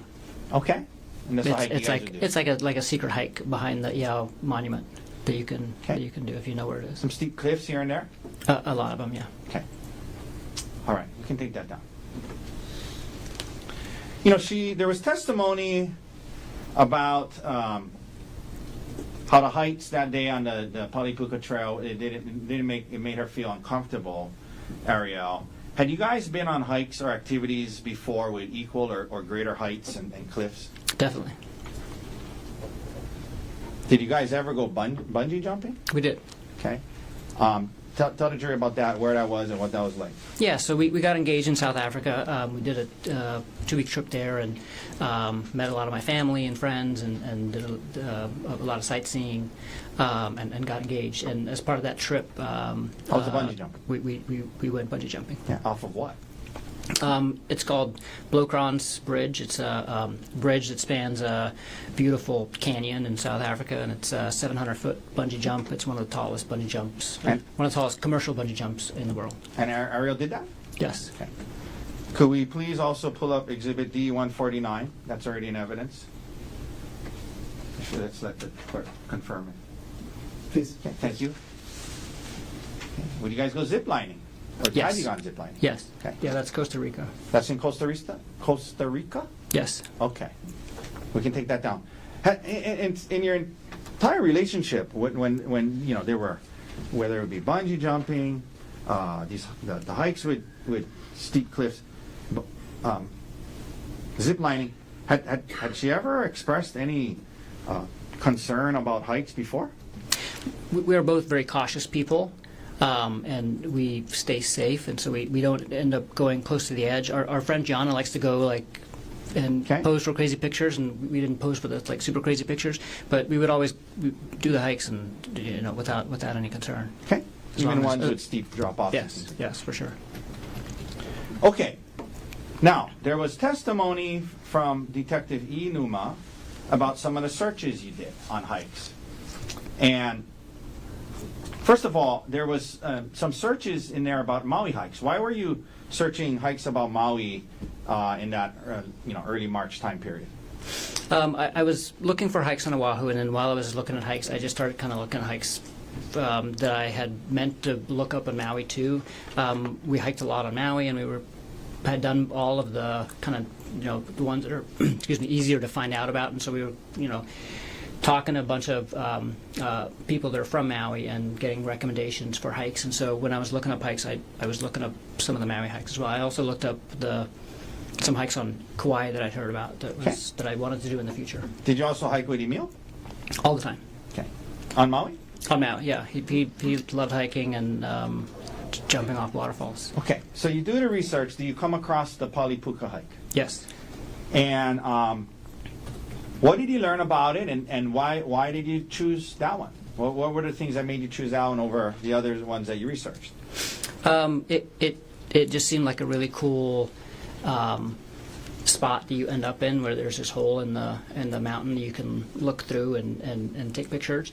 The hike itself seemed fun because it provided a bunch of great views, but it was also kind of close to Waikiki, and it wasn't too long of a hike. Why did it matter if it was really long or not? We didn't want to spend the whole day out, so we were only going to be here from Sunday to Tuesday, and so Monday was our only the only day that we were here the whole day, and we wanted to hang out by the pool for So part was of the the plan, go on this kind of shorter hike and then go hang out at the pool the rest of the day? Yeah. Did you also make a dinner reservation at Yes. Set Yes. for that night? Yes. Did you explain to Ari ahead of time that you had found this Palipuka hike? Yes. Did you tell her a little bit about it? Yeah. Did she object to it in any way? No, not at all. She sounded excited. Excuse me? She sounded excited. Okay, second day. Now, you said the plan was short hike, spend some time at the pool, go to dinner. Let's talk about that day. So that was that her birthday, we've heard? Yes. So you guys wake up, and already in evidence is State's Exhibit 133. May we publish that, Your Honor? Yes.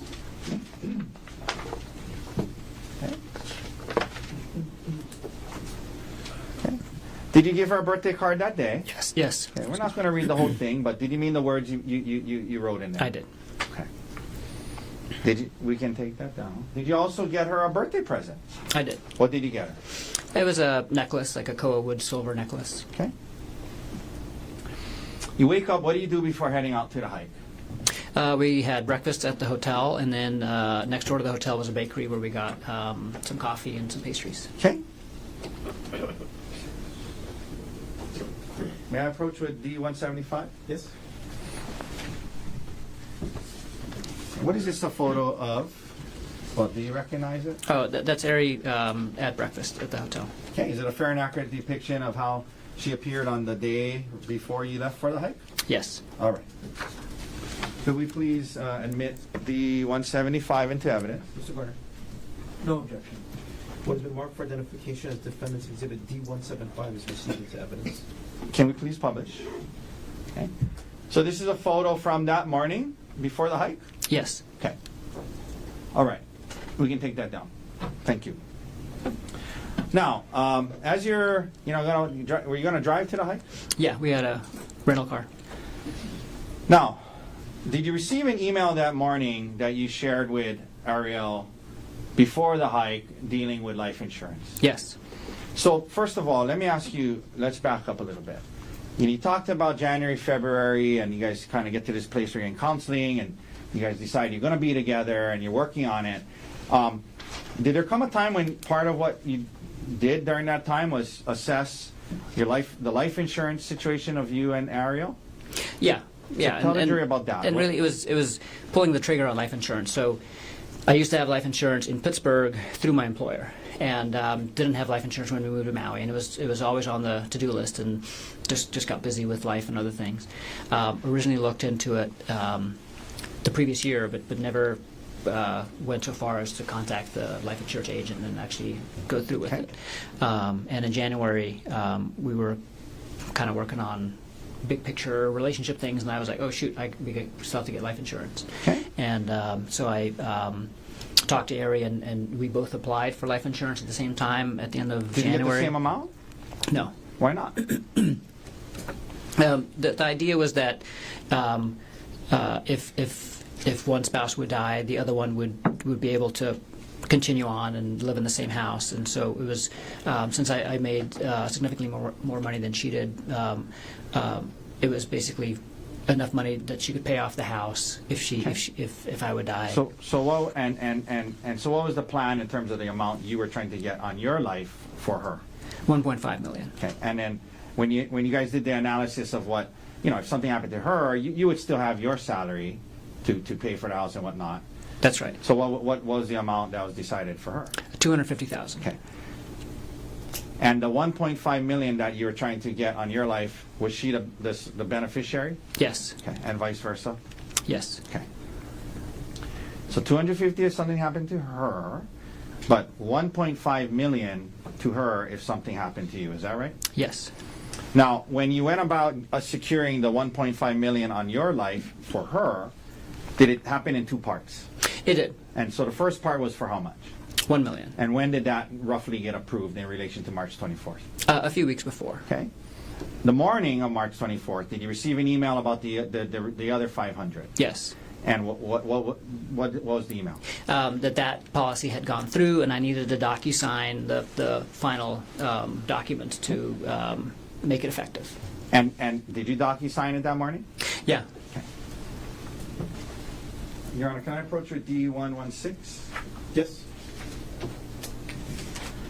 Dr. Konig, I'm showing you D116. I want you to look at it, and there's a lot of pages to it, but just the first page. Tell me what is D116? This is the email from AAA Life that is asking me to DocuSign the policy. Okay. And what date and time did you receive? Well, I received it on Monday, March 24th at Monday, March 24th, 2025 at 8:02 a.m. okay. And is this a fair and accurate depiction of the email and attachments you received on the morning of the hike? Yes. Your Honor, I ask to move it into evidence. Mr. Garner? No objection. What has been marked for identification as defendant's exhibit D116 is received into evidence. Could we please publish the first page, Mr. Dirks? Okay. So let's look at this. Okay. So Gerhardt, at the top it says, please DocuSign. It has your name. It has the AAA life insurance. I guess that's AAA. Is that who you did? Yes. Is that who you got your life insurance from? Yes. And the date there is March 24th, 8:02. Is that right? That's right. And this was for the extra 500 you were adding on to the million of life insurance you got for her a few weeks before, right? Yes. Okay. Did you discuss this additional 500 that went through with Ms. Konig, and that the email came in and you DocuSign? Did you tell her about that before the hike on March 24th, 2025? I did, because we were in the parking lot after the coffee shop, and I was on my phone. I was like, oh, you know what, my, the last of my life insurance just went through. Okay. They're asking me to DocuSign it, and so I was doing that. All right, we can take that down. Just want to let her know that I'm not like just texting or something, like, because we were out together. Okay. So you were telling her what it was that you were looking at. You're nodding your head. Is that a yes? Yes. Thank you.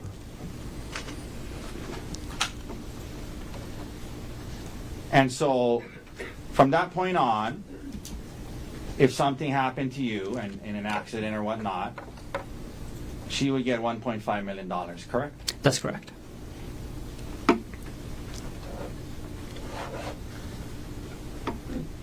You guys drive up to the Poly Lookout after that? Yes, You get to the parking lot. Was it crowded when you got there? it was.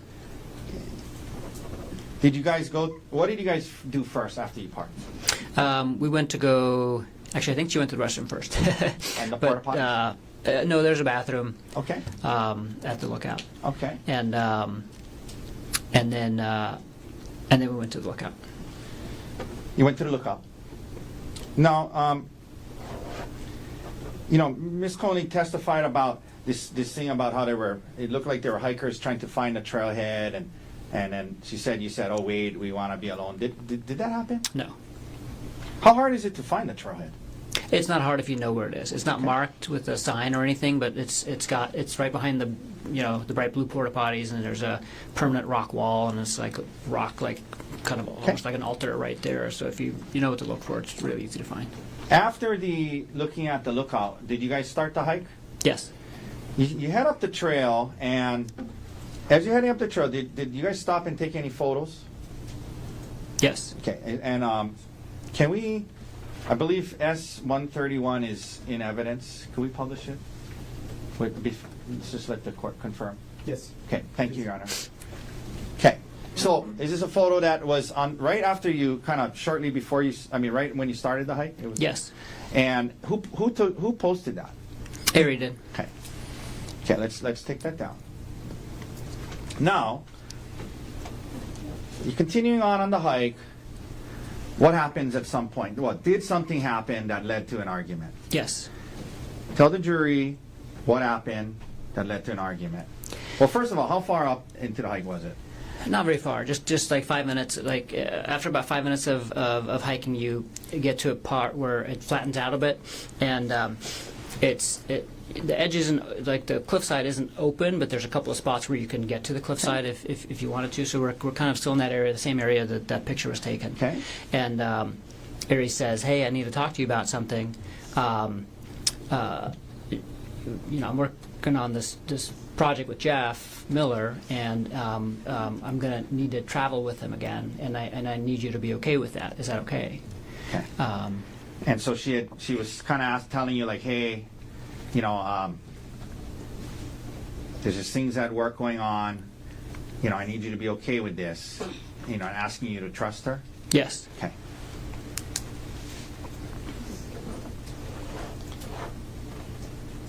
And again, you mentioned you guys weren't talking about the affair at home anymore because of counseling, correct? That's correct. And you guys weren't talking about it in counseling a lot at that time? We hadn't gotten to That. kind of the core of it yet. So she brings this up. What is your reaction to it? I'm very surprised, yeah. Okay. Were you upset and angry? I wasn't angry. I was surprised and upset, and I told her no. Like, I'm not okay with that.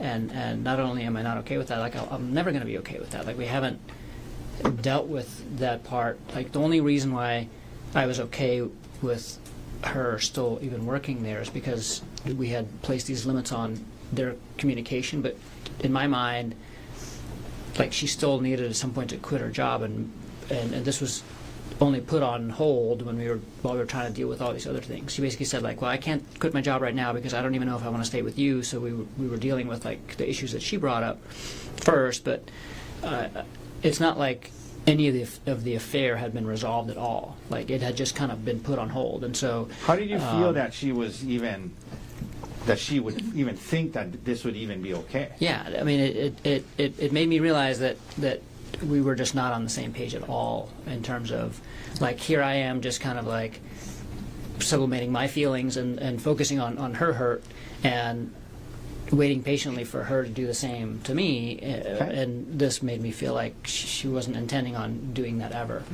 So what did you say back to her? Were you guys kind of arguing about it? Yeah, we were for sure arguing. Okay, and then so what did you say anything to her? I just moving said, out? yeah, I said like I need you to move out. Like this has gone far enough. I need you to move out, and I'm going to tell people why you're moving out, and I'm going to show them what you did, because like unless you face this and unless you take full accountability for this, like we're never going to get through this. So and that was like after you guys had been kind of arguing for Yes. a while about. I mean, an argument starts. You guys are arguing. You're telling her no. You're telling her all these things. Yeah, I mean the argument developed more slowly than what just happened, and there was other things said too. But That's how it culminated with you telling her, well, if that's the case, if that's how you feel, you got to move on. yes. Okay. What did she say anything to you about her mom and Gianna? She did. So, like, earlier in the conversation, she had be like, well, what if my mom chaperones my work trips with him? And I was like, no, like, I'm still not okay with that. Like, and that's not a long-term viable solution. And then later in the argument, when things kind of got heated, she was like, well, actually, my mom just said that she'll chaperone the trip, and she thinks Jeff is interesting and can't wait to meet him. And I'm like, you're obviously telling them a whole different version of what happened than me. So in the argument, in her effort to say for you to be okay with it and go on the trip, she said, well, what if my mom chaperones me? Yes. Okay. After, it comes to this point in the argument where you say, well, you know what, you got to move out there. I'm going to tell everybody what you did. I mean, it was it got to kind of it was not a good conversation, it sounds like. Yeah. Okay, so what did you do next? I stomped off. I just stomped off up the trail. And this was a point where we were both really kind of just upset with each other. And I went one way and she went the other way. How far up did you go? 5 to 10 minutes. Okay. Why did you turn around? I was kind of at a loss of not kind of a loss. I was I just didn't want to be there. Like. Did it make sense for you to keep going on this hike? No, I like 5 to 10 minutes in, I was like realizing kind of where I was, and I was like, I don't want to be here. I want to go home and like start dealing with what we need to deal with. I don't want to, I got to the point where it opens up and it's like these beautiful views, and I'm like there by myself and upset, and I was like, I don't want to be on this hike by myself, upset, and I don't want to do this hike. I'm going to come back and do this hike at a different time when I'm happy. I was really looking forward to doing the hike. When you headed back down, were you expecting Ariel to be where you had left her? No. And where were you expecting her to be? I thaught she went to the car because I saw her head down the trail. And there was testimony that she said when you got there, you said, "Oh, you're still here." Did you say that to her? Yes. And is that because you assumed she had gone back to the parking lot? Yes. How far away from the parking lot were you guys when this argument started? Like 5 minutes. Okay. Or less, probably. Yeah. Okay. Now you get back. What is her demeanor and behavior like now? Like a 180 reversal, basically. So she was like extremely apologetic, and said, basically, I'm so sorry. You're right. Like, I need to take accountability and like, let's just, not ruin the day. I don't want to ruin the day. I don't want to ruin our trip. And let's keep talking about this in therapy. Okay. And she said like, I won't travel with Jeff. Did you guys end up taking a selfie? Yeah. First she was like, again, like almost manic, like super happy, and was trying to basically, get me to be in a better mood, and she was like, I'm gonna climb this tree, take pictures of me in this tree. And so she handed me her phone, and I took some pictures of her in the tree. And then after that, she said, let's take a selfie by the cliff's edge. That was her idea. Yes, Okay. Did you guys take one? we did. And what happened after that?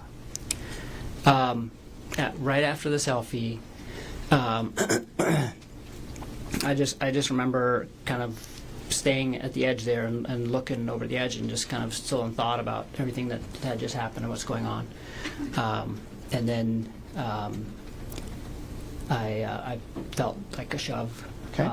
and I was almost pushed over the edge. Okay. You felt a shove. Okay. Who shoved you? Henry did. What did you do right after that? Barely caught myself and turned around and looked at her and was like, what the fuck was that? Like, Okay. Turn around and it was like what was like kind of in shock. Like what the fuck was that? yes. Okay. And then did you move towards her? Yeah, I did. I was like, just asking her, like, what was that? And started walking towards her. Okay. Because at this point, she was like 5 or 10 feet away from me. Okay. So you walk towards her, and you mentioned when you're walking towards her, where were your hands? Out. Okay. Now, did you get close to her?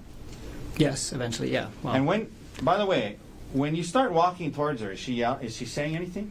not initially, but I turn around and I'm asking her, like, what the hell's, what the fuck just happened and what's going on?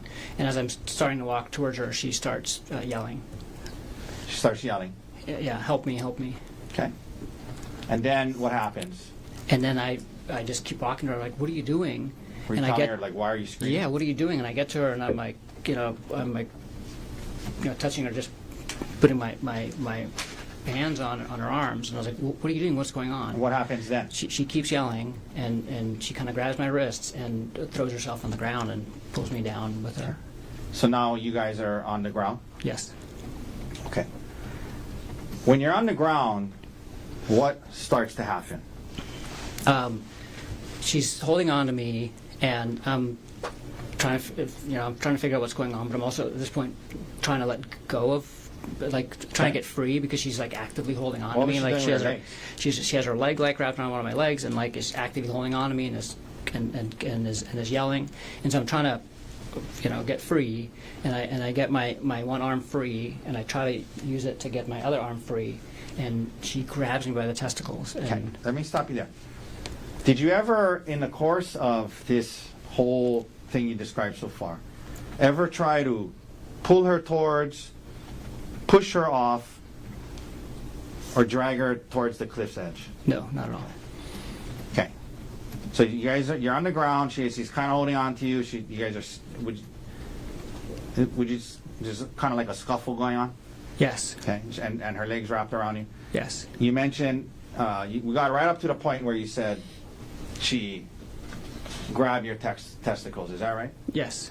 How hard did she grab it? I mean, this was, like, Pretty hard. she was holding on to me by my testicles, basically, like that hard. Okay. Did she grab it and let go, or did she grab it and hold on? She grabbed it and held on. Now,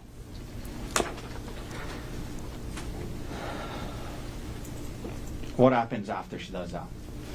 Then I try to free my testicles, and so I'm like thrashing with and I get both hands free, and I'm trying to get her to let go of my testicles, and then she hits me with a rock on the side of the face. Okay. So she's holding on to your testicles. You're kind of focused on that, obviously, and then at some point while you're focused on that, you And it happened all really fast. Yeah. But That's I'm glad you raised that up. Was this like happening slowly, where you had it time all to happened within probably less than a minute, maybe quickly? slightly more than a minute, but I mean, 2 I mean, minutes or something. yeah, but you weren't timing it. From the moment that like we were on the ground and she was grabbing my testicles, was like It happened quickly. everything after the grabbing of the testicles happened very quickly. Okay.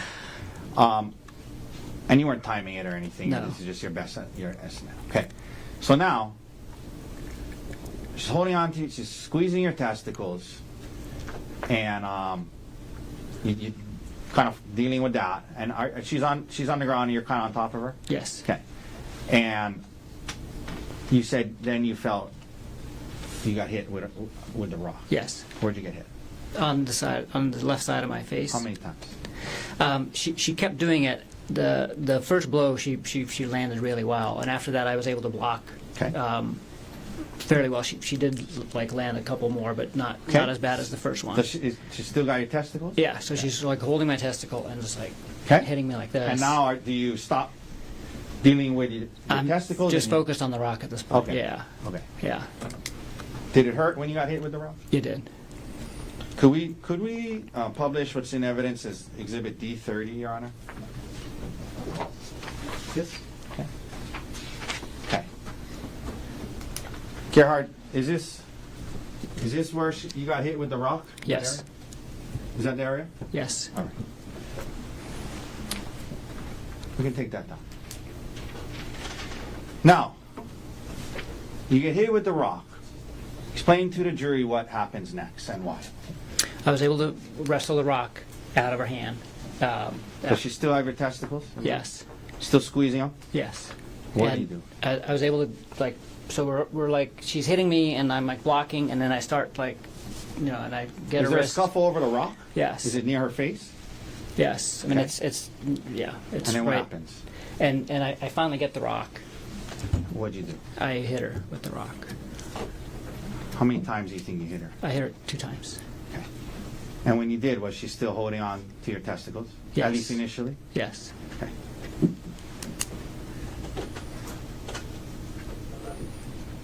Why did you hit her? Why did you react that way? Just on instinct to defend myself. Okay. How fast was this all happening? Pretty fast? Really fast. Okay.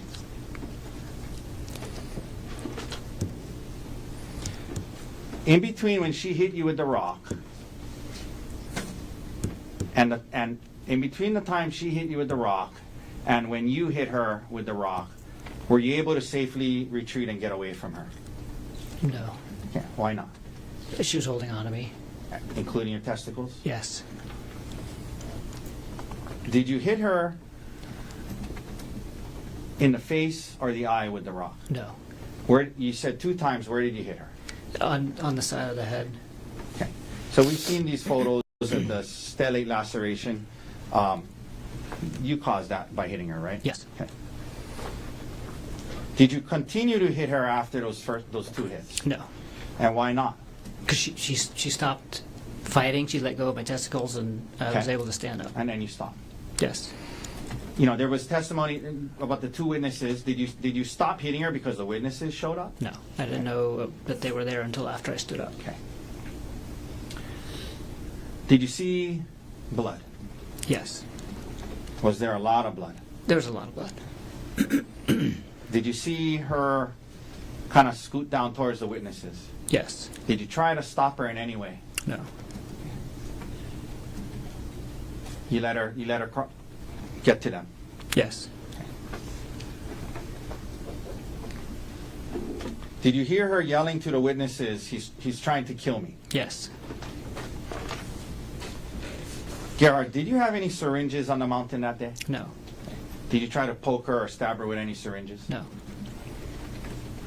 Okay. Now, Gerhardt, she scoots away. She's now with the 2 witnesses. You see a lot of blood. What do you physically do next? I'm just in a daze, and I just kind of watch her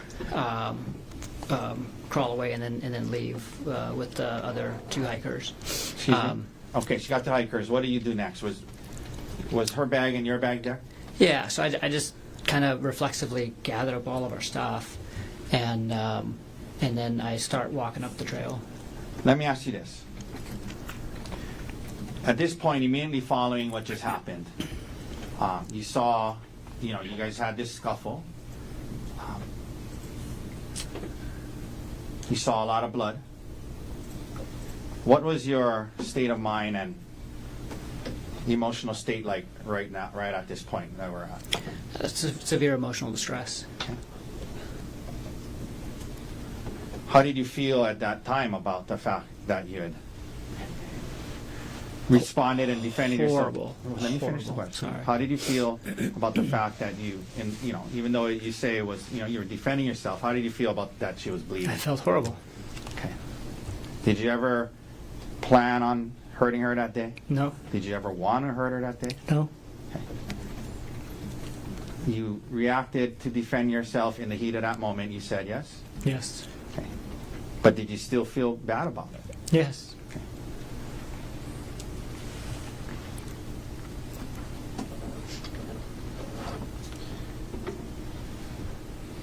You mentioned that you were in some kind of extreme emotional distress, I think you said. Okay. Yes. Did you become, at some point after that, suicidal? Yes. Why? Why? Tell the jury why. To the best of your understanding. I just felt hopeless at that point in terms of everything. Like I felt horrified about what I did to her. Like that I caused this to her. That I had resorted to violence against my wife, the person who I loved the most in the world, and just kind of felt hopeless in terms of our relationship too. Okay. And that being said, I mean, in that moment, were you defending yourself when you reacted that way? Yes. Cumulative. No, over. Yes. What did you do next? Now you're heading up the hill. What do you do next? I just kind of kept walking up and kind of got to the same place that I had made it the last time, where the trail opens up and you're finally on the ridge, and Were you thinking about jumping? I already decided. I decided to jump, Okay. and kind of last second was made the decision to call Emil just to say goodbye. Okay. So this incident happens. You talked about the emotional state you were in. Did you believe your marriage was over? Yes. Did you believe you heard her yelling to the other people that he's trying to kill me? Yes. You saw how bloody she was. Yes. Did you believe that your career could be over? Yes. Okay. Did you you became suicidal?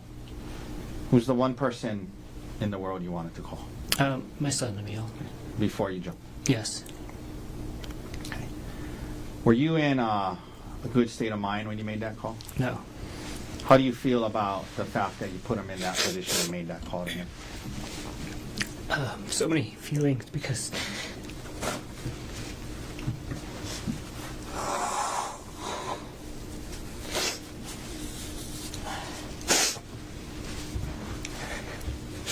he saved my life that day. How so? Convinced you not to jump? He saved my life that day, but I put him in this position where he is now, where he thinks I tried to kill her.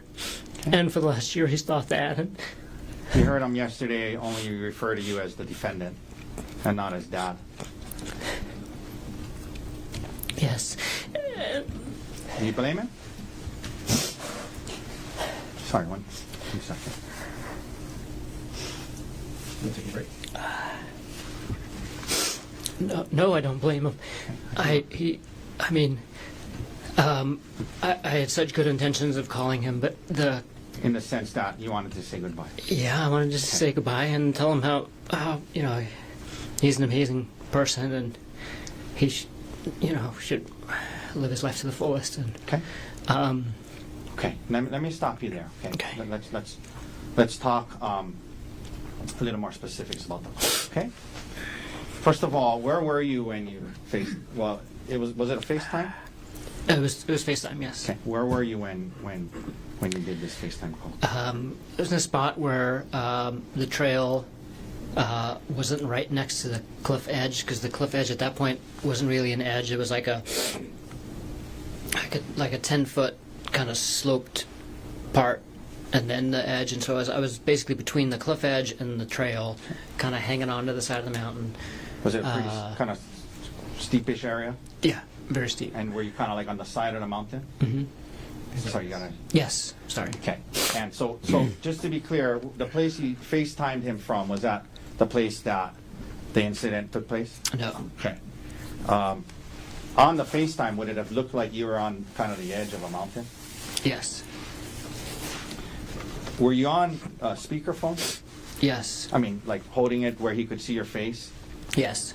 Now, And I showed him the view and where I was. Okay. Like, there was testimony from police officers that it was a windy day and notoriously windy area.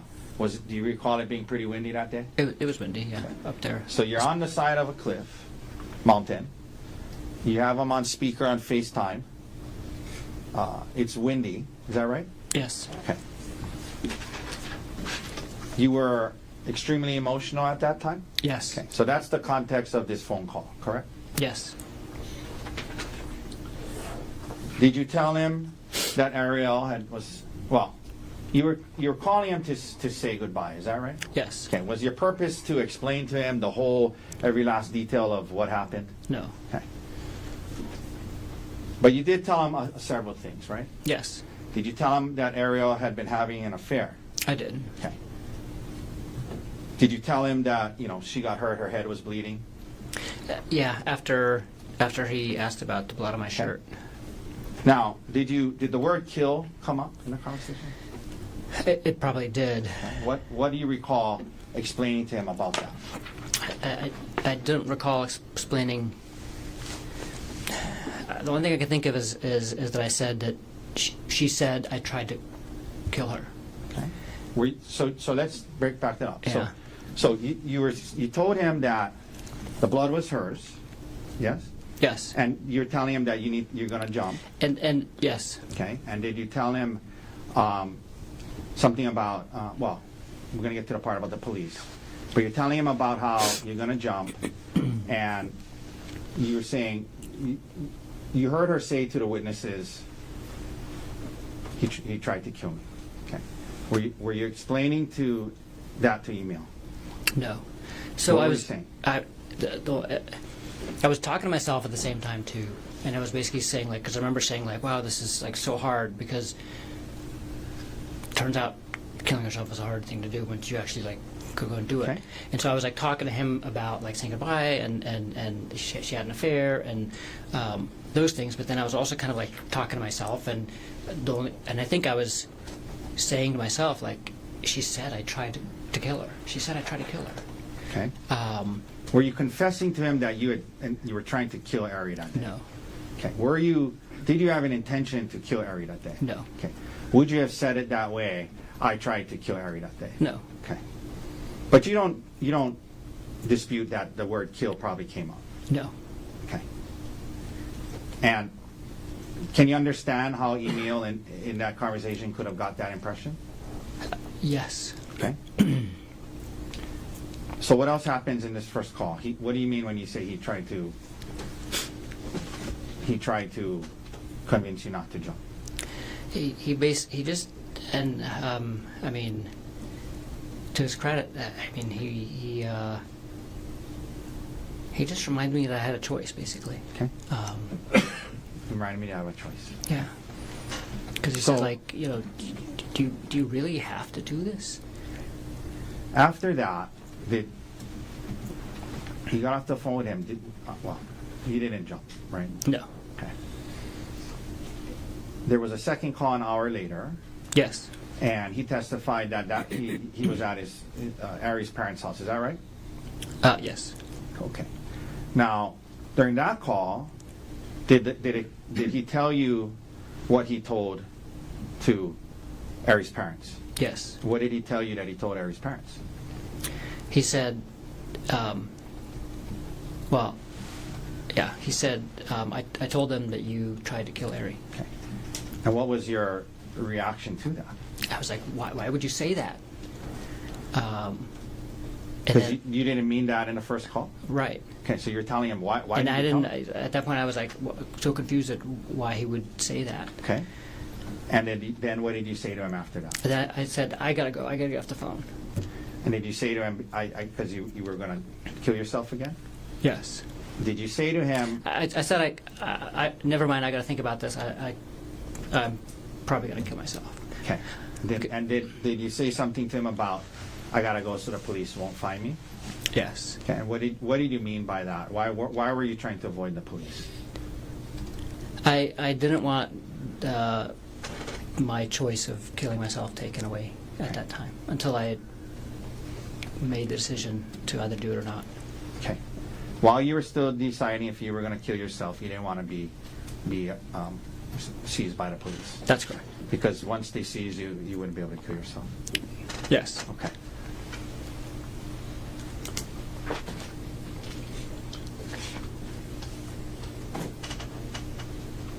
After the second call, what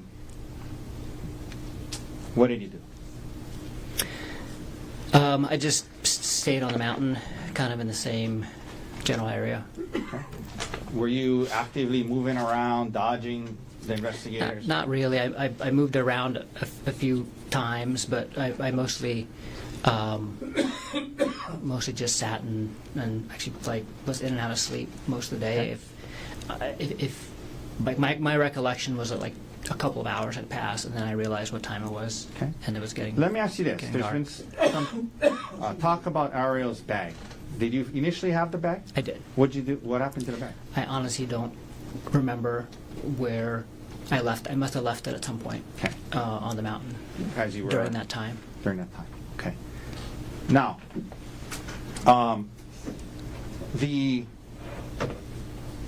your bag that you had with you. Yes. What did you use that bag for? It's a little crossbody Patagonia bag, and it's the bag that I take to work, to and from work and home every day. Okay. You mentioned walking to work. Do you walk to work? Not every day, but often, yes. And when you do walk to work, you bring that bag. When I walk to work and when I don't walk to work too.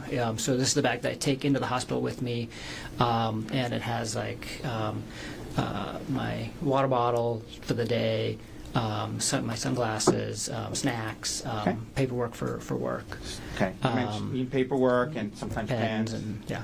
Okay. Did you, Not sometimes pen, always a pen. Okay. I that's like the one thing I have to leave in my house with because I'm writing all day long, recording all the cases that I do. Did you end up taking the SIM card out of your phone? I did How did you remove it? with the paperclip. Okay. Now, you end up. You said it seemed like a couple of hours, but obviously it was longer than that. Yes. Right? At some point, do you come down off the mountain? Yes. Okay. And why did you do that? Tell the jury why you did that. I decided I wasn't going to kill myself, and then I realized that it was going to be dark soon, and so I decided to turn myself in. Okay. And so you actually came off the mountain when the sun was still out? I mean, Yes. when it was still lit? It was still lit. Yeah, it was still light outside. And that was to turn yourself in. Yeah. Because if you didn't want to be caught, what would you have done? Kept hiding until dark, and Okay. So you come down, and there was talk about you walking, down the road when the three officers got there. yes. And were you trying to flee from them? No. Okay, so explain that to the jury. What happens when they pull up to you? So I was walking down the road, and I was on in the little grassy area between the road and the The one that was on the photograph, bushes. that one was like that little Yeah. grassy area. And I heard a car behind me, and I looked, and it was like a minivan, and I just thought it was like tourists coming back from the Poly, and I was like, wow, I can't believe there's still tourists at the Poly. And so I just looked at it briefly, and then kept walking, but then the car stopped, kind of opposite me, Okay, and what happened? and I saw these two huge guys jump out of it, and they're both dressed the same, and I could see a police badge on the one. Let me that's stop you there. So closer you knew to they me. were police. Yeah, immediately. Okay, and so what happens then? They yell, "Please get down on the ground." And what'd you do? I lay down on the ground, And then what did they do? on the grass, in the grassy area. What did they do? They ran over to me and held me down and struck me several times Okay. and handcuffed me. Okay.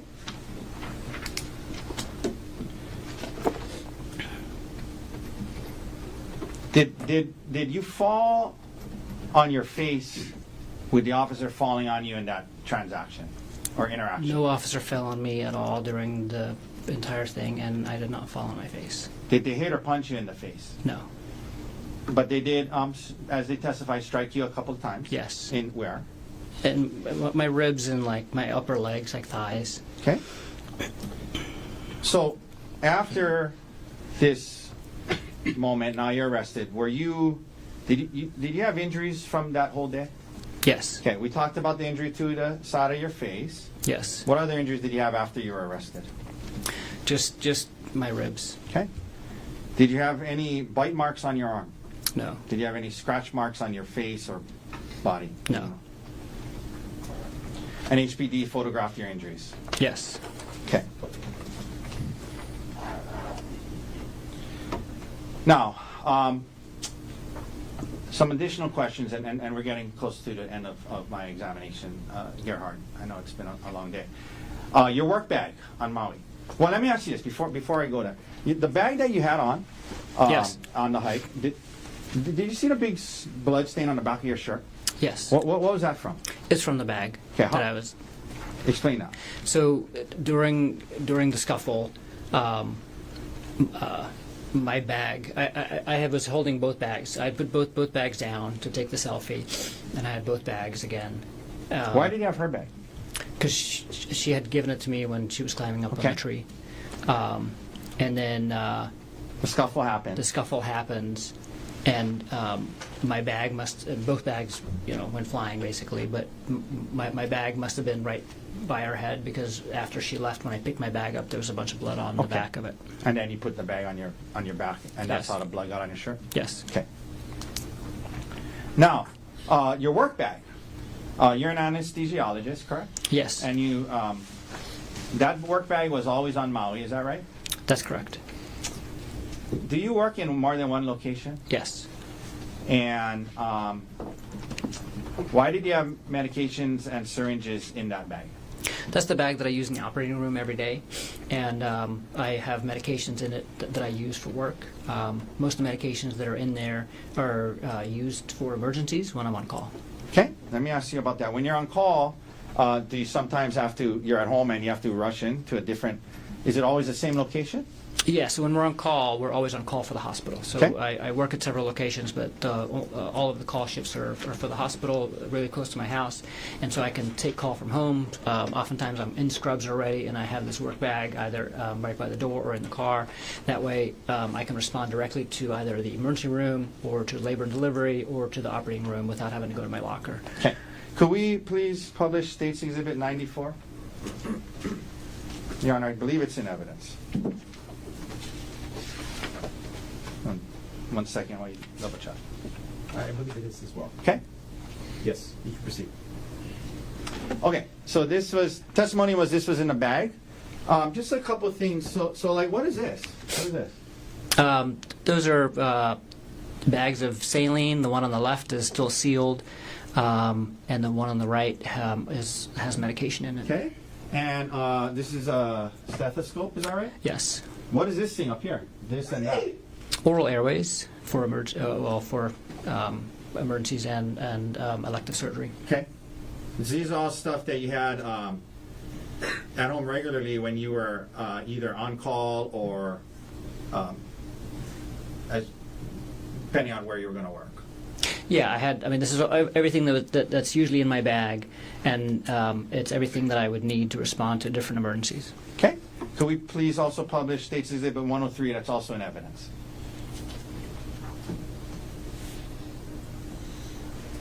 Okay, this was also in your bag according to them. Is that your work ID? Yes. Okay. The last shift you had before this trip, we can take that down. Where had you been working? At the hospital. Okay. Do you remember in what unit? Labor and delivery. Okay. So after that shift, would it be normal for you to have that bag? Yes. Okay. Why is that? Because I keep the bag with me for the entire shift. It's a 24-hour shift. I start at 7 a.m. and I keep going until 7 a.m. the next day. And so when my shift ends, unless I'm actively at the hospital taking care of something there, I'm at home when my shift ends. And so I was at home when my shift ended that day, and that's why I had the bag with me. Oh, you're at home because you're on call. Yes. Okay. Now, prior to this trip to Oahu, did Ariel know about this bag and the fact that you had medication syringes in it? Absolutely. I've had it at home often. Okay.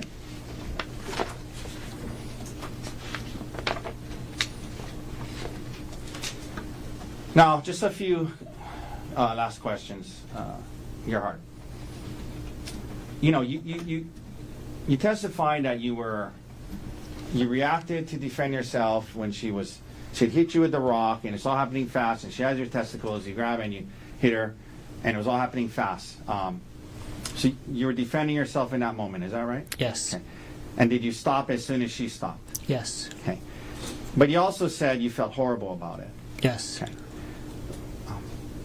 Can you explain to the jury how those things can coexist?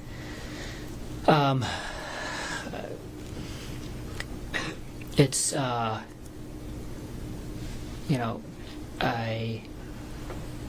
believe in the right to self-defense, right? But I mean, in the moment, it was kind of an impulse. It wasn't like a conscious, like, I'm going to analyze this from like a legal perspective. It was, but yet the result of it was harm to my wife. Okay.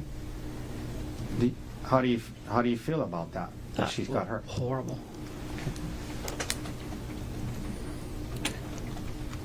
You've learned that she is filing for divorce and seeking full custody of your children, yes? Yes. Do you want joint custody? Yes. More than any. That's. Okay. And there's been testimony that you've been in custody, yes? Yes. Have you been able to speak with your two young boys from jail? No.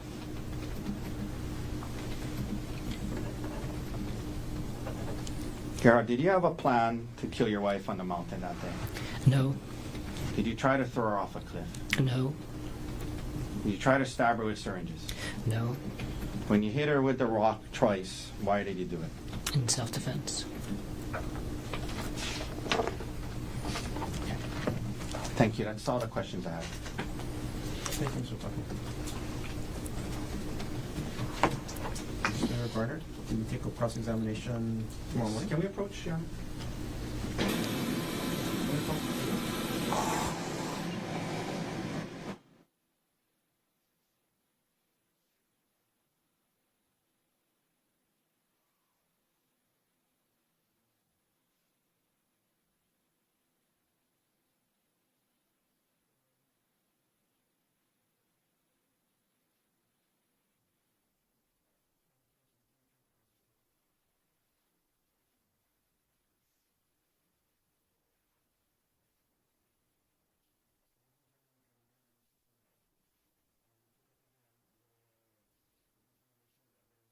Morning. I have a fairly lengthy calendar in the morning, so instead of 9 o'clock, I'm going to have you come back at 10. Start up at 10 o'clock. I'm going to ask you to plan to be here for the full day tomorrow.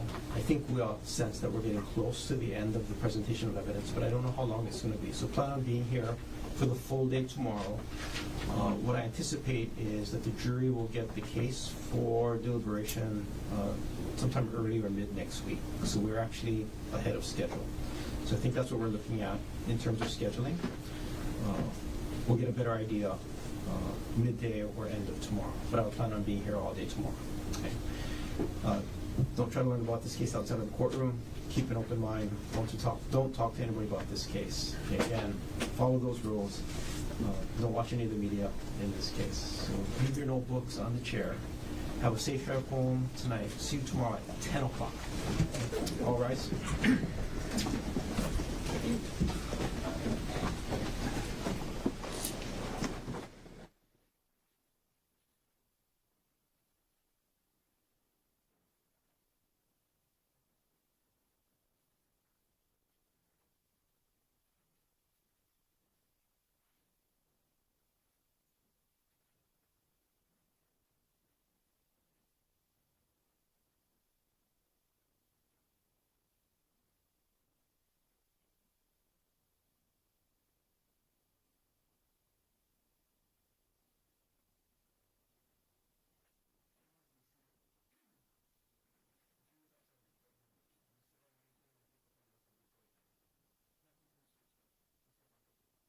No, not on the record. Thank you.